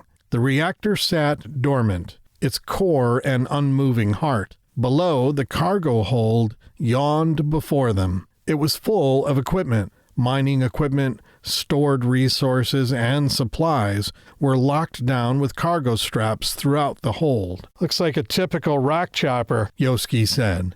Decker didn't answer. Instead, he turned toward the airlock at the far end, where the tether connected them to the other ship. They floated through the connecting airlock, their suits sealing them from whatever lay beyond. The second vehicle loomed ahead, a featureless mass of cold metal and dead systems. "Pike," Decker yelled over comms. "Can you open the hatch?" You got it, sir. A moment later, a light flickered on in the airlock, and the hatch groaned open. They slid inside. The airlock closed behind them, leaving them weightless in the void of the ship's dead gravity. Yoski shifted. "What's the story with this ship?" Decker's voice was tense. "There isn't one. No ID in Sims, no records." The inner airlock hissed, revealing a dark corridor. Yoski hesitated at the entrance, his eyes scanning the silent corridors for a hint of familiarity. A subtle tension clung to the air, a discord he couldn't quite name. After surviving battle after battle by trusting his instincts, every fiber of his being now warned him something about this ship wasn't right. "Flight deck should be to the right," Letter said. They floated forward, passing a placard labeled Medbay/Lab. Decker pressed the panel. The door slid open. Inside, hospital beds and medical equipment drifted in the space. Frozen droplets of deep red glistened in the dim light, orbiting the room in slow, grotesque suspension. "Looks like blood," Yoski said, his voice barely above a whisper. Decker exhaled through his nose. "The station logs reported that they pulled a lot of bodies from this ship." They pushed further. More frozen remnants, more abandoned spaces. The galley was a graveyard of floating utensils and trays. Half-eaten food turned solid in the cold vacuum. The farther they went, the more unnatural it felt, like stepping through a mausoleum that had been lived in for just a little too long. Then they reached the flight deck. The hatch was open, revealing a space where the blood hadn't settled into quiet orbits. Here it was everywhere, suspended in jagged, frozen spheres, bouncing softly off their suits as they moved. Yoski flinched. "This was a meat grinder." Decker turned to Letter. "Find out what this ship was." Letter moved to the nearest console, fingers clicking over keys. The screen flickered. "Logs were wiped," he said after a moment. "A triggered event ran a subroutine. First decrypted the ship's systems, then purged everything." Decker's jaw clenched. "What triggered it?" Letter frowned. "A human response was needed. It never came." A failsafe. A deliberate erasure. "How long ago?" Decker asked. 3 years. Letter said. "And then 6 months ago, someone powered the reactor back up, synced it with the Veho." Decker exhaled sharply. "So this ship was out here drifting for over 2 years before someone found it?" Letter nodded. Yoski shifted his body. "They were protecting something, or hiding something," Letter said. "There isn't even a name, just an alphanumeric ID. I imagine from the shipyard that built it." Decker's gaze hardened. "We checked the med lab, then the cargo hold." They found nothing in the lab. No records, no data. Just the same silent void of things wiped clean. Then they reached the cargo bay. It was empty. No cargo, no supplies. Just 3 cavernous, vacant holds, stretching into the darkness. This doesn't make sense, Yoski said. Decker turned to the others. We're done here. This is a dead end.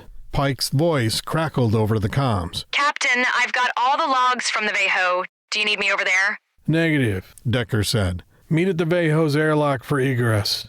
Roger that. Decker exhaled, glancing once more into the dark recesses of the cargo hold. Nothing but emptiness. Then, into his comms, he said, Freebird, come pick us up. Chapter 33. Captain's Ready Room aboard USS CN Tier.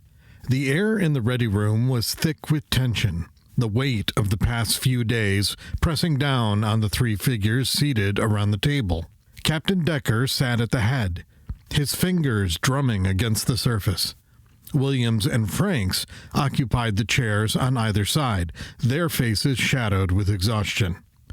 We have 2 possibilities, Decker said, his voice steady but grim. Either this is some corporate experiment gone wrong, or we're dealing with a classified military operation.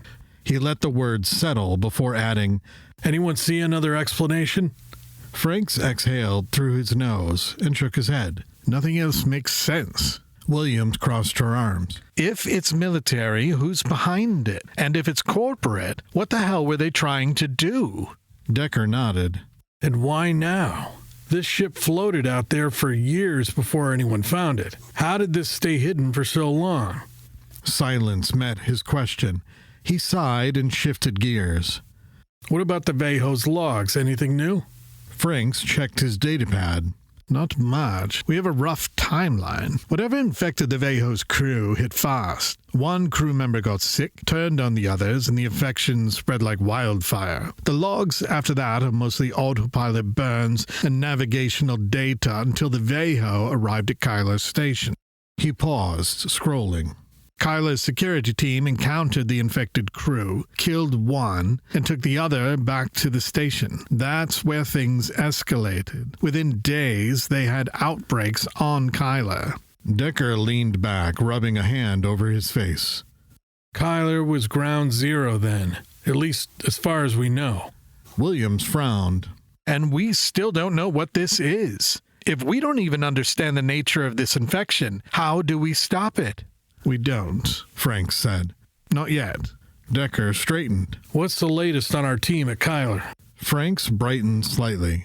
We've established contact with the civilian survivors in the warehouse bay. Salamore and Blevins checked them over. So far, no obvious signs of infection. What do they know? Frank's expression darkened. They say the outbreak was chaos. People turned fast in minutes. 1 minute someone was fine, the next they were... He hesitated. Gone. Not themselves, just violent. Williams paled. No incubation period? Not one we can see, Franks said. They barricaded themselves in early and have been isolated ever since. A few ventured out to scavenge, but most never returned. Decker's jaw tightened. I want our people off that station. What about the civilians? Franks asked. We take them with us, Decker said without hesitation. I'm not leaving them there. Williams looked uneasy. Do we have the capacity for that?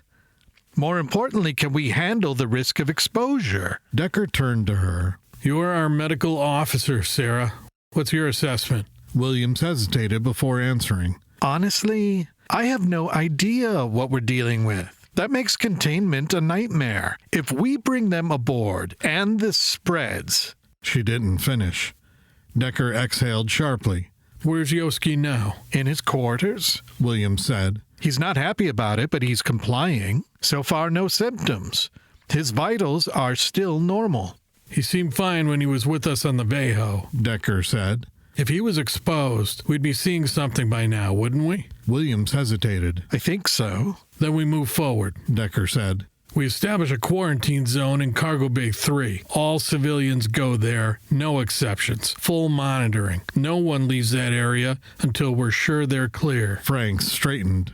I'll get a plan in place. Good, Decker said. Make it happen. Franks pushed back his chair and left the room, leaving Decker and Williams alone. The silence stretched between them, heavy with unspoken concern. Decker finally broke it. Tell me we're not making a mistake here, Sarah. Williams's eyes were tired, but steady. What's the alternative? Leave them to die? Decker didn't answer. He just stared at the table, mind racing through every grim possibility. The truth was, he didn't know if they were saving lives or bringing the infection aboard their own ship. Chapter 34. Warehouse, Bay 6, Kyler Station. Jackson gathered everyone close, his voice steady but firm. We're getting off this station, all of us. He made sure to look directly at Mike, the de facto leader of the civilian survivors. Around them, the haggard faces of those who had spent months hiding in this forsaken place bore the weight of exhaustion and fear. Even his own team, hardened soldiers, carried an unease they rarely showed. No one had trained for something like this.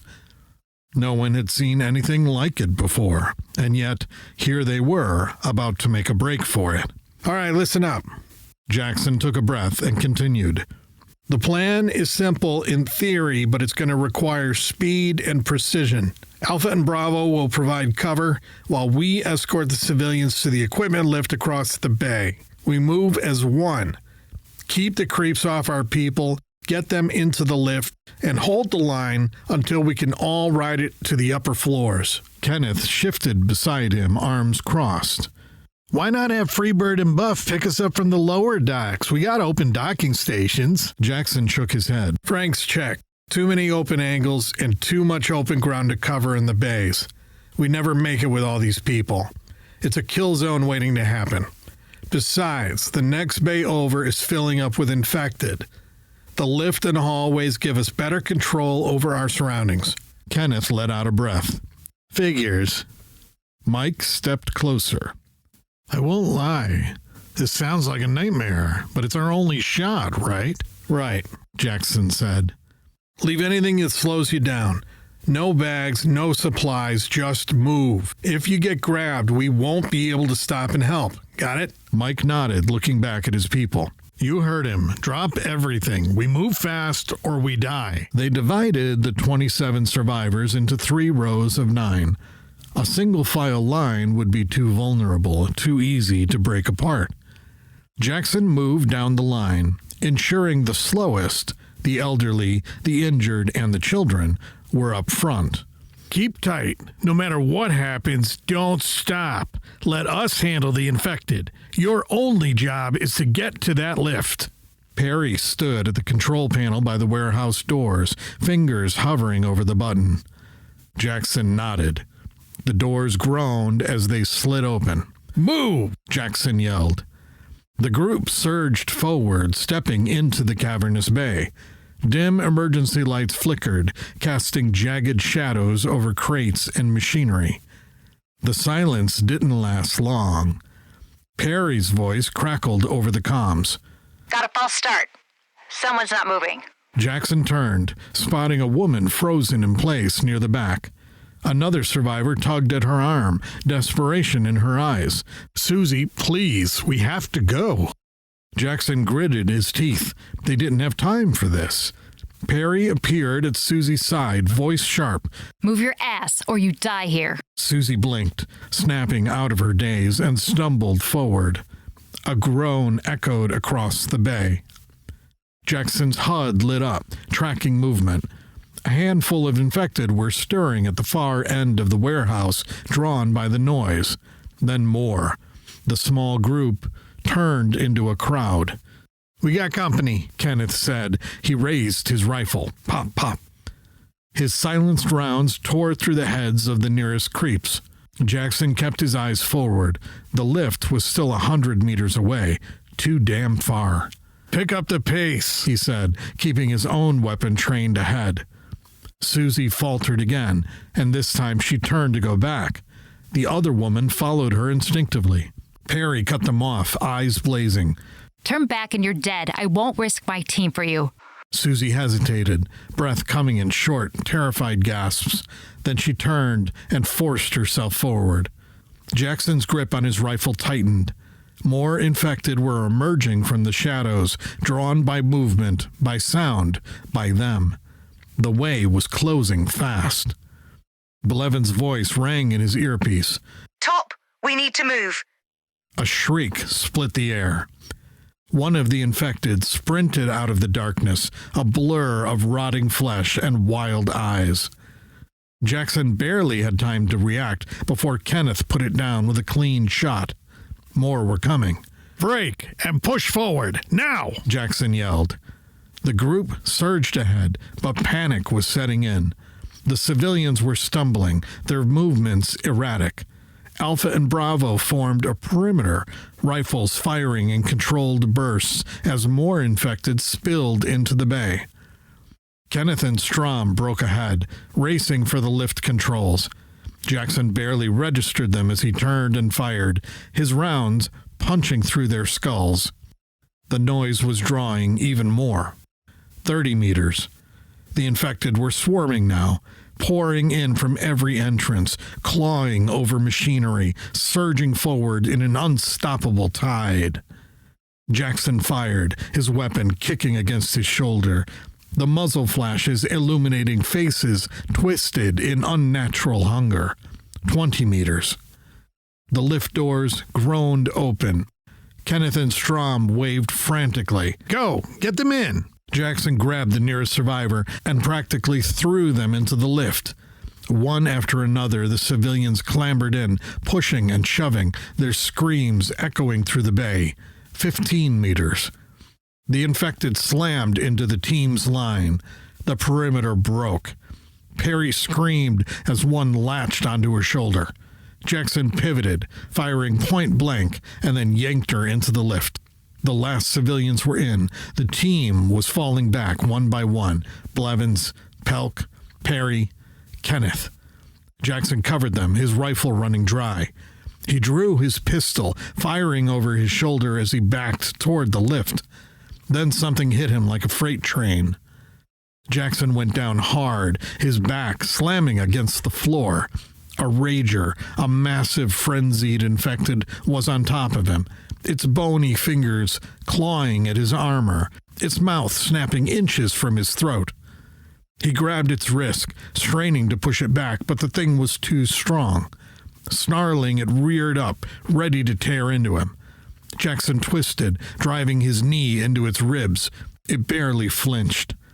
Desperate, he jammed his forearm under its chin and shoved it with everything he had, creating just enough space to yank his knife free. With a guttural roar, he rammed the blade into its temple. The rager spasmed, its eyes rolling back as it collapsed on top of him, dead weight, pinning him down. Gritting his teeth, Jackson heaved the body off and staggered to his feet, heart pounding. Blood smeared his gloves as he gripped his weapon tighter. No time to breathe. Move your ass, Top! Kenneth yelled as he charged ahead. Jackson wiped gore from his face shield and stumbled forward, regaining his footing. Something hit him hard from behind and set him sprawling again. He quickly rolled over to face the threat, but another infected was already bearing down on him. His rifle left his hands in the encounter. Jackson quickly drew his sidearm from its holster and placed the barrel against the attacker's face, pulling the trigger. Bang! The infected blew back with the contents of his head splattering all over those behind him. Jackson slipped while trying to regain his feet. There was blood and gore everywhere. He could hear the lift behind him starting to move. Looking around, all he could see was infected, bearing down on him. Chapter 35. Kyler Station, Lower Docking Bay, Equipment Lift. Perry wasn't exactly sure what had happened. One moment, Jackson had been right there, leading them, and the next, he was gone. The lift doors had nearly closed when Kenneth lunged forward, slipping out just as the gap sealed shut. And just like that, both of them were lost to the chaos outside. The overhead lights flickered to life, illuminating the grim, sweat-streaked faces of the survivors and what was left of the Alpha and Bravo teams. Their breathing was ragged, their eyes darting between each other and searching for answers that didn't exist. Open the fucking door! Harper's voice rang through the lift, raw with desperation. Top and Kenneth are still out there. No one is opening that door. The words tore from Perry's throat before she even registered speaking. Her breath came fast, her chest tightening as her pulse pounded in her ears like a war drum. The room felt too small, the walls pressing in, but she forced herself to move, to act. She spun to Strom, barely aware of her own trembling fingers gripping her weapon. Get the lift moving, now. We can't leave them, Harper yelled, taking a step forward. Perry's head snapped toward him.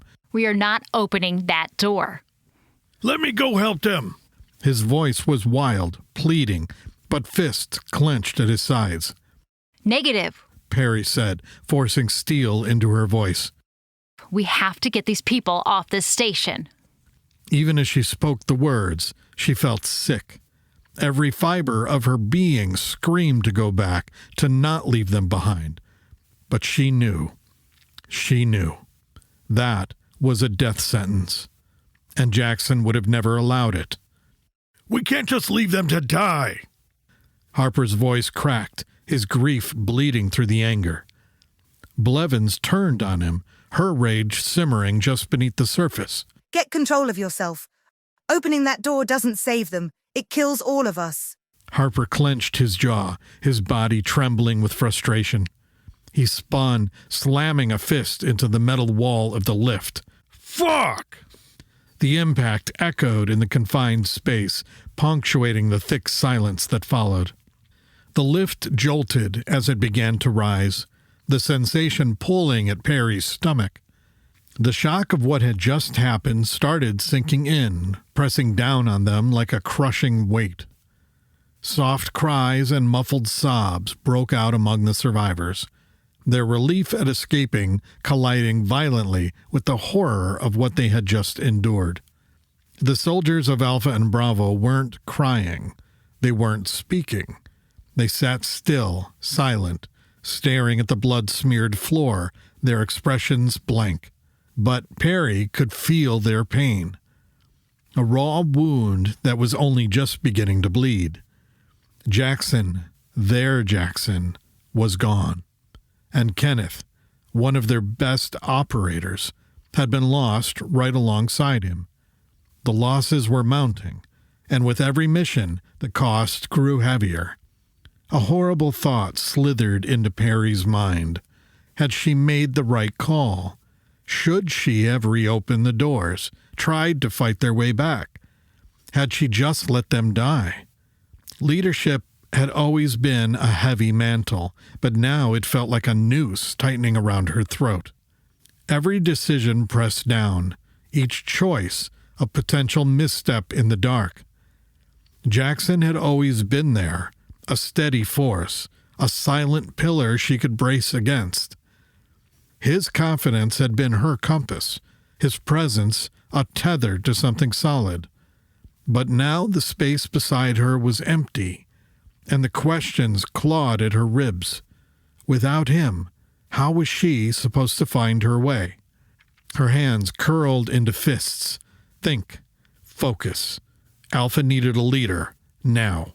She took a breath and turned. Johansky. Her voice was quieter, but steady. You're the NCOIC of Alpha now. Johansky blinked, then straightened, giving a sharp nod. Check. When we hit the top, Bravo takes point. Alpha forms up behind the survivors. We move fast. We move together. Clear? A beat of silence, then a chorus of voices. Check. Perry forced herself to take another breath, steadying the tremor in her chest. We have a job to do. We get these people off this fucking station. Her voice hardened. Nothing changes. The words felt hollow. Everything had changed. But she needed them to believe it. She needed herself to believe it.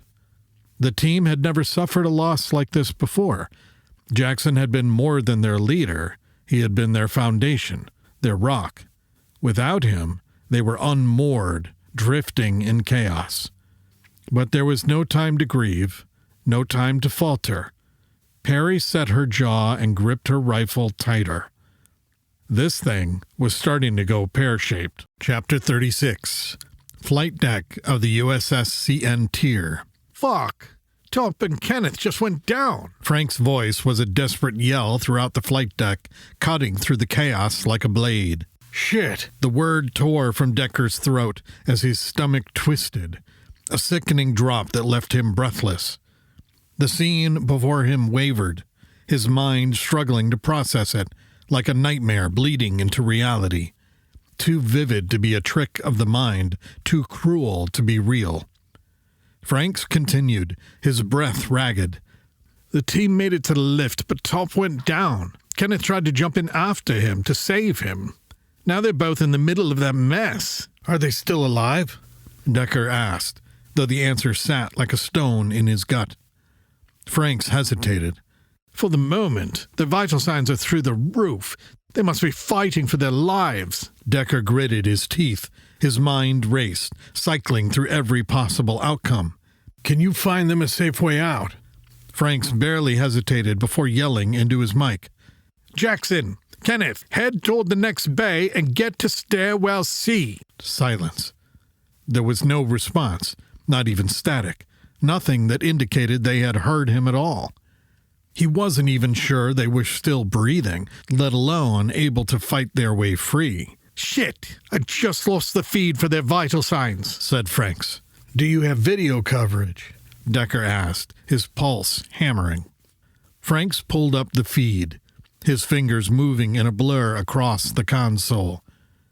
I see the horde around the lift door, but I don't see them.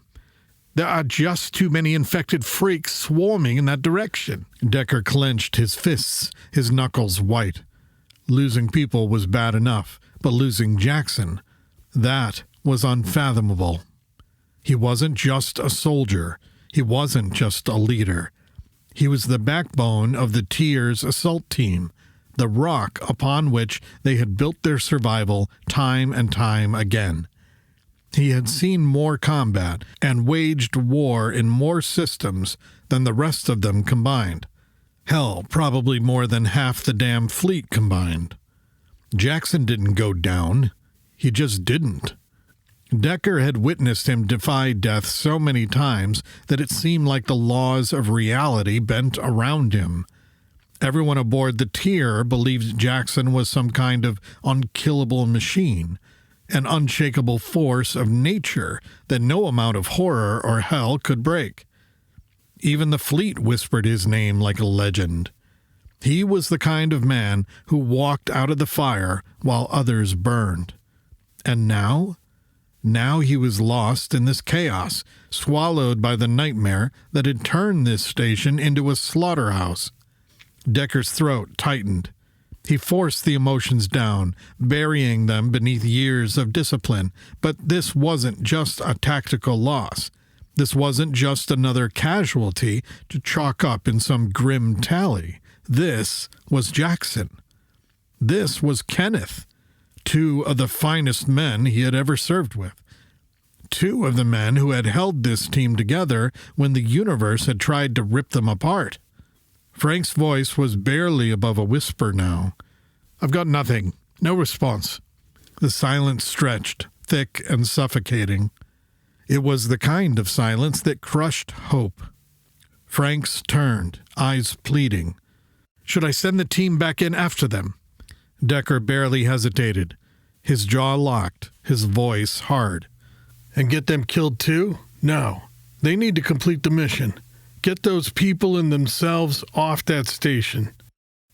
Franks exhaled, a shaky, exhausted sound. He knew Decker was right. They all did. But knowing didn't make it any easier. The weight of the decision pressed down on Decker like a lead coffin. Jackson and Kenneth had been there for all of them, through the worst battles and the bloodiest losses. And now, when it was their turn to be saved, they were beyond reach. The bridge was quiet, except for the distant hum of the ship. The crew was listening. Everyone had heard. They all understood what this meant. Losing Jackson and Kenneth wasn't just losing two men. It was losing the soul of the team. It was losing the belief that they could all make it home. Decker tore his gaze from the screen, his expression unreadable, carved from stone. We move forward. The words came out firm and unwavering, but beneath the surface his stomach churned. He was on a crumbling ledge, the ground beneath him giving way inch by inch, but there was no time to fall, only to keep moving. The Tier still cut through the void, engines humming steady, the mission pressing forward. But the air inside was different, thinner, emptier. It was as if something vital had been torn away, leaving only the husk of a ship drifting through space. The familiar vibrations beneath their boots no longer felt reassuring, only hollow, a ghost of what had been. Chapter 37. Kyler Station Equipment Lift. The lift doors creaked open, a slow mechanical groan echoing through the dim corridor. The air was thick and stale with the scent of decay. Shadows twisted against the flickering lights, and in the distance, guttural snarls vibrated through the walls. Perry's grip tightened around her rifle as her eyes locked onto the shapes ahead. A few of the infected shuffled and stuttered around with no general direction, but as the lift opened, they snapped to attention, heads jerking toward the group like puppets on invisible strings. Their silence shattered. Contact! Zinger's voice rang out like a gunshot, and in an instant, her weapon was spitting fire. The first infected jerked backward, its head snapping apart in a mist of blood and brain matter. The Alpha team surged forward, forming a protective line in front of the survivors. The hallway cleared within seconds, Johansky motioning frantically. Move, now!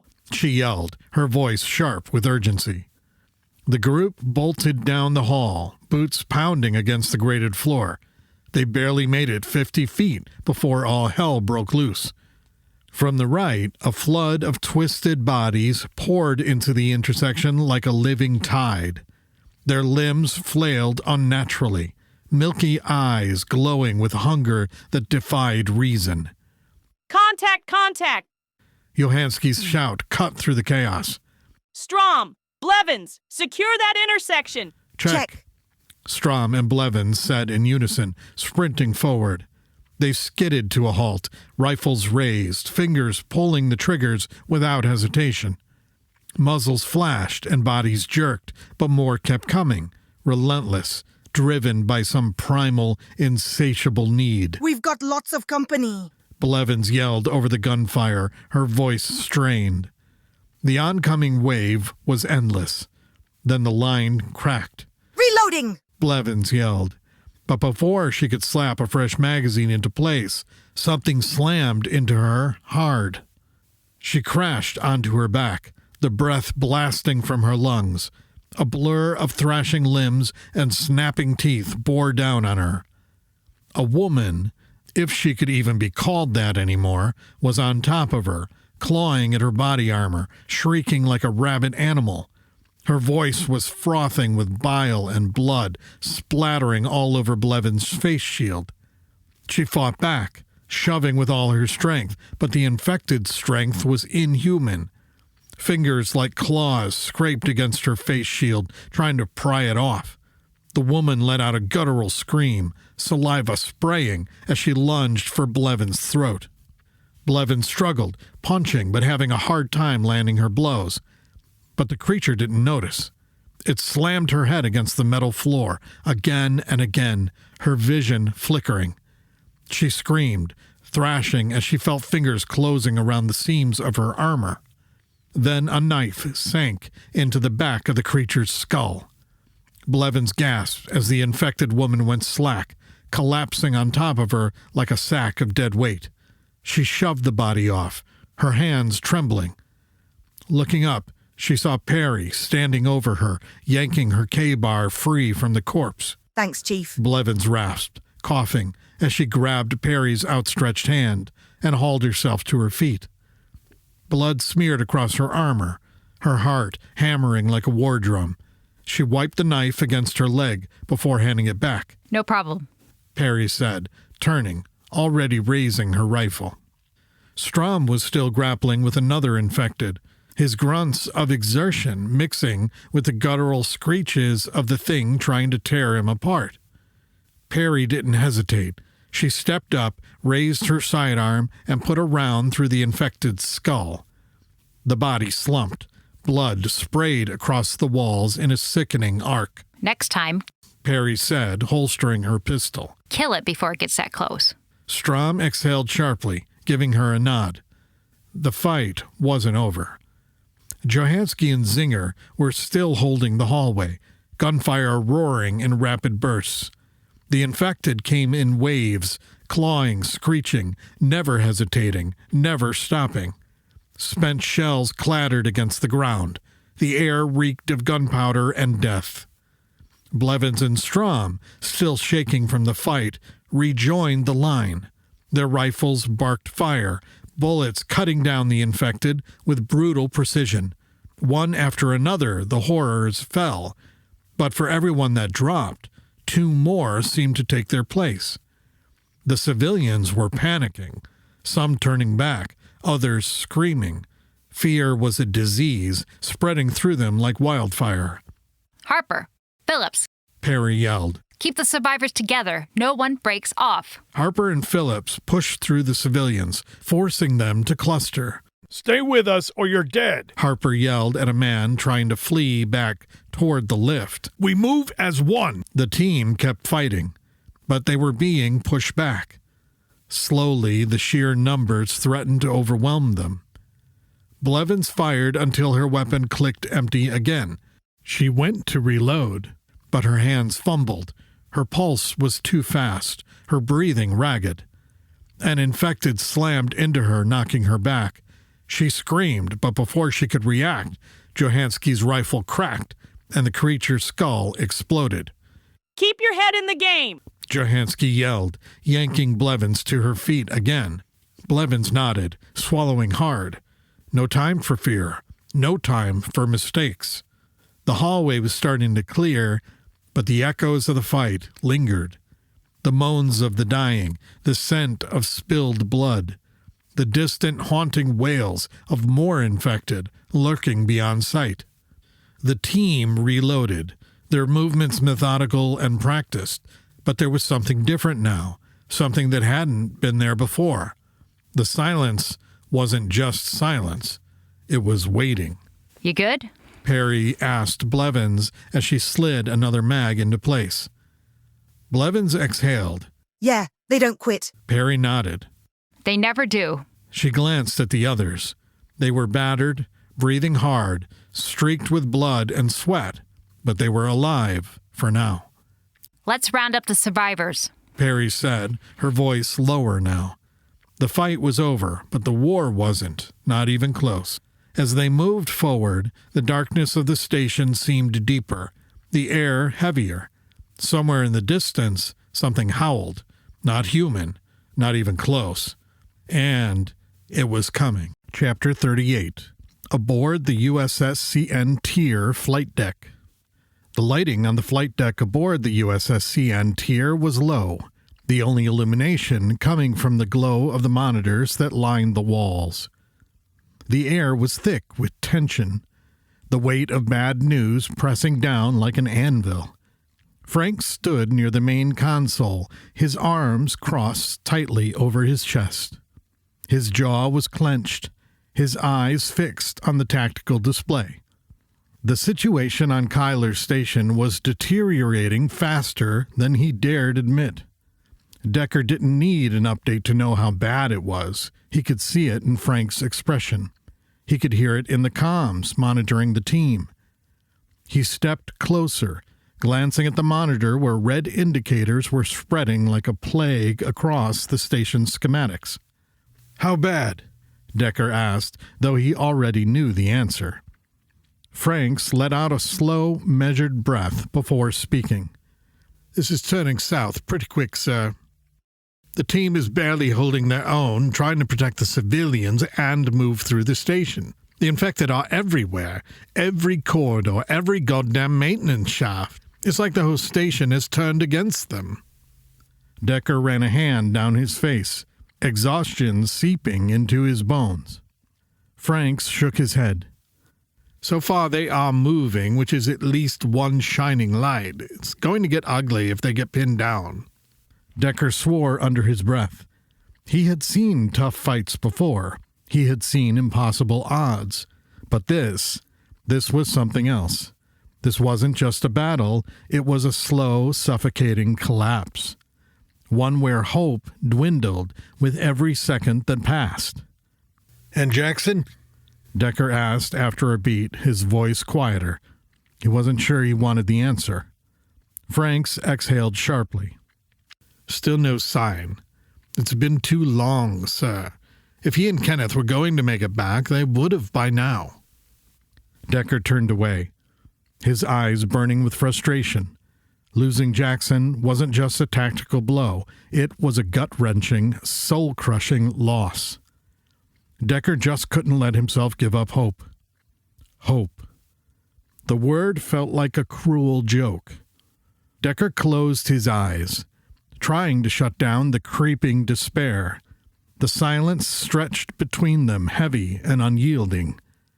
Outside the walls of the flight deck, the ship hummed with the sound of machinery, oblivious to the lives slipping away on the station below. Chapter 39.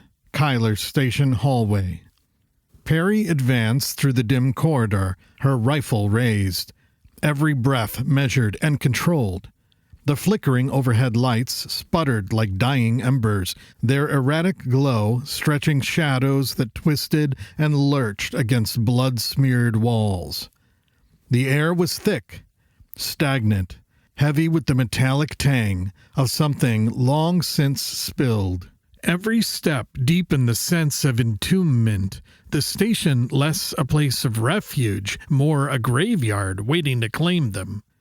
The survivors huddled close, their movements tight, their eyes wide and restless, snapping toward every distant creak and echo that hinted they weren't alone. They were being hunted. Every corridor and every room they passed had signs of carnage.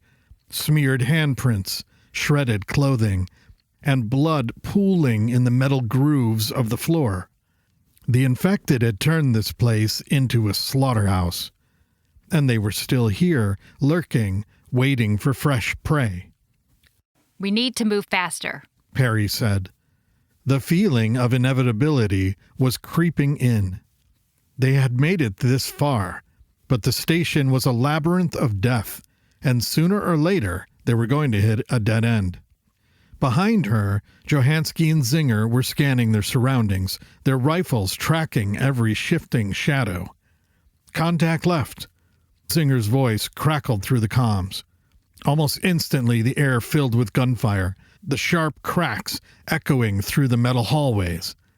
The infected barreled toward them, grotesque, blood-soaked figures, their snarls reverberating in the hollow corridor. Contact right! Blevins yelled out, her shots already ringing in Perry's ears. More of them. They were everywhere. Perry swore under her breath, forcing herself to stay calm. But the dread was settling in. There were too many. Every shot fired seemed to draw more from the darkness. The station walls trembled with the pounding of feet, clawed, broken feet, running, sprinting, relentless. Hold them back, Perry yelled, her voice edged with desperation. Johansky barely had time to react before something slammed into her. A blur of movement, shrieking, gnashing. She was knocked to the ground with bone-crushing force. Her weapon clattered away. The infected man on top of her was a whirlwind of fists, claws, and teeth. His rotten face pressed inches from her face shield. Johansky's down, Perry yelled, moving to intervene. Zinger turned to help, but was blindsided by another one, a runner, fast and rabid. It slammed into her, sending her flying. She hit the ground hard, gasping as the thing clawed over her, its hands gripping, clawing, tearing. The line was breaking. The survivors screamed, panic taking over. Some ran forward. Some ran back, all of them making the situation worse. Perry saw it happening, saw the chaos spiraling out of control, and her stomach twisted. They were losing ground. Stop! Stay together! Strom yelled as the survivors bolted, but they weren't listening. They were past that point. They were in full flight mode, driven by blind terror. They're pushing ahead. We're losing control of the crowd, Strom said over comms. Survivors are doubling back too. Harper's voice came in breathless. God damn it. Perry snarled. Harper, take Phillips and bring them back. Strom, don't let them get too far ahead. Check. They both said, but it was already unraveling. Pelk moved toward Zinger, yanking an infected off her, burying his K-bar in the back of its skull. The body went limp immediately, but before he could react, another tackled him. They went down in a heap, the infected straddling him, slamming his head into the metal floor over and over. Pelk struggled, his breath ragged, his vision flickering as his helmet visor cracked from the relentless blows. Perry was still firing, every shot counting, but it wasn't enough. They were being overwhelmed, consumed, swallowed by the nightmare of Kyler's station. The infected never stopped. They didn't hesitate, didn't falter. They just kept coming. Harper and Phillips sprinted down the corridor, chasing the fleeing survivors. The panicked civilians weren't even looking where they were going.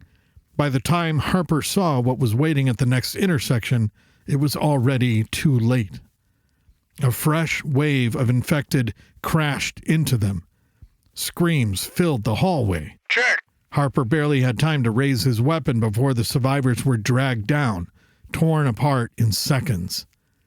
Phillips stood frozen, watching in horror as the blood spread across the floor. They're gone, Harper said. We lost them all. A silence filled the comms. Then Perry's voice, cold and empty. Roger, get back here now. Phillips crouched beside a dying man, one of the survivors who had almost made it. His throat was ripped open, his hands clutching at Phillips, blood smearing against his gloves. Kill me, the man said. It was barely above a whisper. Phillips hesitated, but he knew there was no saving him. With a deep breath, he pulled the trigger. Back at the main group, Pelk was still pinned beneath an attacker. His helmet was nearly shattered, his limbs trapped beneath the infected's weight. He could feel the hands clawing at his armor, tearing pieces away. He could feel the first bite. Jagged, searing pain in his thigh. Then another. No. Pelk tried to scream, but the weight crushed the air from his lungs. He heard the wet sounds of flesh being ripped, his flesh.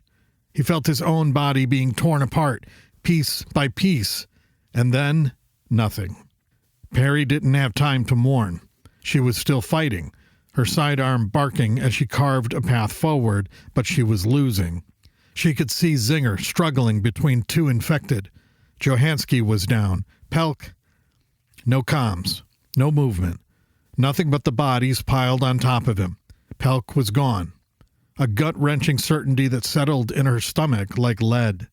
Zinger was next. She knew it, but she was not going to let it happen without a fight. Her pistol barked its last round. The slide, locking back, useless. No time to mourn the loss.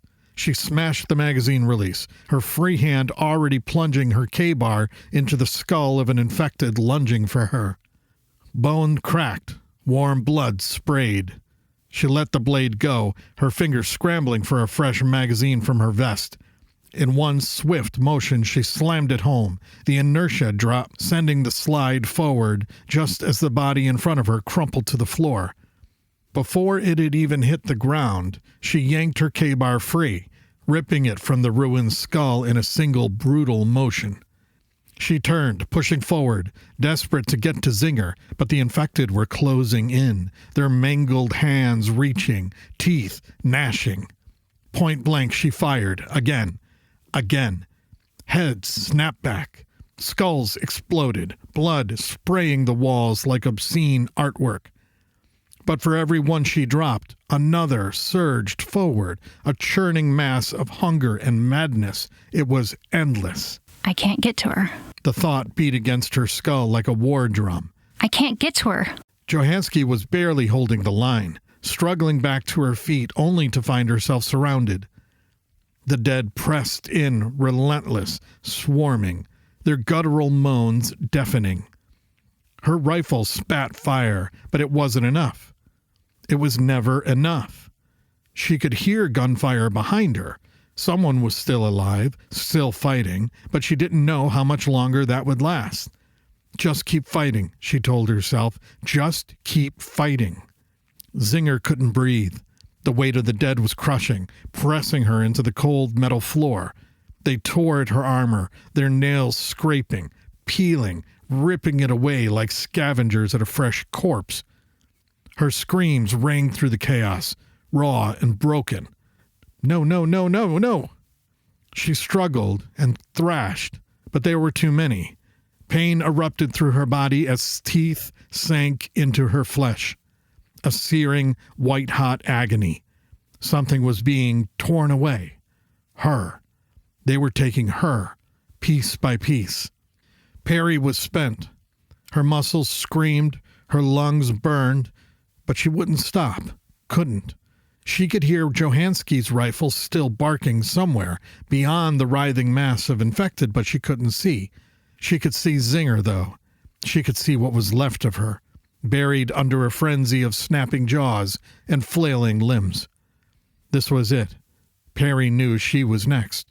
But she would fight until there was nothing left, until her body was as torn and bloodied as Zinger's, until she woke up in Valhalla. Gunfire. New gunfire. A different rhythm. A different direction. About fucking time, she thought, her mind teetering between relief and despair. Then Phillips was beside her, his rifle spitting death, cutting into the horde. Harper wasn't far behind, pressing forward, cutting a bloody path toward Johansky. It wasn't salvation. It wasn't a rescue. It was just a temporary reprieve. But it was enough to keep fighting. Her hands were slick with blood. Her breath came in ragged gasps. The fight was slipping away. Then the worst sound yet. A new screech, deeper, more guttural. Something different, something worse. The infected froze for a moment as if listening. Then they moved, faster, more vicious, as if emboldened by whatever had made that sound. Perry knew what it meant. They weren't getting out of here. Strom chased after the survivors for as long as he could, his breath ragged, his boots pounding against the cold metal floor. "Stop! Turn back!" he yelled, but the panic had already gripped them. 7 adults, driven by sheer terror, ran into the unknown, their footsteps a frantic echo through the suffocating corridors. The hallway curved, swallowing them out of sight. In that instant, the rest of the assault team vanished behind him as well. Fuck. He slowed, hesitating, his pulse hammering in his ears. "Chief, I'm losing visual on you. I'm stopping pursuit," he said into his comms. Silence, no confirmation, no static, nothing. A chill crawled up his spine. He turned back toward where the survivors had disappeared, debating whether to disobey orders and chase them down. Then, movement. The figures reappeared, sprinting back toward him at full speed, their faces twisted in sheer horror. Fuck. They weren't just running, they were fleeing. Strom took a step forward just as the screaming started. The first survivor went down, tackled mid-stride by a blur of muscle and claws. Another was yanked into the shadows, their cries cut short with a sickening crunch. The others scrambled, slipping in their own panic, as the infected tore into them. Blood slicked the hallway floor, and the air filled with the wet, nauseating sound of flesh being ripped apart. Contact forward! Strom yelled into his comms. Again, no reply. Either his signal was failing, or the others were too deep in their own hell to respond. He knelt, steadying his rifle. The infected hadn't noticed him yet, too consumed by their frenzied feast. He forced his breathing to slow, his fingers tightening on the trigger. If they came for him next, he would make every single shot count. Chapter 40. Flight Deck, USS CN Tier. "It's not looking good, sir." Frank's voice was tight, almost hollow. He barely turned from the monitor. His fingers clenched white against the console. "The team is pinned in an intersection. They're surrounded." A cold knot coiled deep in Decker's guts, tightening like a vice. His breath hitched for a half a second before he exhaled through clenched teeth. "Fuck." The word barely left his lips, more a breath than a curse, swallowed by the weight settling in his chest. Franks swallowed. "We're losing people." His voice wavered just for a moment. He finally turned to face Decker, eyes dark with exhaustion, something close to resignation. "How close to the extraction point?" Decker asked, but he already knew the answer wasn't going to be good. Frank's response was barely above a whisper. 400 meters. Decker exhaled sharply, his mind racing. It might as well have been 400 kilometers. They weren't going to make it, not at this rate. The infected were closing in, pressing tighter, drowning the last of them in a sea of teeth and madness. Every second wasted was another death, another friend lost in the dark. Fuck. He could barely hear his own voice above the thrum of the ship all around them. "We're setting up a QRF." His tone was final. No hesitation, no debate. "All hands on deck. Yoski, Pike, Letter, you and me. 2 minutes. Meet me at Freebird." He was already moving before Franks could reply, his boots hitting the deck hard. The corridor stretched out before him, cold steel walls pressing in. The emergency lights flickered a sickly red.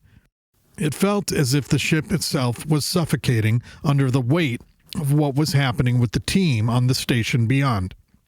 "Roger that, sir," Franks said after him, his voice sharp, but Decker heard the doubt creeping in. Letter and Franks sprang from their stations, moving fast, but not fast enough. No one was fast enough. "This fight might be over before we even get there," Franks said, more to himself than anyone else. Decker didn't stop, didn't turn. "That's not going to stop us from fucking trying." His voice was a snarl, an order, a desperate promise. He reached the hatch, palms sweaty as he punched in the override. The door hissed open, and beyond it, the hallway stretched into the unknown. They were running out of time. They were already out of options. And soon they might be out of people, too. Chapter 41. Kyler's Station Hallway. Strom gritted his teeth, his rifle a steady rhythm of death as he fought against the horde. The infected surged forward like a living wave, relentless and screaming. Their hunger and unholy sound that filled the corridor of Kyler's Station. He took one precise shot after another, controlling his breathing, making each round count. There was no room for error, no margin for a single missed shot. He was alone, holding a narrow strip of hallway with no backup, only the distant sounds of his team struggling in the intersection behind him. His arms burned, and his heart thundered in his chest. The infected were closing in. Too many. He couldn't hold them forever. "I need support," he yelled into his comms, his voice raw with desperation. "Can someone support Strom?" Perry's voice cut through the static. "Negative," came the unified response from the rest of the team. Strom swallowed hard. He was dead. He knew it. There was no escaping this. Then the world exploded. A thunderous detonation rocked the hallway, sending chunks of metal and bone flying. The sheer force nearly knocked him off his feet. Strom, check fire. Friendlies approaching your line from the front. The voice was unmistakable. Top! Strom yelled. Then he heard it. Gunfire, different from his own, deeper, heavier. The rapid bursts of controlled fire were cutting through the infected like a scythe through wheat. Jackson and Kenneth had arrived, their weapons spitting fury, their presence turning the tide. Strom's legs wavered, the sudden rush of relief nearly buckling him. He exhaled sharply, steadying himself as he fired again, dropping another infected with a precise shot. But the difference wasn't just in his aim. He could feel it.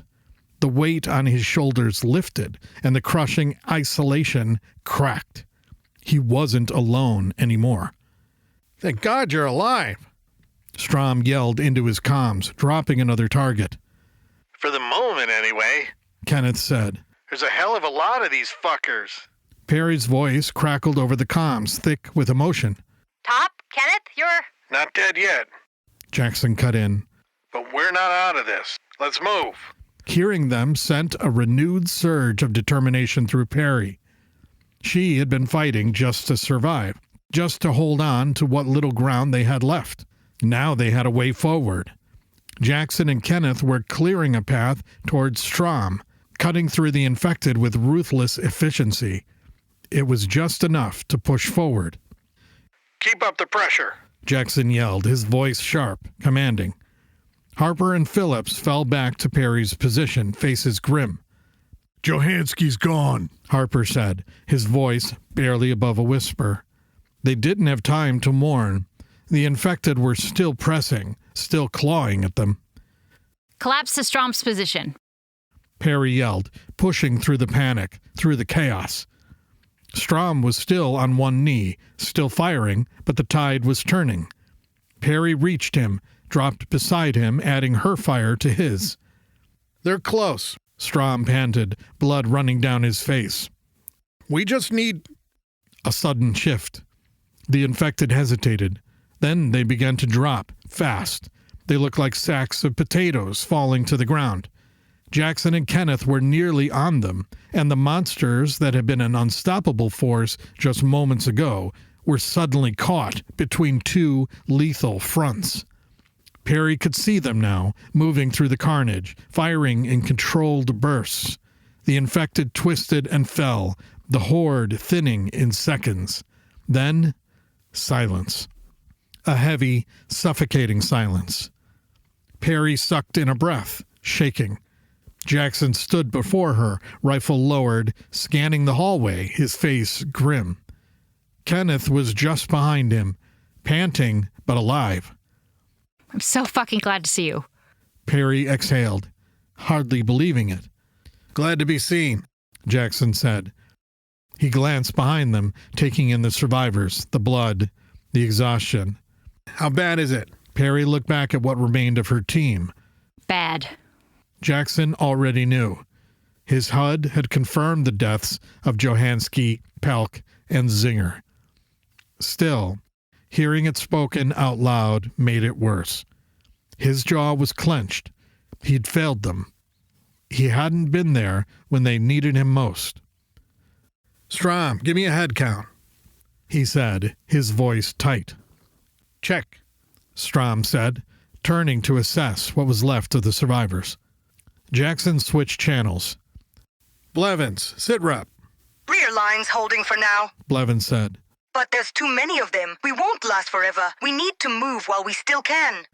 Jackson nodded grimly. Can we recover the bodies? A painful pause, then... Negative, Top. Harper and Phillips tried, but... Jackson closed his eyes. He already knew the answer. Understood.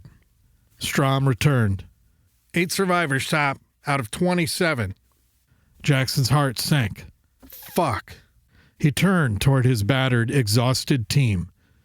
We move, now. A static-filled transmission crackled in his ear. Frank's. Be advised, QRF is inbound to the station. Little fucking late, Jackson said. Then louder, Roger. We need support securing our exfil route. Moving toward the airlock now. He started down the hall, stepping over the bodies of the infected. Let's go. They made it 50 meters before Decker's voice cut in. QRF has entered the station, moving to secure exfil. Jackson allowed himself the briefest moment of relief. Roger that. Welcome aboard. Then, be advised, we're in contact with the infected. Jackson's grip tightened on his weapon. Welcome to the party, he said, pushing forward. The fight wasn't over yet. Chapter 42. Kyler Station, Lower Docks, earlier. Kenneth gripped Top's toe strap with all his strength as a raging infected slammed into him, sending him sprawling to the ground. His vision blurred as his head smacked against the unforgiving metal floor, but even dazed, he refused to let go. He wouldn't abandon Top. Not here. Not like this. Top was locked in a brutal struggle with another infected. The two of them rolling across the ground in a blur of limbs and bloodied armor. Kenneth fought to his feet, boots slipping in fresh gore as he raised his rifle and fired point blank into the horde pressing in. The recoil barely registered. The only thing that mattered was keeping Top alive. "Get the fuck up, Top!" Kenneth yelled over the cacophony of shrieks and gunfire. A deafening crack split the air as Top's sidearm fired, the shot tearing through the head of the infected, pinning him down. Jackson shoved the corpse aside, breath coming in ragged gasps as he sprang to his feet, immediately raising his rifle to fire alongside Kenneth. Their backs pressed together as they fought, cutting down the infected, swarming toward them. "We gotta move," Jackson yelled. "Follow me." He didn't know where they were going, just that standing still meant death. He charged forward, carving a desperate path through the oncoming tide of infected. Kenneth was right behind him, their boots pounding against the blood-slicked deck. Frank's voice crackled in their earpieces. "Jackson, Kenneth, head toward the next bay and get to Stairwell C." No time to respond. The infected were pouring into the docks, their twisted faces frozen in screams of endless hunger.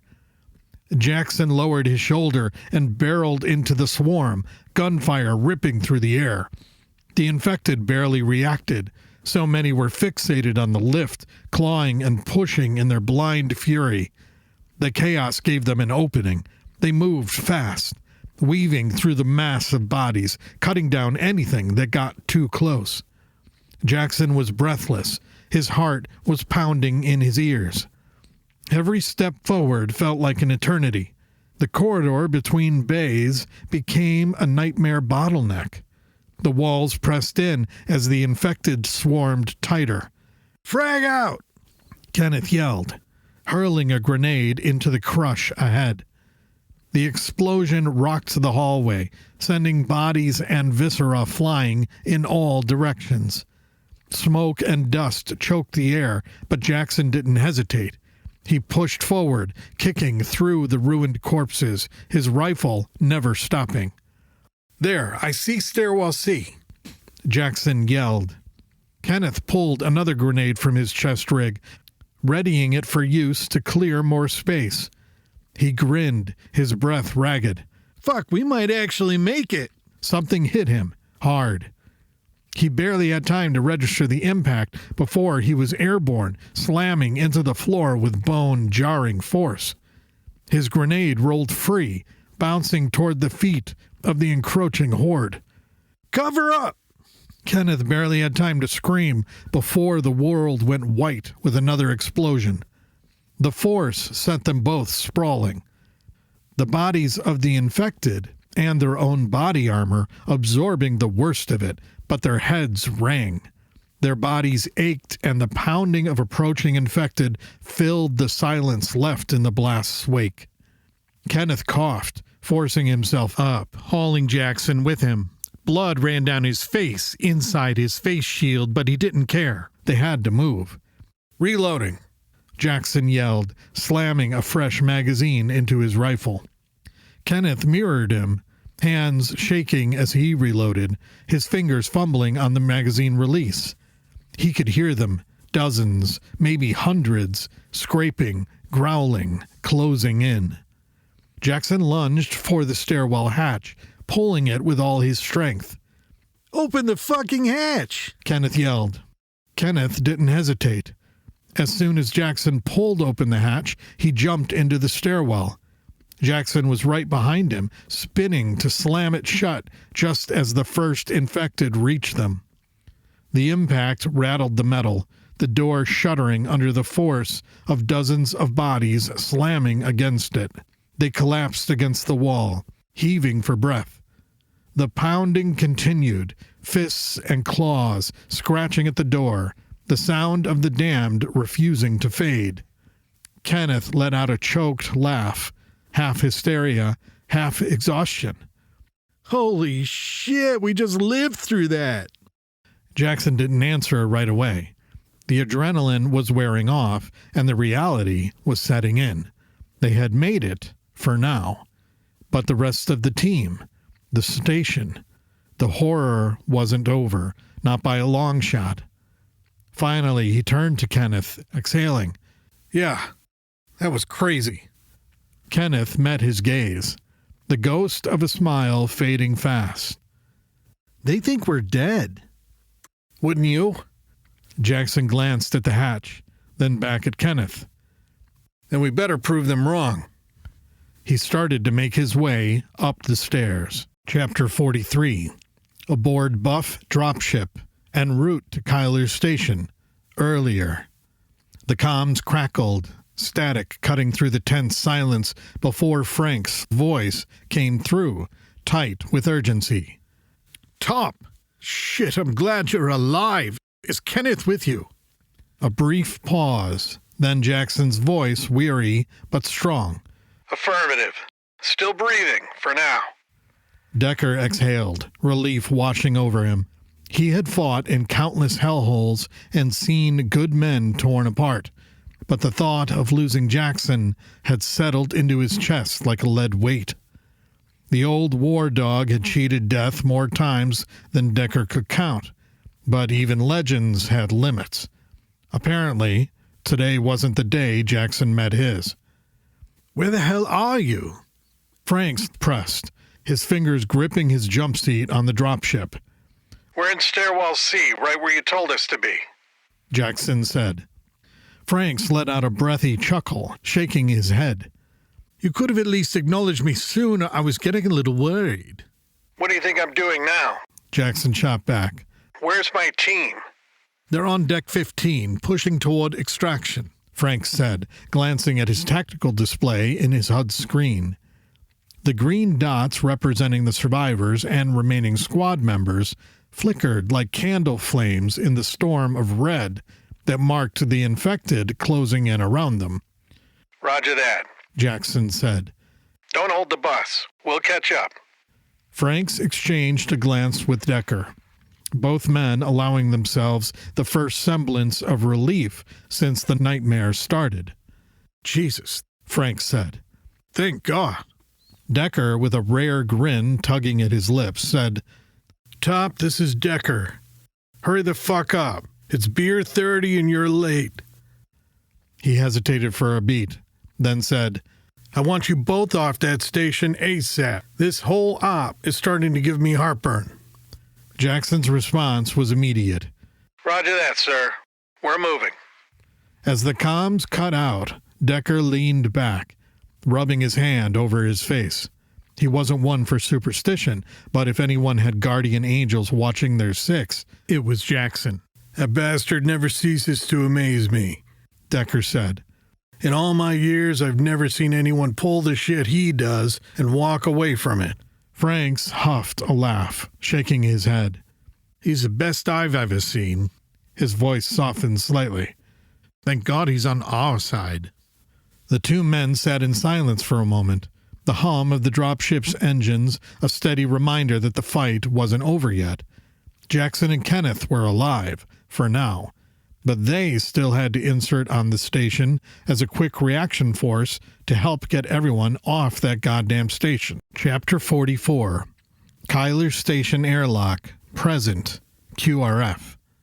The moment the QRF team breached the airlock, chaos erupted. The infected were already there, lurking, waiting. As the team stepped into the hallway, the creatures turned, drawn by the sudden movement.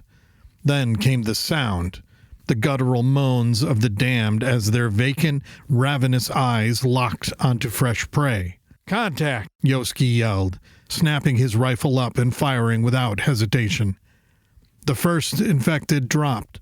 A neat hole punched clean through its forehead. "Headshots only," he called over the comms. "Nothing else stops them." For him, it was second nature. Muscle memory honed over years of combat. Every shot was precise, every movement efficient. But for the rest of the QRF team, this was a different kind of battle. These weren't enemy combatants. They were something far worse. The infected were erratic and unpredictable. They didn't duck for cover, didn't hesitate. They simply charged, heedless of their own destruction. For soldiers trained to aim for center mass, landing a clean headshot on a sprinting target was a different beast entirely.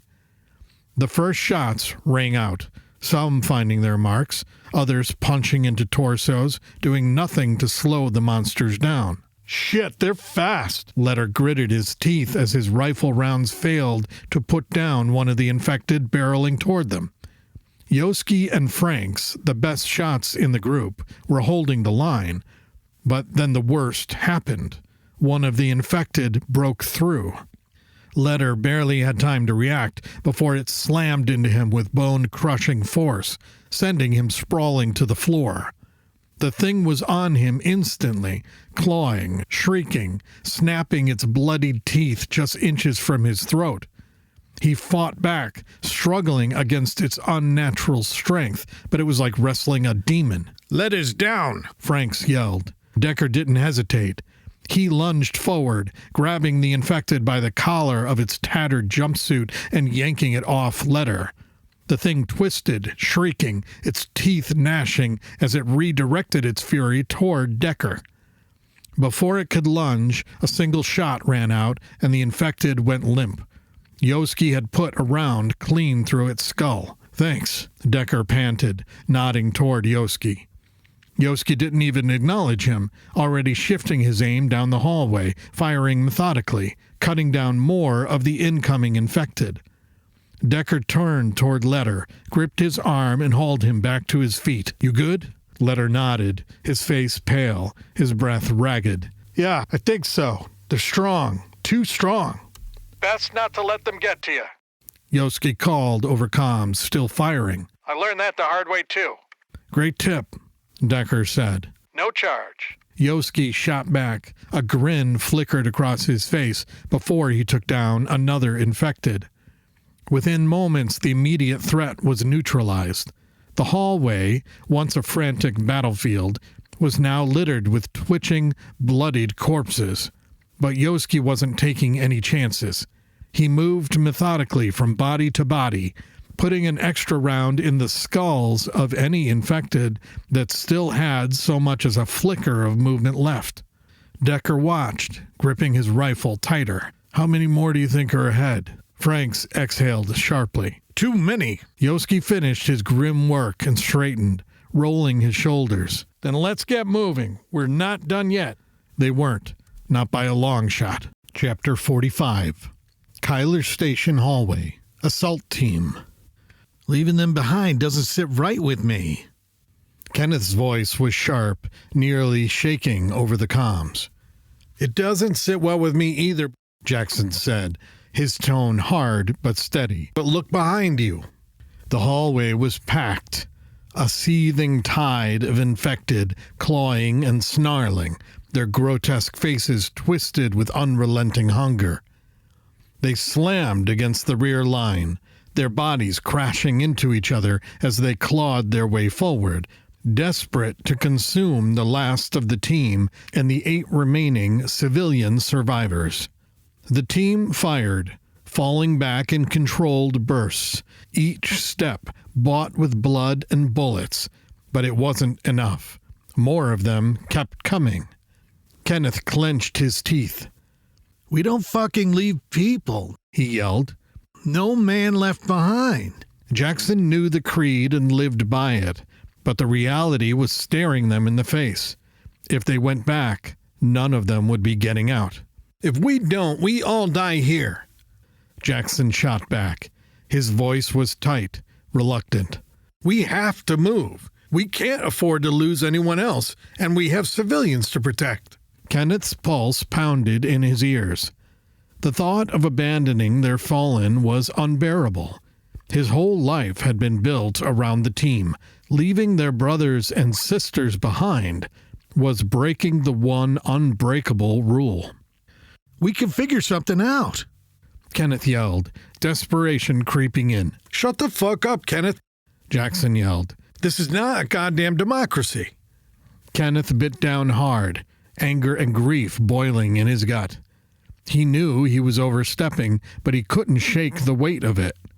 This mission had been doomed from the start.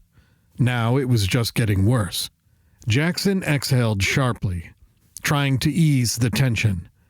Let's get the survivors out first. Then we'll see what we can do. They both knew the truth. There would be no going back. Keep moving, Jackson yelled. Ahead of them, Strom and Phillips scouted 60 meters forward, weapons at the ready. So far, the path was clear, but that could change in an instant. The survivors huddled together, clinging to the safe zone between the forward team and the rear guard. They moved in tight, controlled steps, knowing what would happen to anyone who panicked. They'd seen it. Jackson stole a glance over his shoulder, his jaw tightening. They were too slow. Every dragging step felt like time slipping through his fingers, each second another nail sealing their fate. The gunfire behind them hadn't let up. If anything, it was intensifying. A relentless drumbeat pounding closer. His pulse hammered in his ears. They needed to move, now. Then his comms crackled. Top, we need you to hold up a sec. Jackson didn't hesitate. We can't. What's happening? We've got contact at the next intersection. Strom's voice was tense, layered with exhaustion. God damn it, Jackson thought. Can we get one fucking break? What do you need? Jackson asked. We need help. Strom shot back. Jackson clenched his jaw. If you haven't noticed, we're running low on that. Roger that, Top, but facts are facts, Strom said, still firing. Jackson could hear the gunfire through his comms and down the hall. This wasn't a small skirmish. They were barely holding on. I got it. Perry's voice came over the line. Moving to you now. She gave Jackson a nod and broke into a jog, rifle at the ready. Jackson shifted, taking her place at the front of the survivors. Harper, get your ass up there. Check, Harper yelled, sprinting after Perry. Jackson switched channels. QRF, be advised. We're pinned down. Heavy resistance from both front and rear. Roger that, Top, Decker said. We're moving toward you now. Move faster, Jackson yelled. We're doing what we can. Decker shot back. Jackson gritted his teeth, but didn't argue. He understood. It didn't make it any less frustrating. Things were unraveling. They were stuck in a kill box, pinned between waves of infected, with no room to breathe, no space to think. The question wasn't if they could keep holding out. The question was how much longer they had before everything collapsed. Chapter 46. Kyler Station Hallway, Intersection, Assault Team. Perry reached Strom and Phillips just as the situation was spiraling out of control. The infected were surging forward in waves. Their grotesque forms packed tightly together, shoulder to shoulder, clawing, snarling, their hunger fueling an unstoppable momentum. Without hesitation, Perry raised her rifle and joined the fight. her rounds tearing through skulls and sending bodies crashing to the floor. But no matter how many they dropped, more kept pushing forward. Within seconds, Harper arrived, adding his firepower to the desperate stand. It helped stabilize their position, but the sheer numbers bearing down on them made any hope of regaining ground seem distant, almost impossible. The intersection was a nightmare, a crossroads of death. The infected poured in from the front, and more kept streaming in from the hallway to their right. The only reason the team was still standing was the bottleneck effect. As the creatures funneled into the narrow passage, they slowed themselves down just enough for the team to keep them from breaking through. But that advantage wouldn't last. Not with their dwindling ammo and mounting fatigue. Top, this ain't looking good, Perry said into her comms. We need to figure it out. Jackson's voice came back, clipped and tense. Perry gritted her teeth. There was nowhere to fall back to, no tactical advantage to leverage. They were just holding the line, carving away at the endless tide of infected. But for every one that fell, another took its place. The mass moved as one grotesque organism, lurching forward without hesitation, undeterred by pain or logic. This isn't working. She needed something more. Perry's hand shot to her chest rig, yanking free her last fragmentation grenade. Flipping the ignition button cover open, she depressed the switch with her thumb and let out a sharp breath. No turning back now. Frag out! She yelled as she sent the grenades sailing just over the heads of the writhing horde. The infected barely reacted, their lifeless eyes tracking the device as it arced through the air and disappeared in the dense throng of bodies. A heartbeat later, the explosion ripped through the corridor. The shockwave rattled the hallway, sending body parts and viscera flying in every direction. The heat of the blast washed over them, carrying the sickening scent of burning flesh. The concussive force sent several infected sprawling, their mangled forms torn apart, painting the walls and floor with gore. Harper ducked as a severed arm smacked into the wall beside him. "Effective," he said, suppressing a grim chuckle. I don't know how sound this place is. Perry shot back, wiping blood from her visor. I don't want to bring the whole goddamn station down on top of us. I think that's the least of our concerns right now, Harper said, snapping off another headshot. Until it's not, Perry said. For a brief, fleeting moment, they had breathing room. The blast had cleared a chunk of the horde, leaving a path littered with twitching, dismembered bodies, but it wouldn't last. Move now, Perry said, stepping over the remains, leading the push.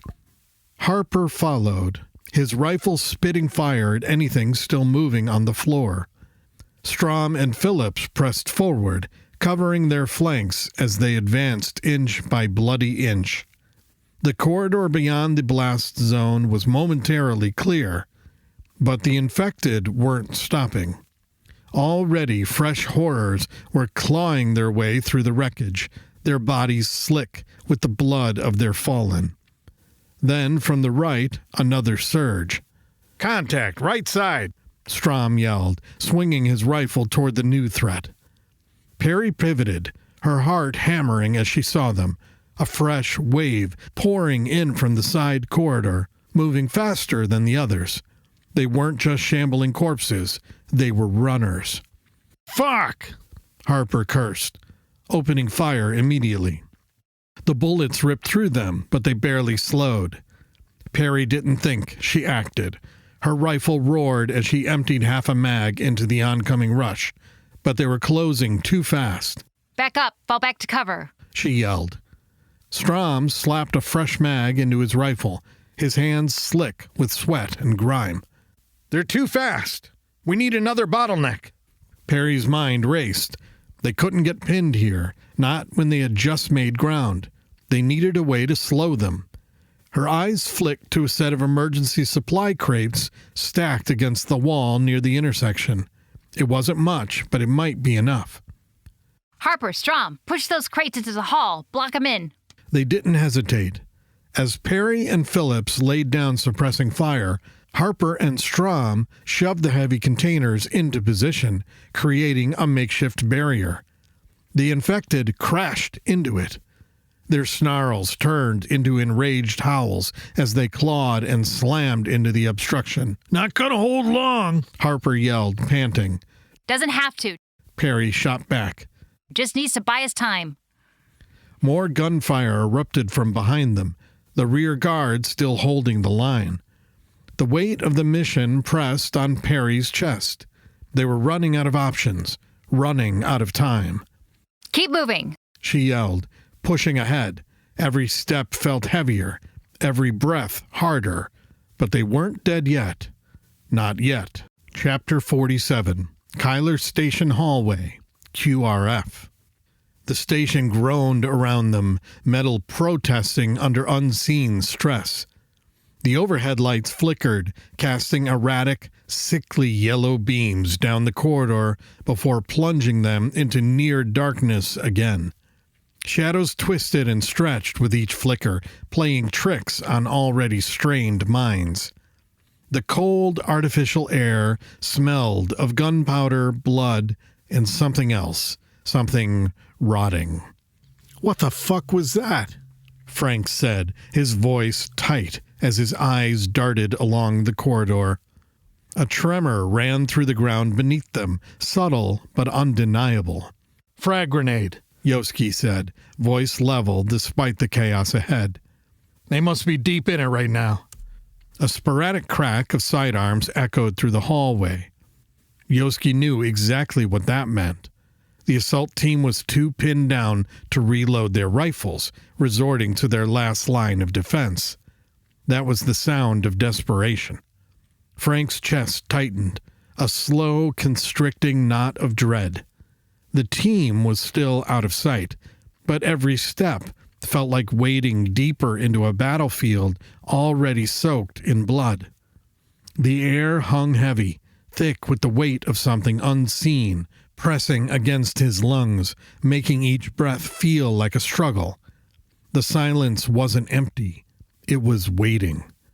Decker's voice cut through the tension. Be advised, QRF is approaching the rear element of your hostiles. A beat of silence, then Perry's ragged response. Roger that. She barely acknowledged it. They were in too deep to do much else. Frank's HUD flickered, then highlighted movement ahead. Contact, he said into comms. Check, said Yoski, his own HUD painting the infected in glowing outlines. The target signatures were massed together in a pulsing wave of death, shifting and swaying as they pressed forward. Frank swallowed hard. Jesus, they're packed in. Decker tapped at his HUD, sending out a ping. Chief, send me a location. A moment later, a green blip appeared 75 meters ahead, Perry's position. Damn, Decker said. It's a lot of infected between us and them. Ahead, the swarm hadn't noticed the QRF team yet. They were too focused, pushing forward a mass of writhing bodies pressing toward the survivors like a relentless tide. Yoski adjusted his grip on his rifle. What's the play, sir? Soon as we open up, they'll turn on us. Decker exhaled, eyes scanning the swarm. That is the play. We need to pull as many of them off Perry's team as we can. Split the horde, force them to deal with multiple fronts. Gotta hit 'em hard, Yoski said, a ghost of a smile playing on his lips.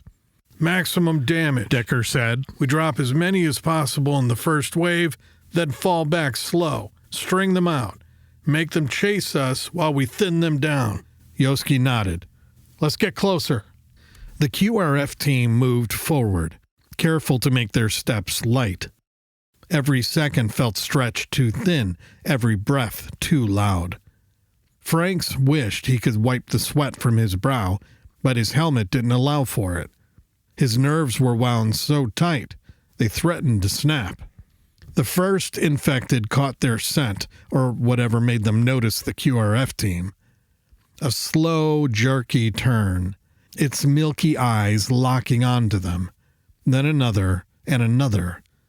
Their mouths twisted open, teeth gnashing, low guttural sounds slipping from their throats. And then the silence shattered. The swarm surged, the corridor erupting in screams as the infected charged, driven by some unnatural instinct. Yoski didn't hesitate. His rifle barked out in rapid bursts, tearing into the first wave.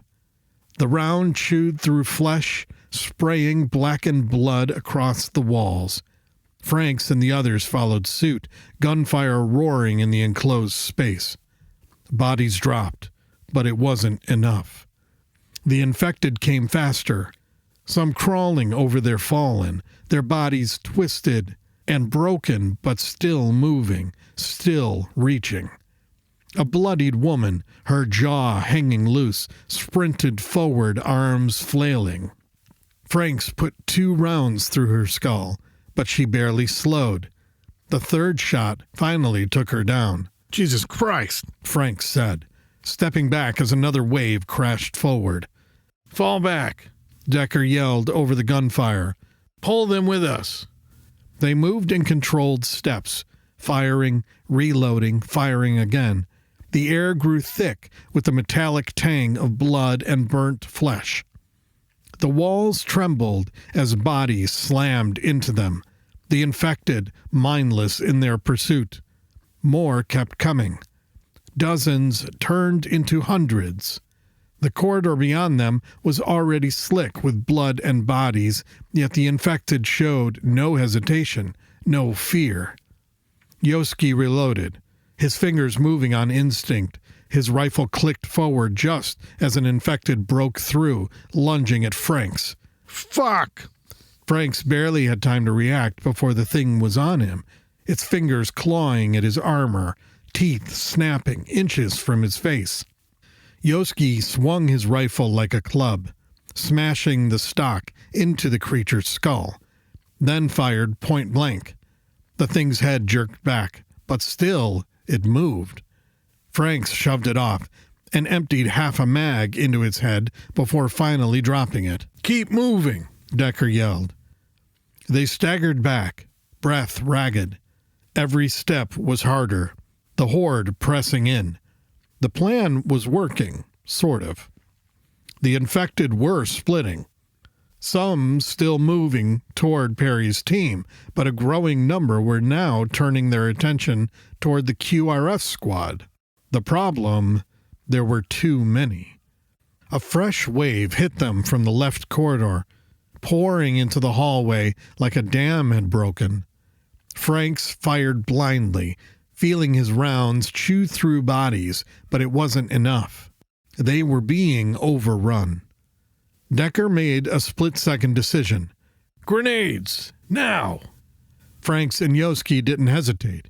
Each grabbed a frag from their vests, popped the tops, pressed the igniter button, and lobbed them into the densest part of the swarm. Down! The explosion rocked the station, sending bodies and limbs flying. The shock wave knocked Franks onto his back, his ears ringing. He scrambled up, vision swimming, and saw the carnage. Piles of writhing, broken infected, some still trying to move despite missing limbs. But it had worked. The horde had thinned. Go, go, go! Decker yelled, seizing the moment. The team surged forward, carving a path through the crippled swarm. The remaining infected hesitated, stunned by their blast, their numbers reduced enough to push through. The hallway ahead was still full of bodies, but it was open. They had bought themselves time.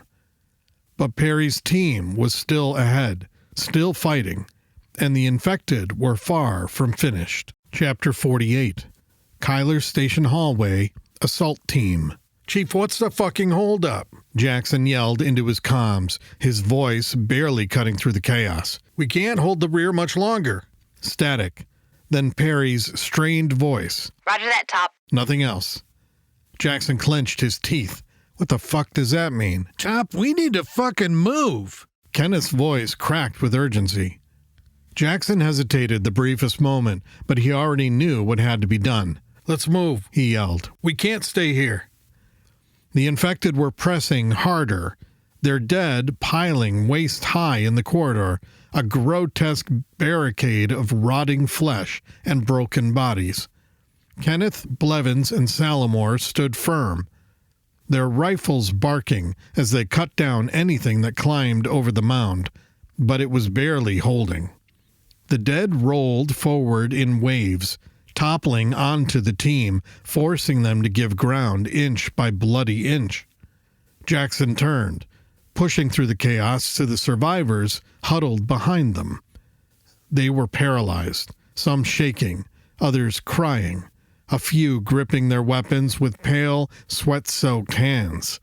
Fear was thick in the air, suffocating. Move, now! Jackson yelled, grabbing the nearest survivor by the arm and shoving them forward. The others hesitated, looking at him with wide, desperate arms. Keep going. Don't fucking stop, he yelled. The hallway ahead wasn't much better. Gunfire, the dull, wet sounds of moaning and screaming coming from the infected. But staying put was suicide. He herded them forward, pushing, pulling, dragging them if he had to. He could barely think beyond the pounding in his skull. This wasn't a retreat. This was survival. Barely. A fresh wave of infected slammed into the rear guard, the impact like a battering ram. Kenneth let out a strained grunt as one nearly broke through, its fingers brushing against his chest before he slammed the butt of his rifle into its face and fired point blank. Shit! They're fucking relentless! Blevins panted, her rifle glowing hot from the continuous fire. The pile of bodies shuddered and collapsed forward, a fresh mass of infected spilling through the breach. The team staggered back, tripping over corpses, boots slipping in pools of thick, coagulated blood. Jackson's heart hammered in his chest. They were going to be overrun. Give me a sit rep, Chief, he yelled into his comms, sweat stinging his eyes. The response was delayed. The gunfire on the other end of the line was deafening. Then Perry's voice strained. Wait one. Jackson's jaw tightened. That wasn't good. He glanced back. Kenneth and Blevins were falling back, covering Salamore as she dragged an injured survivor toward them. The infected weren't slowing. If anything, they were getting faster, more frenzied. The scent of blood drove them wild, their shrieks a cacophony of madness and hunger. A survivor tripped, hitting the ground hard. Jackson lunged, grabbing them by the collar and hauling them up. Move, damn it! He shoved them forward, barely keeping his footing as another violent tremor shook the station. The walls groaned. Overhead lights flickered. Something was very, very wrong. Then a noise. A deep, resonant sound, like metal twisting under immense pressure. It rolled through the station like a distant growl. The fuck was that? Kenneth asked, his voice barely audible over the gunfire. I don't know, Jackson said, his gut nodding with unease. But whatever it wasn't good. Another impact. The deck shuddered violently beneath them, the vibrations rattling up through Jackson's boots, settling deep in his bones. The air went still, stretched thin by the weight of anticipation. Too long, too quiet. His pulse pounded in his ears. Then, at last, Perry's voice sliced through the silence. Top! A pause, a breath. We're fucked. Jackson's blood turned ice cold. What the hell's going on up there? More infected. A lot more. Perry bit out. Can't hold this much longer. Jackson looked ahead to where the lead element was fighting to push forward. He turned back to where the rear was barely holding. They were trapped. No way back. No way forward. A scream cut through the noise, shrill and raw. One of the survivors was dragged down, their terrified wails choking into wet gurgles as the infected tore into them. Blood spattered against the walls. Jackson barely registered it before another gunshot rang out. Kenneth had put them out of their misery. "Keep moving," Jackson yelled, the fire in his gut turning into full-blown desperation. "Perry, we're pushing to you. We don't have a fucking choice." Copy. She panted. We'll try to clear a path. Try. That word settled into Jackson's chest like a stone. They weren't getting out of this clean. Maybe they weren't getting out at all. Chapter 49. Kyler Station Hallway. Assault Team. Perry gritted her teeth. The situation was spiraling, and she knew it. Jackson was barking in her ear demanding an update, but she had nothing to give him. Wait one. She had said to him, more out of frustration than anything else. She knew he understood, knew he trusted her to handle the situation. But right now there was no clear path forward, only the relentless tide of the infected pressing in from every angle. The frag grenade had bought them a few feet of ground, but it wasn't enough. They had hit another wall, another unrelenting mass of bodies that threw themselves at the team without hesitation, without fear. They didn't care about their well-being. They didn't flinch, didn't slow down. They just kept coming. It was endless, a nightmare with no waking up. Strom, toss another frag. Perry yelled over the deafening gunfire. "Check," Strom said. He yanked a grenade from his chest, removed the cover, pressed the igniter button, and lobbed it into the thickest part of the swarm. But something went wrong. An infected, its arms flailing wildly, smacked the grenade out of the air just before it landed. It detonated mid-air, much closer than intended. The explosion rocked the hallway. The team was thrown backwards. Perry hit the floor hard, the air knocked from her lungs as debris rained down around her. Her ears rang, the world tilting in a haze of smoke and blood. She blinked, trying to focus, her rifle gone. The strap had been sheared clean off by shrapnel. She frantically scanned the floor, but it was nowhere in sight. Strom was nearby, struggling to his feet. He looked dazed, his movements sluggish. Phillips, somehow already up, was firing into the writhing pile of infected, putting down anything that twitched. Perry turned, scanning for Harper. Her HUD flickered. His signals showed up beneath a mound of bodies. Shit. She pushed forward, tearing at the corpses, shoving the still-moving ones aside as she emptied her sidearm into them. Blood sprayed across her visor. Beneath it all, Harper fought, his hands locked around the throat of a half-bodied infected that was still trying to tear into him despite having no legs. The thing snarled and thrashed, its jaws snapping inches from his visor. Perry didn't hesitate. She put 2 rounds through its skull. The body jerked and then went limp.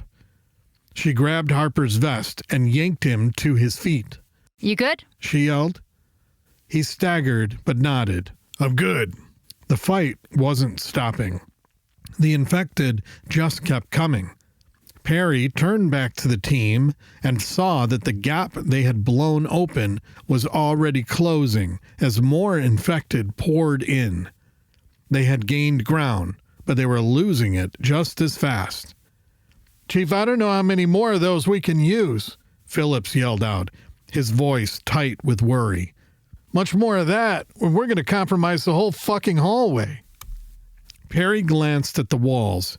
Jagged cracks ran along the bulkheads, the metal warping from the repeated explosions. The station wasn't built for this. One more detonation in the wrong spot, and they wouldn't have to worry about the infected anymore. They'd be sucked into the void. Perry clenched her jaw. They had to get through. They had to find another way. And then Jackson was there. A hand clamped on her shoulder, and she could see him slipping into the space between her and Harper. His rifle was already raised, barking out precise shots. "What the fuck is taking so long?" he yelled, half laughing, half serious. "You guys having a picnic up there?" Perry shook her head from side to side. Jackson and Kenneth had a way of keeping the team grounded, even in the worst situations. That dark gallows humor that never seemed to waver, no matter how deep in the shit they were. "Where's your fucking rifle, Chief?" Jackson said, glancing at her empty hands. "No wonder you haven't punched through. You're using the wrong tools for the job." Yeah, that's the problem, Top, she said dryly. Jackson didn't miss a beat. "QRF, where the fuck are you?" he yelled into his comms. "Give me a ping." A green blip appeared on his HUD just past the wave of infected. They were close, just the other side of this goddamn mess. "Do you guys plan on helping us out here? Or are you just enjoying the show?" Jackson asked. An explosion roared from ahead. Then the sound of fresh gunfire.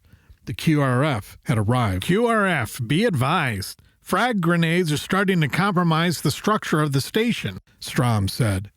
Roger that, came Yoski's voice. Kenneth's voice cut in next. Is that you, Yoski? Roger. Where the fuck have you been, man? You're missing all the fun, Kenneth said. I wouldn't say I was missing it, Yoski said. I had some R&R lined up, but, use it or lose it kind of shit. You fucker, Kenneth yelled, his voice raw with exhaustion. A breath he hadn't realized he had been holding finally escaped, tension unraveling from his shoulders. For the first time in what felt like hours, the crushing weight in his chest eased, just a little. Something settled deep in Perry's chest, a shift so subtle yet profound it nearly stole her breath. For the first time since this nightmare began, the crushing weight of uncertainty loosened its grip. They weren't just surviving on the edge of oblivion anymore. They had a footing. Her people were here. They were together, and together they had a chance. Keep moving forward, Jackson yelled. We push, now. The team surged forward, the gunfire from the QRF thinning the ranks of the infected just enough to carve a path. It wasn't clean, it wasn't perfect, but it was a way out. And right now, that was all they needed. Chapter 50. Kyler's Station Hallway, Assault Team. About damn time those lazy bastards joined the fight. Jackson's grip tightened on his rifle as the sound of the QRF's gunfire finally reached them. If they were lucky, maybe, just maybe, they'd survive this nightmare. Push, he yelled into his comms, his voice barely audible over the deafening roar of gunfire. Before we have to rescue the QRF. I heard that, Top. Decker's voice crackled in response, breathless but amused. Then don't make it a lie, Jackson shot back, allowing himself a grim smile. The truth was, he was grateful for the QRF. They needed the extra firepower. Under normal circumstances, a flanking maneuver like this would have been a game changer, creating enough confusion to give his team the chance to break through. But these weren't normal circumstances. These things weren't normal enemies. They didn't flinch, didn't waver. They just kept coming. An unstoppable force of mindless hunger fixated on tearing them apart. Jackson's HUD flickered, updating the QRF's position. Not fast enough. There are a lot of these fuckers in the hall, Yoski yelled over the comms. You should see how many are at my location, Kenneth shot back. Even in the chaos, these two found time to compete. Jackson shook his head. It was ridiculous, but oddly comforting. When operators started bitching at each other mid-fight, it meant they were still in control. It was when they went quiet that things got bad. Still, despite their best efforts, they weren't making much progress. The infected weren't thinning out fast enough, and they had no room to maneuver. Jackson wanted to use another frag grenade, but the station was already barely holding together. One more explosion, and they might be dealing with a hull breach instead of just the infected. Top, we need to move. Kenneth's voice cut through the chaos, the urgency unmistakable. Jackson's jaw tightened. Roger. Fuck. This was the same useless response Perry had given him earlier, and just like her, he had nothing to offer. They were trapped, hemmed in from every direction, and he had no brilliant solution to fix it. Gunfire erupted behind him. Top, the rear line is collapsing, Kenneth yelled, his voice laced with panic. Jackson heard him screaming at the others to hold the line, to fight like their lives depended on it, because they did. Jackson turned. Perry and the rest were still trying to push forward, but they were getting nowhere. Keep pushing, he yelled, stepping back. I gotta shore up the rear. He barely made it past the terrified cluster of survivors huddled behind them, frozen in fear. Move, he yelled, shoving them aside as they rushed toward the crumbling rear line. Just in time. An infected woman, her body twisted and torn, was barreling toward Salamore. Jackson didn't hesitate. He raised his rifle and put a round through her skull. Blood sprayed across Kenneth's armor as she crumpled at his feet. That's fucking disgusting, Kenneth yelled, shaking his head like a dog flinging off water. Stop bitching and hold the goddamn line, Jackson yelled, his rifle barking as he put another infected down. Kenneth wiped the blood off his visor and refocused. They're right on top of us, Top. We need space. This is all we have, Jackson chopped back. Make it work. Desperation clawed at his gut, tightening with every passing second. They were running out of time. The QRF had to break through, now, or they weren't getting out of this. Gunfire raked the walls around them, each burst carving their odds thinner. Jackson's pulse slammed against his ribs. But it wasn't just the chaos or the stakes pressing down on him. He'd fought through hell before, bled and clawed his way out of worse. But this fight, this one felt different. This one felt final. The roller coaster of combat was throwing them into another free fall. One moment they had control. The next, they were barely hanging on. He fired into the wave of infected, his shots methodical, precise. But no matter how many fell, more surged forward, their bodies creating a grotesque barricade of twitching limbs and shattered skulls. QRF, give me a status, Jackson yelled, his voice sharp with frustration. We're almost there, Top, Yoski said. 30 meters.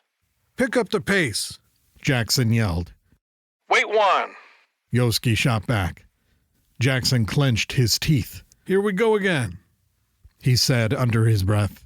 Something had to change, and fast. Chapter 51. Kyler Station Hallway, QRF. Wait one. Yoski's voice came through the comms, tense but controlled. Decker clenched his jaw. They were pushing as fast as they could, but he wasn't sure it would be fast enough. Jackson's frustration was bleeding through his transmissions, and Decker shared the feeling. Every second counted, and every delay pushed the assault team closer to the brink. He glanced at Yoski. The young operator was relentless, pouring every ounce of strength into the advance, leading the charge with controlled, precise aggression. The whole QRF unit, Letter, Pike, Franks, himself, and Yoski, was pushing forward, but was it fast enough? Decker wasn't sure anymore. Less than 30 meters. That's all that separated them from the others, but in this hellish corridor, 30 meters might have well have been 30 miles. Fuck it. Decker yanked a frag grenade from his assault vest, flipped the ignition cover, depressed the button, and hurled it over the heads of the infected swarm. The explosion rocked the station, sending debris and torn bodies flying. The concussive force knocked some of the infected off balance, disorienting them just enough to buy the team a few crucial meters. Yoski and Franks surged forward through the smoke, cutting down anything still moving. Letter and Pike followed, finishing off any infected left writhing on the ground. The hallway was a war zone, twisted and broken beyond repair. The blast had helped, but Decker knew they were playing Russian roulette with the station's structural integrity. One wrong move, one breach in the hull, and it wouldn't matter how many of them survived the fight. They'd all be sucked into the void.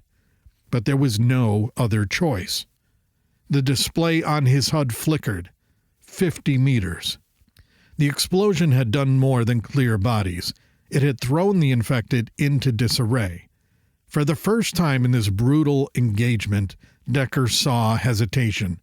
The swarm was confused, split between their unrelenting focus on the assault team and the sudden new threat in their rear. Push forward! Yoski yelled into the comms, pressing the advantage. The team moved in a violent surge, bullets tearing into the stunned infected, cutting them down in rapid succession. It was working. They were breaking through. Then it all went to shit.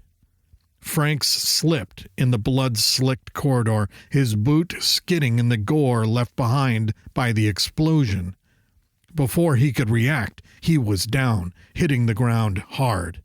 It only took a second for the infected to pile onto him. The screams that followed made Decker's blood run cold. Franks is down! Yoski yelled. Decker and Yoski moved instantly, firing into the mass of bodies clawing at their teammate, but it wasn't enough. Frank's armor held for a few precious moments before the creatures found the weak points, sinking their teeth into exposed flesh, ripping and tearing. Help me! Pike yelled, trying to pull the infected off Franks, her voice raw with desperation. Hold the line! Yoski yelled, forcing himself to keep his rifle up, to keep firing. Letter saw the line begin to falter and made a decision. He turned back to the fight, ignoring Frank's pleas, ignoring Pike's frantic efforts. If they all went down trying to save him, none of them would make it. Pike finally reached Frank's, but what she saw made her stomach drop. His suit was shredded in the area between the armor plates, his body a ruin of torn flesh and gaping wounds. His chest barely rose and fell, and his face was embedded with high-impact glass from his visor, which had been shattered, cutting deep into his face. Blood gurgled from his lips as he tried to speak, but no sound came. Pike dropped to her knees beside him, her hands trembling. It's going to be all right, she said, gripping his shoulder. I've got you. Franks slowly shook his head. He knew. He raised one bloodied hand, pointing toward the others, silently telling her to get back in the fight. His pupils widened, his body shuddered. His vitals flatlined on her HUD. Pike's breath caught in her throat. Pike, we need you, Decker yelled, his voice snapping her back into the moment. Without a word, she rose to her feet, wiping Frank's blood off her gloves, and returned to the line. This was no time to mourn, no time to grieve. They had 12 meters left. Chapter 52, Kyler's Station Hallway, QRF. Yoski steadied his breathing as he stepped into the cleared space left by the blast. The air was thick with the stench of burnt flesh and blood, the floor slick with the remains of the infected that had been caught in the explosion. He barely had time to register the carnage before he heard the crack of Letter's sidearm behind him, finishing off the writhing bodies that refused to stay down. Then Strom's voice cut through the comms, sharp and concerned. We keep using explosives like that, we're gonna breach the hull. Damn it. Yoski clenched his jaw. Blasting their way to the assault team had been working, It was fast, efficient, and wiped out clusters of the infected in seconds. But if they tore a hole in the station, it wouldn't matter how many of them survived the fight. They'd all be corpses floating in the void. Hit 'em hard! Yoski yelled over comms. No more grenades, just bullets and grit. The QRF team unleashed hell, but their accuracy left something to be desired. Many of them were used to controlled engagements, firing at stationary targets, not frenzied, fast-moving horrors didn't care if they took a round to the gut. It slowed their advance, but they were still pushing forward, still cutting down anything in their way. Yoski forced himself to focus. Operators thrived on discipline, on knowing when to trust their instincts and when to rely on the team. This wasn't a moment for ego or lone wolf heroics. He had to trust that the others could hold their own, that they could move together as a unit. That's what made the teams lethal. Every person knowing their role and executing it to perfection. He didn't know the QRF team well, but he could see who had the chops. Decker was holding his own, moving with purpose, but Yoski couldn't help but smirk. Officers playing soldier, trying to keep up with the real killers. Still, they weren't dead weight, and right now that was good enough. Even Franks had some chops. He had died with honor. 20 meters out! Pike yelled over comms, her voice laced with urgency. It was her job to track their progress, to keep them moving. Keep it up, Decker yelled. We're closing in. It was working. The infected were getting confused. They were primal, single-minded predators, their instincts driving them to overwhelm their prey. But now they had two threats. The original team ahead of them, and the QRF tearing into their rear. The infected hesitated, some still trying to force their way forward, others turning back to face the new threat. The hesitation cost them. Drop 'em fast! Yoski yelled. While they're figuring it out! Gunfire filled the air. The QRF's bullets tore through their heads, dropping the infected in droves. The ones in the back were still trying to push forward, unaware that their numbers were thinning with each second. Yoski moved like a machine, rifle snapping from target to target, each burst of fire precise, efficient. The others followed his lead, the hesitation in their shots fading as they found their rhythm. They were 15 meters out when the tide shifted again. A fresh wave of infected burst into the hallway from an adjacent corridor, howling and shrieking. They weren't the slow-moving horde. They were faster, stronger, runners. And they had just cut off their advance. Shit, we got runners! Pike yelled out, her voice laced with fear. Yoski didn't need to be told twice. He saw them, thin, gaunt bodies, their limbs unnaturally long, moving like they were barely tethered to gravity. Their eyes burned with something different than the rest, something worse, hunger. They came at full speed, closing the distance in seconds. Fall back, form up, Decker yelled. The QRF team scrambled, pulling into a tight formation and shifting their fire to meet the new threat. The first runner leaped forward, its claws outstretched, mouth unhinged in a wailing scream. Yoski fired, but it barely staggered. It was on him in a blink, its weight slamming into him like a wrecking ball. He hit the ground hard, his rifle skidding across the floor. Yoski barely got an arm up, shoving against its chest as its teeth gnashed inches from his visor. A shot rang out. The runner's head jerked back, a mist of blood spraying across Yoski's visor. It slumped, dead weight, pinning him to the floor. Decker yanked him up. Get back in the fight! No time to breathe. The others were still coming. Decker fired a burst into a runner's knees, dropping it to the ground before putting a round through its skull. Pike went down, one of them tackling her to the floor. Letter pulled her free. Move! We're almost through! Yoski yelled, shoving forward.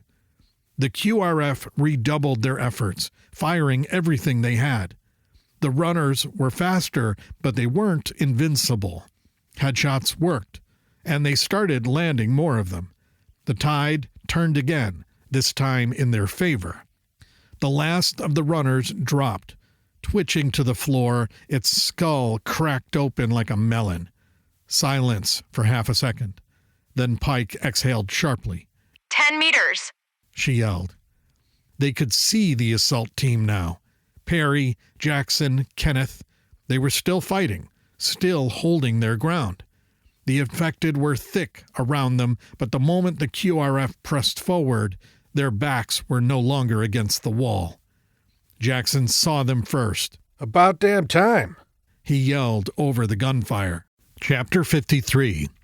Kyler Station Hallway. Assault Team, forward lead element. Perry forced herself forward, lungs burning, every muscle in her body protesting with each step. The ground beneath her felt like quicksand, every inch a struggle, every movement a battle she refused to lose. Harper, Phillips, and Strom flanked her, their weapons barking in sync, covering her advance with unwavering precision. But the infected kept coming, unstoppable, unyielding. A relentless tide crashing against them, clawing, shrieking, refusing to be pushed back. Another explosion shook the corridor. This one was close, too close. Perry gritted her teeth as the tremor rippled through the station, rattling loose panels and sending debris cascading from the ceiling. The QRF was closing in fast, their advance marked by the increasing intensity of the detonations. They're getting closer, Strom yelled out between shots. Perry heard the desperation behind his words, but there was no time to dwell on it. Behind her, the rear element was still locked in their desperate struggle, trying to hold the line. The cries of the wounded mixed with the deafening crack of gunfire, a symphony of chaos pressing in from all sides. QRF, 10 meters out, Harper yelled, his voice cutting through the noise like a blade. 10 meters. Keep pushing. Perry yelled into her comms. We have to break this line. She had lost her rifle earlier, and it was long gone now, trampled beneath the madness. Her sidearm was a poor substitute, lacking the stopping power she needed, but she made it work. In one hand, her pistol barked death with every squeeze of the trigger. In the other, her K-bar carved through flesh and bone in brutal, efficient strokes. This wasn't a firefight anymore. It was a close-quarters bloodbath. Harper, Phillips, and Strom moved in perfect sync, covering each other as Perry cut through the horde with sheer ferocity. Her movements were instinctual, a whirlwind of gunfire and steel, bobbing, weaving, stabbing, and shooting. The infected fell around her in rapid succession, their bodies piling up like discarded puppets. Every step forward was a victory, every kill a breath closer to salvation. The sound of gunfire from the QRF was almost deafening now. They were right on top of them, bullets tearing through the infected at an alarming rate. Perry could feel the shift in momentum. They were winning. Holy fuck, she thought. We might make it. Then something slammed into her hard. She hit the ground with a bone-jarring force, her HUD flashing red as multiple impacts registered across her armor. Her breath caught in her throat. Did I just get shot? Her hands scrambled against the floor as she tried to push herself upright, her vision swimming. Her armor had held, barely. Multiple fractures, but no penetration. She'd taken hits before. This wasn't new, but that didn't make it any less terrifying. QRF, ceasefire, Phillips yelled. Blue on blue, you are danger close to our pause. Ceasefire. Perry blinked, disoriented, as Harper and Phillips grabbed her arms and hauled her to her feet. Her head snapped up just in time to see Yoski and Decker clearing the last of the infected between them. The two teams had finally linked up. It's good to see you guys. Perry exhaled, her voice rough. Likewise, Decker said, his tone flat but firm. Let's get the fuck out of here. Perry turned to Yoski, narrowing her eyes. Did you fucking shoot me? Yoski tilted his head, his expression hidden behind his helmet's face shield, but the smirk was evident in his voice. You think my aim is that shitty? He nodded toward the officers. If it were me, you wouldn't be standing here talking to me. No way I'd aim for your body armor. Perry let out a breath, shaking her head. They had survived, barely, but they weren't out yet, and the station still had plenty of hell to throw at them. Chapter 54. Kyler Station Hallway, Rear Element. Lead element has made contact with QRF. Jackson heard over his comms, the voice cutting through the chaos with a sharp edge of urgency. Thank God, he thought, his grip tightening on his rifle. Roger, is the path clear? Affirmative, came the response. Let's move. Jackson yelled into his comms before spinning around to face the group of survivors. Their wide, fear-stricken eyes reflected the flickering emergency lights, their bodies pressed together in a desperate attempt to stay safe. Move, now, he yelled, voice cutting through the tension like a blade. The momentary hesitation broke. Feet shuffled, bodies surged forward, and the narrow hallway became a funnel of frantic movement. Perry, get this train moving. We're a little busy back here. Jackson yelled into his comms, his voice laced with urgency. Roger that, Top. Perry said. The crowd pressed forward. There was a slow start and almost a stutter to the movement, uncertainty and fear slowing their pace. Then, as the realization sank in that the path ahead was clear, momentum took over. People scrambled forward, driven by the primal instinct to escape the horror clawing at their heels. Behind them, the desperate struggle of the rear guard continued. The assault team held their ground, but barely. The enemy was relentless, a mass of bodies pressing in, trying to overwhelm them. The air was thick with the smell of blood and burning ozone from discharged energy weapons. The floor was slick with the remains of the fallen, both enemy and ally alike.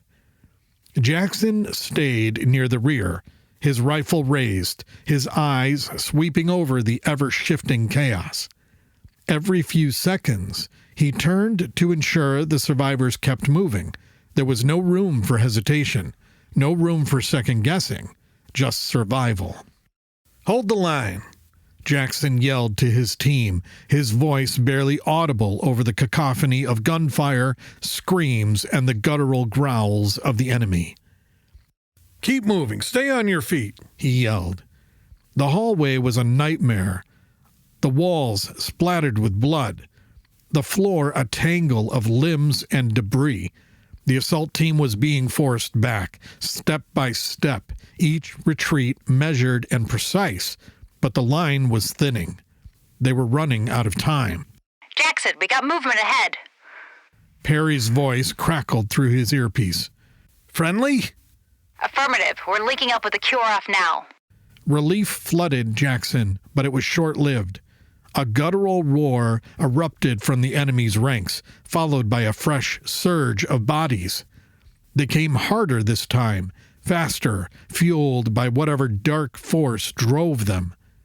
Jackson fired into the mass, his rifle kicking against his shoulder as energy rounds tore through flesh and bone. The enemy fell, but more took their place instantly. Move, damn you, Jackson yelled, his team already responding before the words finished leaving his mouth. They moved with precision, covering one another as they retreated, but the enemy was closing the gap. Jackson could feel the weight of exhaustion settling in. his muscles screaming from the effort of holding the line. The situation was rapidly deteriorating. Perry, tell me you've got something good, Jackson said. We're almost there. You need to buy us another minute. A lifetime in combat. Jackson clenched his jaw. Copy that. He turned to his team. Hold them here. We just need 60 more seconds. Another surge hit, this one more violent than the last. Jackson dropped to one knee, bracing his weapon against his shoulder as he fired into the oncoming horde. We have to hold this line. The singular thought in Jackson's mind. Things were getting ugly and fast. Kenneth and Salamore were standing right beside him, holding the overwhelming tide back. Jackson had no time to react before another enemy lunged at him. Luckily, Kenneth, once again interceding, brought the attacker down before he could reach Jackson. There was no time for thanks, because on that attacker's heels came another with incredible speed, slicing through the line. Instinct took over. He twisted, driving the butt of his rifle into the creature's face before firing point blank. The shot tore through its skull, sending it sprawling. More came. Too many. Jackson fell back, his back slamming against the cold metal wall. His breath came in ragged gasps, his arms burning from exertion. Top, we're in position. Move. Perry's voice rang in his ear. Jackson didn't hesitate. Go, fall back. The team moved in unison, their retreat now a full sprint. The survivors had already made it through, and as Jackson and his men rushed forward, he saw the QRF waiting ahead, weapons ready.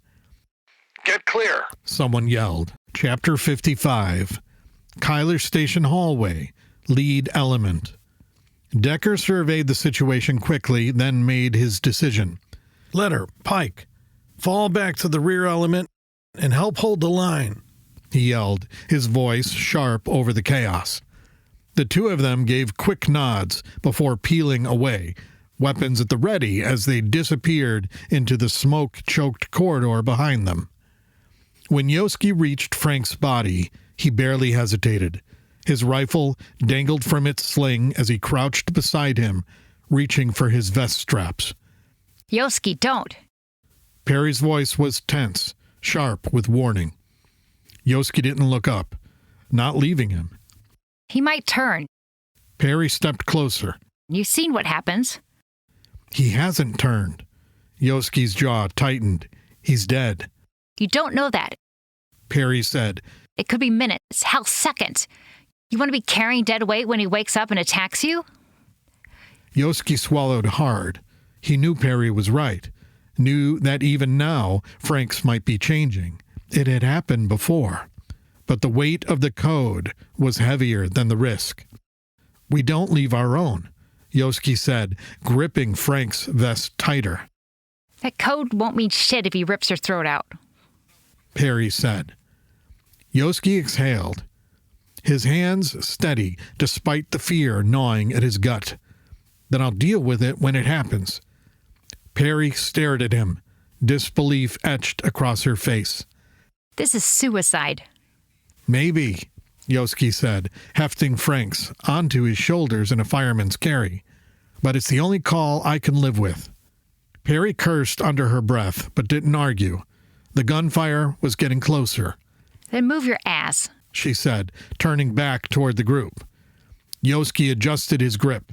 The dead weight pressed against his shoulders. He wasn't sure if he was carrying a fallen brother or a ticking time bomb. Either way, he wasn't leaving Frank's behind.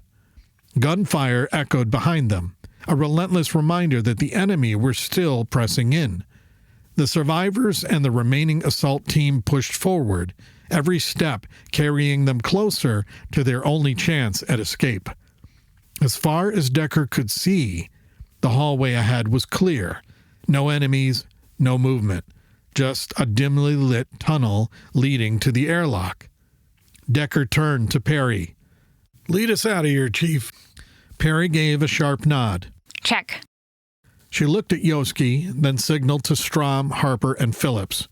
Without a word, the 4 soldiers picked up the pace, breaking into a jog to get ahead of the main group, their weapons scanning every inch of the corridor for threats. For the first time since the mission had gone sideways, things felt manageable. The infected were still close, still pressing them, but if they could keep moving in a steady pace toward the airlock, they had a shot at making it out alive. They just had to keep moving. Decker tapped his comms. Freebird, this is Decker. We are en route to evac. We need you sealed and prepped with Atmo. No doors open until we secure the airlock. Roger that, Captain. Came the steady response from CWO Mac. We'll keep the light on for you. The hallway stretched ahead, an eerie tunnel of flickering lights and scattered debris. The air was thick with the stench of burnt flesh and gunpowder, and as Decker moved, he took in the sheer carnage left in their wake. The bodies of infected and fallen soldiers littered the floor, their remains twisted and broken. Scorch marks from explosions marred the walls, deep gouges in the metal telling the story of every desperate battle fought in these corridors. This wasn't a hallway anymore. It was a graveyard. The survivors were moving as fast as they could, but fear and exhaustion weighed on them. Some limped, others clung to one another for support. A woman carrying a small child clutched him tightly, eyes darting to every shadow, as if expecting another horror to lunge from the darkness. An older man, his face streaked with soot, stumbled and nearly fell before a soldier grabbed his arm and pulled him forward. Perry's voice crackled over the comms. Clear ahead. No hostiles. Decker exhaled a breath he hadn't realized he was holding. Good. Keep moving. We're almost there. Behind them, the gunfire grew more sporadic, but the screams and guttural growls of the infected still filled the station. Decker didn't have to look back to know the rear element was buying them time, and the cost could be their lives. A sudden impact rattled the walls. Shit, we got movement in the vents! Harper yelled, raising his rifle toward the ceiling. Decker's stomach clenched. He looked up, scanning the exposed ventilation grates running along the top of the hallway. The metal groaned, and then, with a shriek of tearing steel, a single figure fell through the vent, landing in a heap on the cold floor. The figure groaned and twitched, pushing itself up slowly. It was human, at least it had been. The tattered remains of a maintenance uniform still clung to its emaciated frame, the name tag barely legible. J. Morales. Damn it, Strom said. The infected man lifted his head, his pale, milky eyes looking onto them. His mouth, once human, now twisted with hunger, stretched open as he let out a deep, guttural moan. Take it down, Decker yelled, his voice steady. Harper fired first, a single controlled burst. The round struck the infected maintenance worker in the chest, staggering him. He let out a strained gasp, but still he kept moving, crawling toward them with unnatural determination. Phillips stepped forward, adjusting his aim. One final shot to the head, and Morales collapsed, unmoving. Silence followed, save for the distant echoes of the infected behind them. Decker exhaled, lowering his weapon. We don't have time for this. Move! The team pressed forward, but the delay had cost them, the sounds of the battle behind them getting much closer. They were close to the airlock, but the station wasn't done with them yet. Chapter 56. Kyler Station Hallway, Rear Element. I think we might make it, Kenneth yelled, his voice carrying a mix of excitement and relief. Shut the fuck up, Kenneth, Jackson said without missing a beat. Stay focused and keep them back. Yeah, man, why would you jinx us like that? Salamore said as she reloaded, her hands moving on instinct. Kenneth grinned, undeterred. We're going to make it, he said again, nodding to himself as if sheer belief could will it into existence. You can say that shit when we're off this damn station, Blevins said. Don't screw us over now, man. Despite the constant gunfire, they had gained real ground. Only minutes ago, their retreat was a desperate struggle. Mere inches kept them from being overrun. Now those inches had turned into meters, and the gap between them and the infected continued to grow. The shift was subtle at first, like a knot slowly loosening in the air around them. The weight of pure survival eased just enough for banter to slip through the cracks. A muttered joke, a dry remark, even a scoff that almost sounded like a laugh. Jackson didn't care what they said, only that they kept their pace steady, their weapons ready, and the infected far behind. Even with their forward momentum, a gnawing concern sat in Jackson's gut. He knew their biggest challenge still lay ahead. He had overheard Decker coordinating with Freebird, but Jackson knew getting everyone off this station would be a logistical nightmare. The airlock wasn't large enough to accommodate everyone at once. They'd have to cycle people through in waves, leaving fewer defenders on the line with every successful evac. That meant the last ones out would face the full force of whatever horrors the infected still had in store. For now, they were holding well enough. The team's coordinated fire was disciplined and precise, covering their slow, methodical retreat. No one was breaking rank or panicking. They reloaded in practiced rotations, calling out when they were dry and covering one another seamlessly. It was controlled, not perfect, but it was as close as they could get in a situation like this. But their biggest problem loomed: ammo. They had been fighting for what felt like an eternity. "Sound off on ammo," Jackson yelled, his voice cutting through the steady rhythm of gunfire. "Running low," Kenneth yelled back. "Same here," Blevins and Salamore said in near unison. Jackson turned toward Letter and Pike. "Redistribute what you got to these guys." Roger, Letter and Pike said in unison. Without hesitation, they began pulling magazines from their chest rigs, tossing them to those running dry. Balancing ammo was crucial. There was no sense in someone dying with full mags on them while their teammates' weapons ran empty. "Chief, check and redistribute among your team," Jackson said into his comms, reaching out to Perry. Roger that, Top. Perry said. We're all running low here. "Figured as much," Jackson said. He switched channels. "Captain, strip Franks for any remaining ammo and send it forward to the lead element." Roger that. Decker said. I'll carry it forward. Seconds later, Perry's voice crackled back through the comms. We've reached the airlock. Freebird is attached and the area is secured.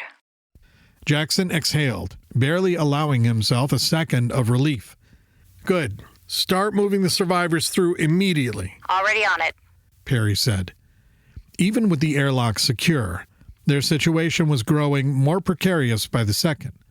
The three elements of their group were stretching farther apart. Perry's team was securing the exit, Decker and Yoski were guiding the survivors, and Jackson's rear element was keeping the infected at bay. The increasing distance between them and the lead group was both a blessing and a curse. The more space they created, the safer the survivors became, but it also meant the infected were funneling tighter, putting even more pressure on Jackson's team. "I want those survivors gone before we even get there," Jackson said. Copy that, Top. Perry said. The infected were finally beginning to slow, at least those in the immediate vicinity. Their numbers were thinning, and Jackson could see the strain in their movements. Whether it was exhaustion or simply that they had lost too many to keep charging blindly forward, it was hard to tell. Either way, Jackson would take any advantage he could get. Letter and Pike had stopped firing altogether. The infected were now beyond their effective range. Kenneth, however, remained vigilant, picking off any stragglers who broke away from the larger pack and got too close. Every extra second they bought now would make their final stand at the airlock more manageable. Jackson adjusted his grip on his rifle. Let's keep pushing. I want as much distance as possible before we get locked into a last stand. He hesitated for a fraction of a second before adding, Not that I want a last stand if we can avoid it. Kenneth chuckled. Now who's jinxing us? Jackson didn't answer, just pressed forward, every step bringing them closer to what might be their last fight. Chapter 57, Kyler Station Airlock, Lead Element. The survivors stumbled into the airlock, their faces pale, breaths ragged with exhaustion and fear. Perry didn't slow. She ushered them forward, counting heads, eyes darting between them and the corridor beyond. The cramped chamber could only take 8 at a time, forcing the rest to linger. Shifting anxiously as the system cycled, metal groaned around them as Freebird clung to the hull, their only escape, their last fragile tether to survival. The seconds stretched unbearably, each one a crack in their thin margin of safety, each hiss of pressurization a heartbeat too long. At least it's a smaller group now, Perry thought, but the realization twisted in her gut. Fewer survivors meant too many had been lost. More than half of them had never made it this far, their bodies abandoned in the hellish corridors of Kyler's station. The remaining few were haggard, barely holding themselves together as they stepped into the airlock, their ragged breaths visible in the dim emergency lighting. Strom sealed the inside airlock door, cutting them off from the station behind them. Perry watched through the window as the survivors fidgeted, pinching their noses and blowing to adjust to the pressure shift. They had lost everything: their homes, their friends, their lives as they knew them. And yet, Perry couldn't bring herself to feel like she was one of them. This was just another op, another extraction. That's what she told herself. But the weight of it pressed down on her. This wasn't just another mission. They had lost more people here than in any op before. Good people. People she considered family. She turned to Yoski, who had just finished setting down Frank's body, his hands resting briefly on the man's chest before stepping back. It had been a bit now, and Frank's still appeared dead instead of some reanimated infected person trying to attack them. Maybe Yoski's refusal to leave him behind was the right call. Top, the survivors are loading up into Freebird now, she said over comms. In the corner of her vision, she spotted movement. Jackson and the rear element pushing forward, still holding the line. Roger that, Jackson said. Do you guys have Franks? Roger. She said over comms. He's dead. Like, dead. Roger, came Jackson's response. You guys leave Franks. We'll bag him up and load him with the next group. Perry hesitated, but orders were orders. The whole thing was so confusing. It felt wrong leaving Franks behind, even for just a few minutes. She exhaled and nodded. Roger that. With the survivors packed inside Freebird's carrier bay, the outer airlock door was sealed shut. Another pause, another pressurization cycle. Perry turned to Strom, Decker, Yoski, Harper, and Phillips. Their fight was over. Now they had to get out. As the outside door finally hissed open, Perry instinctively glanced back through the small window into the station. One last look at the station that had taken so much from them. Her breath caught in her throat. Frank's was moving. Her heart hammered against her ribs. No, not just moving, running. His body jerked unnaturally, limbs flailing as he sprinted down the corridor toward Jackson's team. His head lolled to the side, mouth agape in a silent scream. His uniform was still soaked in his blood. The gaping wound in his torso dripped black ichor. And yet, he didn't slow. He didn't stop. Oh, fuck. Perry said, fingers tightening against the window frame. Chapter 58. Kyler Station Hallway, Rear Element. Letter. Pike. Push ahead and bag Franks for evac. Check. They said in unison, peeling away from the rear line and moving toward the airlock. Go ahead and get off this station while you're at it. Take Franks with you. Jackson said over comms, watching as they moved down the corridor. Then they stopped. Top. Franks is coming to us. Letter's voice crackled through the comms, thick with disbelief. Jackson's gut twisted, a cold weight sinking deep inside him. His breath hitched as his eyes locked onto the figure ahead. Something was wrong, terribly wrong.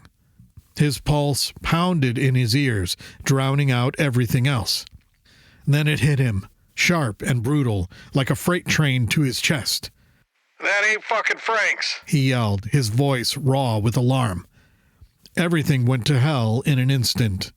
Franks, or what was left of him, moved fast, too fast. 1 second he was staggering.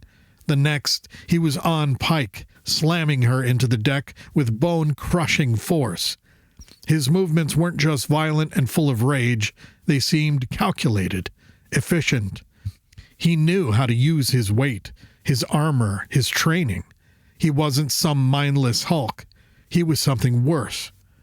Pike fought like hell, twisting beneath him, but Franks was still in full combat gear, and he struck with brutal force. His helmeted head jerked back and forth, trying to find an opening, but her armor held for now. Shit! Blevins lunged forward, grabbing the toe strap on the back of Frank's plate carrier and yanking hard. Franks barely budged. It was like trying to wrestle a wrecking machine. Jackson moved fast, raising his sidearm and firing 2 rounds, center mass. The shots hit clean. Franks didn't even flinch. Goddamn armor, Jackson snarled, already shifting his aim towards Frank's helmeted head. Shit, he said, as he tracked Frank's helmeted head bobbing and weaving while attacking Pike. No clean shot. Franks turned on Blevins in a blink, slamming into her hard enough to send her sprawling. He came down on top of her, one armored knee driving into her gut, fists hammering into her helmet with a sickening crack. Jackson wasn't sure if the noise was her helmet or Frank's bones in his hands. Get him off me, Blevins said, struggling to get the words out. Pike rolled to her feet, grabbing her rifle and fired point blank into Frank's side. The round staggered him, but he stayed upright, his armor taking the brunt of it like a goddamn tank. Jackson gritted his teeth. Enough of this shit. He surged forward, drawing his K-bar knife, and drove it up and under Frank's helmet seam, burying it deep into the soft tissue beneath the jaw. Franks jerked violently, fingers clawing, strength fading, but still fighting.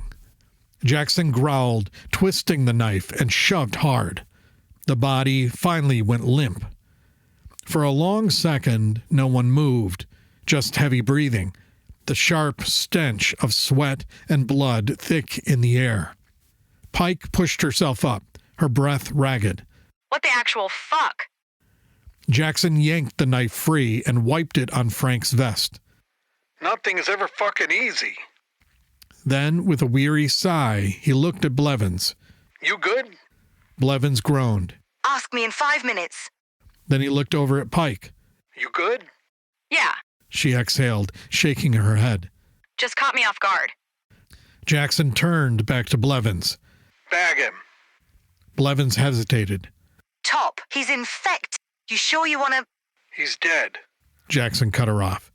We're not leaving anyone else behind today. Check. Blevins said, unzipping a body bag from her pack. Together they laid out the bag and stripped Franks of his gear. Rolling his limp body into it was a grim task, his weight awkward, his limbs stiffening. Meanwhile, Kenneth resumed firing down the hall, picking off runners breaking from the main horde, keeping them at bay. "We don't have a lot of time here, Top," Kenneth said, his voice tight over comms. "Roger that. Hold the line." Once Franks was secured in the body bag, Blevins and Pike grabbed the handles and lifted the body bag. Jackson signaled the team forward. "Let's move." They moved quickly, covering each other's backs as they neared the airlock. The moment they reached it, they hauled Franks in, Blevins and Pike moving inside first, then Letter. Jackson and Kenneth stood guard, squeezing off the last of their rounds as the infected surged forward. Then, in a fluid motion, both men slipped inside, and the airlock door sealed behind them. The creatures crashed into the door just as it locked, their snarls muffled behind reinforced steel. Jackson exhaled heavily, stepping back as the airlock pressurized. They had made it. Barely.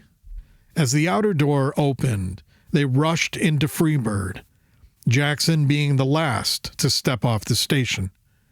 He sealed the hatch behind him and felt the familiar pop of depressurization as Freebird disconnected from Kyler's station. Through the small viewport, he watched the station shrink into the distance, a battered, broken husk, the place where they had almost died. Buff pulled up alongside them, taking position on their wing. Jackson let out a slow breath, exhaustion finally settling in. "Fuck," he said. "That was insane." Chapter 59, USS CN Tier Landing Bay. Upon returning to the Tier, everyone had to undergo a strict decontamination protocol. For the survivors, this meant being separated from the rest of the crew while the medical staff monitored and treated their injuries in a quarantine space. Most of their wounds were superficial, bruises, cuts, scrapes, but the real damage was psychological. The ordeal they had endured left them hollow. They looked like robots as they followed the medic's instruction. They barely spoke, their eyes vacant, their minds still trapped in the nightmare they had just escaped. The assault team moved through decontamination like clockwork, each step ingrained through repetition. Steam billowed around them as they stepped into the decon showers, the chemical rinse hissing against their suits, stripping away the grime and gore of Kyler's station. They scrubbed methodically, fingers working over every strap and every seam as if they could wash away more than just the filth. Beyond the mist, the hum of scanners waited, cold and clinical, sweeping over them in search of contamination they couldn't see, but all of them still felt. Chief Medical Officer Williams led the effort, checking for anything unusual. When she finally cleared them, they were free to return to mission recovery duties, but none of them truly felt free. Recovery after a mission was a tedious, draining process. It started with an exhaustive debrief where every detail of the operation was scrutinized. Normally, this would include the full team and Franks, but with their combat officer gone, it was just the remaining team and Decker. Williams sat in on the discussion as well, given the nature of the infection and the need to establish future protocols for similar threats. Reliving the mission was its own kind of torture, forcing them to confront every failure, every lost team member, and every mistake. Once the debrief was done, they turned their attention to cleaning and prepping weapons and gear. There was always another mission, and everything had to be ready. Downrange, there was no luxury of time, no excuse for faulty equipment. Every member of the team understood that, and none of them were willing to let a future mission fail because they hadn't maintained their gear. But the hardest part of the recovery process wasn't the debriefs or the preparation. It was the weight of loss. They had lost people. It was a reality they all knew too well, but that didn't make it any easier. The pain sat heavy in the air, pressing down on them like an invisible force. They all dealt with it in their own way. Some threw themselves into the gym, beating their griefs into the punching bags. Others gathered in the team rec area, drinking and talking, finding solace in shared sorrow. No one took it harder than Jackson. His job was to complete the mission and protect his people. Sometimes those two things conflicted. He had made peace with that long ago, but this loss, this was too much. Too many lives lost. Too many people he considered family left behind. It was the highest body count he had ever seen on a special operations mission under his leadership. He felt it like a weight on his chest, like a knife lodged deep in his ribs. He did what he always did. He shoved it down, buried it beneath layers of alcohol and silence. He locked himself away in his quarters, drinking himself into oblivion. Tequila burned down his throat, numbing him, but never enough. He wanted to forget, to disappear into the haze, but no matter how much he drank, the ghosts still lingered. Perry came and went. Sometimes she stayed with him. Sometimes she went back to her own quarters. She was hurting too, but she carried it differently. She had always been better at keeping things compartmentalized, at holding herself together, even when everything around her was falling apart. He envied her for that. How the hell did she do it? But even she wasn't untouched. When they were together in his room, they would often sit in silence for hours, the weight of what they had been through pressing down on them. And then, out of nowhere, one of them would break. Tears would come without warning, raw and ugly.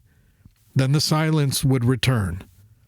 Jackson would reach for another bottle, hoping that the next drink would be the one to finally drown it all out. The rest of the team coped in their own way. They gathered together, leaning on each other like a family. They drank, but they did it together, sharing memories and mourning in unison. Jackson watched them from the shadows, admiring them for their ability to process their grief as a unit. He, on the other hand, just wanted to disappear into numbness. He didn't want to feel anything. He just wanted it to stop. They talked about the fallen, about going back for the bodies they had left behind. It gnawed at them, the idea of leaving their people on that station, lost in the dark, surrounded by horrors. They honored the dead in their way, through quiet ceremonies and whispered promises, but none of it brought them back. Days passed. The tier remained in a holding pattern, waiting for its next orders. Life moved forward, but the weight of Kyler's station still clung to them all. Jackson knew deep down that this wasn't something a debrief or a bottle of tequila could fix. This wasn't something they would walk away from unchanged. And for the first time in his career, he wasn't sure if he wanted to keep going. Chapter 60, USS CN Tier, Medical Bay. Jackson had been in the medical bay, nursing yet another hangover, when he spotted Decker and Williams standing outside one of the observation rooms. Their gazes were locked on the figures inside, Torres and Stiller.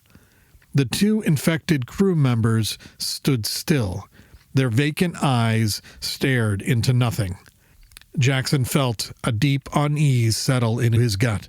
He hated seeing his people like this. If it were up to him, they'd be put down and left behind. But orders were orders. "What's going on?" Jackson asked, shifting his attention from Decker to Williams. "Checking in," Decker said, his arms crossed. "Still trying to figure out what the hell is happening here. Would be nice if we had some goddamn answers." Jackson followed their line of sight through the one-way observation screen. The medical staff had covered the windows so the infected couldn't see out, but the team could still observe them. Torres and Stiller had initially been violent, thrashing and clawing at anything within reach, but now they simply stood there, almost catatonic. Stiller was in the corner, her body rising and falling with deep, ragged breaths. Torres, however, faced the window, staring ahead, completely unaware of the people watching her. The medical monitors still clung to her body, but they were useless. The readings had flatlined days ago. "That's exactly how we found the first infected," Jackson said. "Standing there, back turned. It was only after we made a noise that he woke up." Williams nodded. "We've observed the same pattern. They go still, unresponsive, but the moment they sense someone, especially sound or movement, they become extremely agitated." "Any idea what's keeping them in this state?" Williams sighed. "Still working on that, but we've confirmed that noise brings them out of it. It's like flipping a switch." "That tracks," Jackson said, taking a slow swig from his water bottle before tossing back 2 pills. Decker eyed him. "Top, it might be time to slow down on the drinking." Jackson didn't even blink. "Roger that, sir. I'll get right on it." Decker exhaled sharply. He'd seen this before. Jackson and his team had a reputation for draining the ship's alcohol reserves after missions like this. He let it slide when necessary, but there was a line, and Jackson was about to cross it. "How's recovery going?" Decker changed the subject. "Everything's squared away, sir," Jackson said. "Gears cleaned, checked, and stowed. We're ready to go." "Good," Decker said. "Fleet has more work for us." Jackson had expected as much. "Figures." Jackson gestured toward Torres and Stiller. "What's the plan with them?" Williams folded her arms. "For now, we keep them here. We still don't understand what we're dealing with, and Fleet wants every bit of data we can gather before we make any permanent decisions." Jackson frowned. "So we're keeping them locked up like science experiments?" "For now," Decker said. Jackson's jaw tightened. He wanted no part of this. Torres and Stiller were his people. They were supposed to be dead, not standing there like broken dolls, waiting for something to set them off. Decker must have noticed the shift in his expression. "Could be worse, Top. Fleet initially wanted us to go back in for more samples." Jackson's eyes darkened. "They wanted a body snatch?" "Williams requested it," Decker said. "Fleet wanted a fresh subject." Jackson shook his head. "Not happening." "I already shut it down," Decker said. "Not sending anyone back there. Not now." Jackson exhaled, relieved, but still on edge.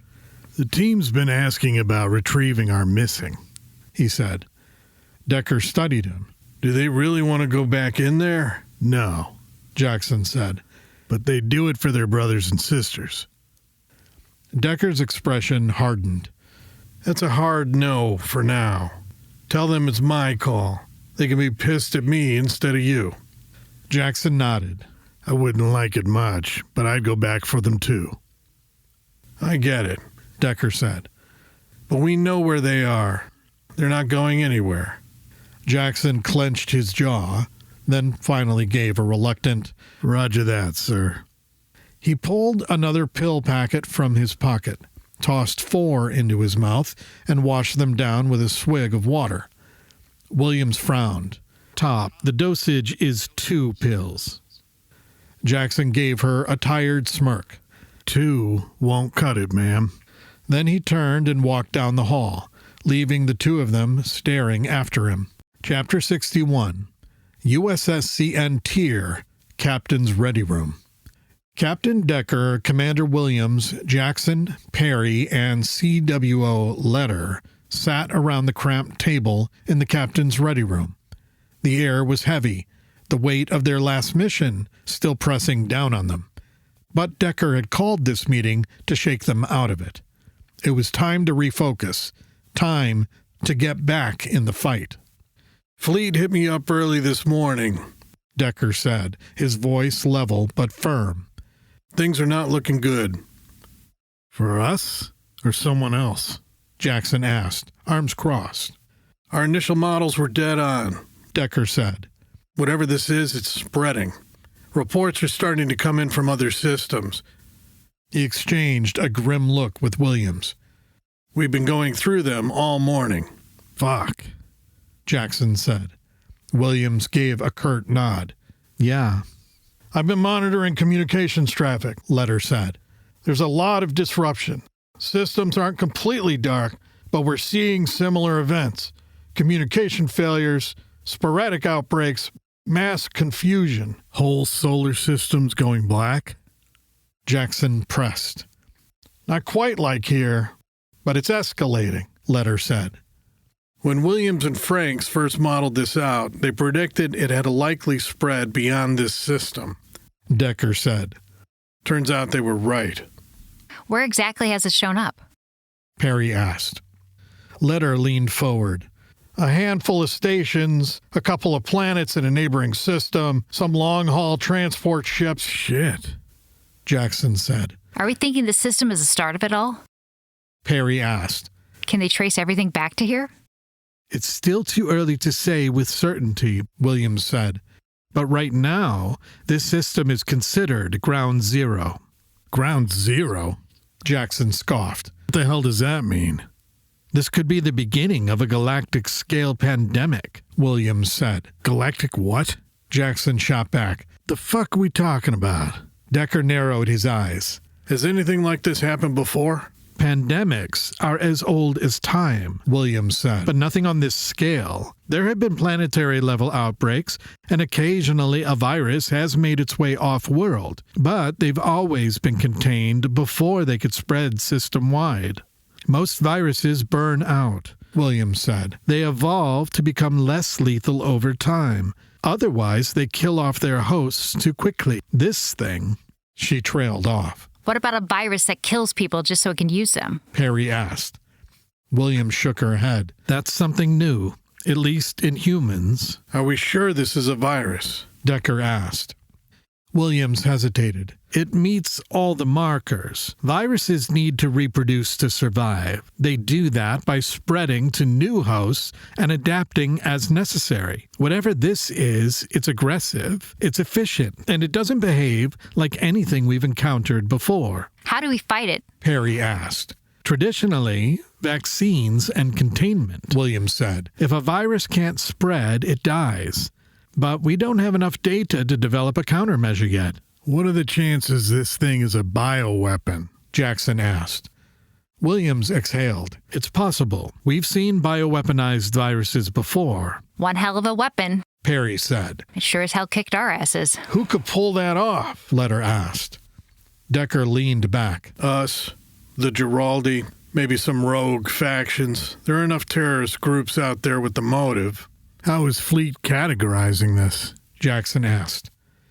For now, they're assuming it's a military action, Decker said. So, an attack, Jackson concluded. Decker nodded. Fleet has to consider it. Do they have a suspect? Perry asked. No, Decker said. Fleet isn't pointing fingers yet, which is why we're staying on station. USS CN has no carrier groups remotely close to this system, so for now, we're it. Fleet's considering deploying a group, but until that happens, we're alone. Could this just be a natural outbreak? Williams said. We shouldn't rule it out. The USSC isn't going to make accusations without proof. Jackson smirked. Yeah, governments never lie to people. Decker ignored the sarcasm. There's more. Jackson groaned. You mean a galactic pandemic possibly engineered by a foreign power isn't bad enough? Decker exhaled. We've been ordered to check out Trestle 113. Fuck, Jackson said. What's going on there? It's a multifaceted mission, Decker said. Of course it is, Jackson said. How bad? The main objective is retrieving the data archives from the USS consulate, Decker said. Minor objectives include extracting any surviving consulate staff and assessing what effects this virus might have had on the locals and wildlife. So let me get this straight, Jackson said. You want to send a barely functioning team to an entire planet of whatever the fuck we just fought on Kyler Station? That about sums it up, Decker said. Jackson shook his head. What could possibly go wrong? The end. Author's note. Thank you for taking the time to read this story. I can't express how much it means to me that you have done that. I am not a writer by any means, but this project has been incredible for me. I set out to see if I could write a story that would be interesting, outside the box, and fun to write. I feel like I accomplished all three of those things. This whole project started with my wife, and I can't thank her enough for the love and support that she gives me every day. She wrote a little book called Soul Sabbatical a year and a half ago, and it was inspiring and fascinating to watch her go through that process. It made me wonder if I could do something like that. Well, I guess the answer is yes. The project grew from trying to understand how to market and sell her book.